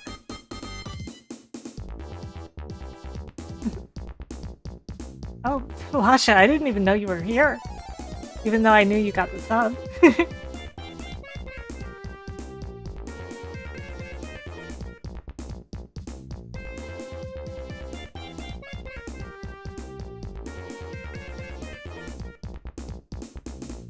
Watching from the new link. Yeah, I set this up partially out of nostalgia because I had a page like this for my old live streams back in the day. The only thing is I haven't adapted it to work with my side channels yet. I'm gonna have a thing where you can watch those from it as well, but I haven't done it yet. Because I'll have to, like, to do it the way that I want to do it, I'll have to use, like, Perl or PHP. Even though it's a very simple thing. And I just hate doing that. That's a mood, right? Programmer hates programming. But yeah, it's just a very nostalgic thing to me because I had almost the exact same setup back for my live stream days. And, you know, there's so many things that people need, like, access to, like guides. So I wanted to make sure that it was all in one place that was easy to find and access. You can follow me on Blue Sky if you are interested in my numerous shitposts. You can join our Discord if you are interested in chatting there. Very good place.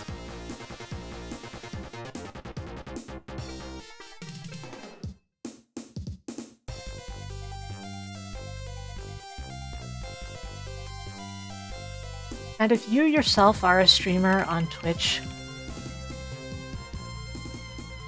then please add captions to your streams. Really appreciate it if you do.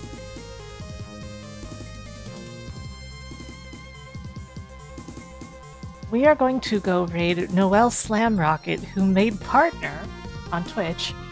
Good friend of mine, worth following. She is playing Tony Hawk, one of her favorite series. You can catch me again soon, probably on Masumi's channel next, I imagine, but I don't know for sure. But I will be playing something cool soon, I'm sure. Somewhere. But for the time being... Hey. I hope that you all enjoyed watching me as much as I enjoyed streaming for you. And I hope that you will all have a lovely rest of your day. I really appreciate you all of your support always makes me so happy. Good night, everyone. Good night.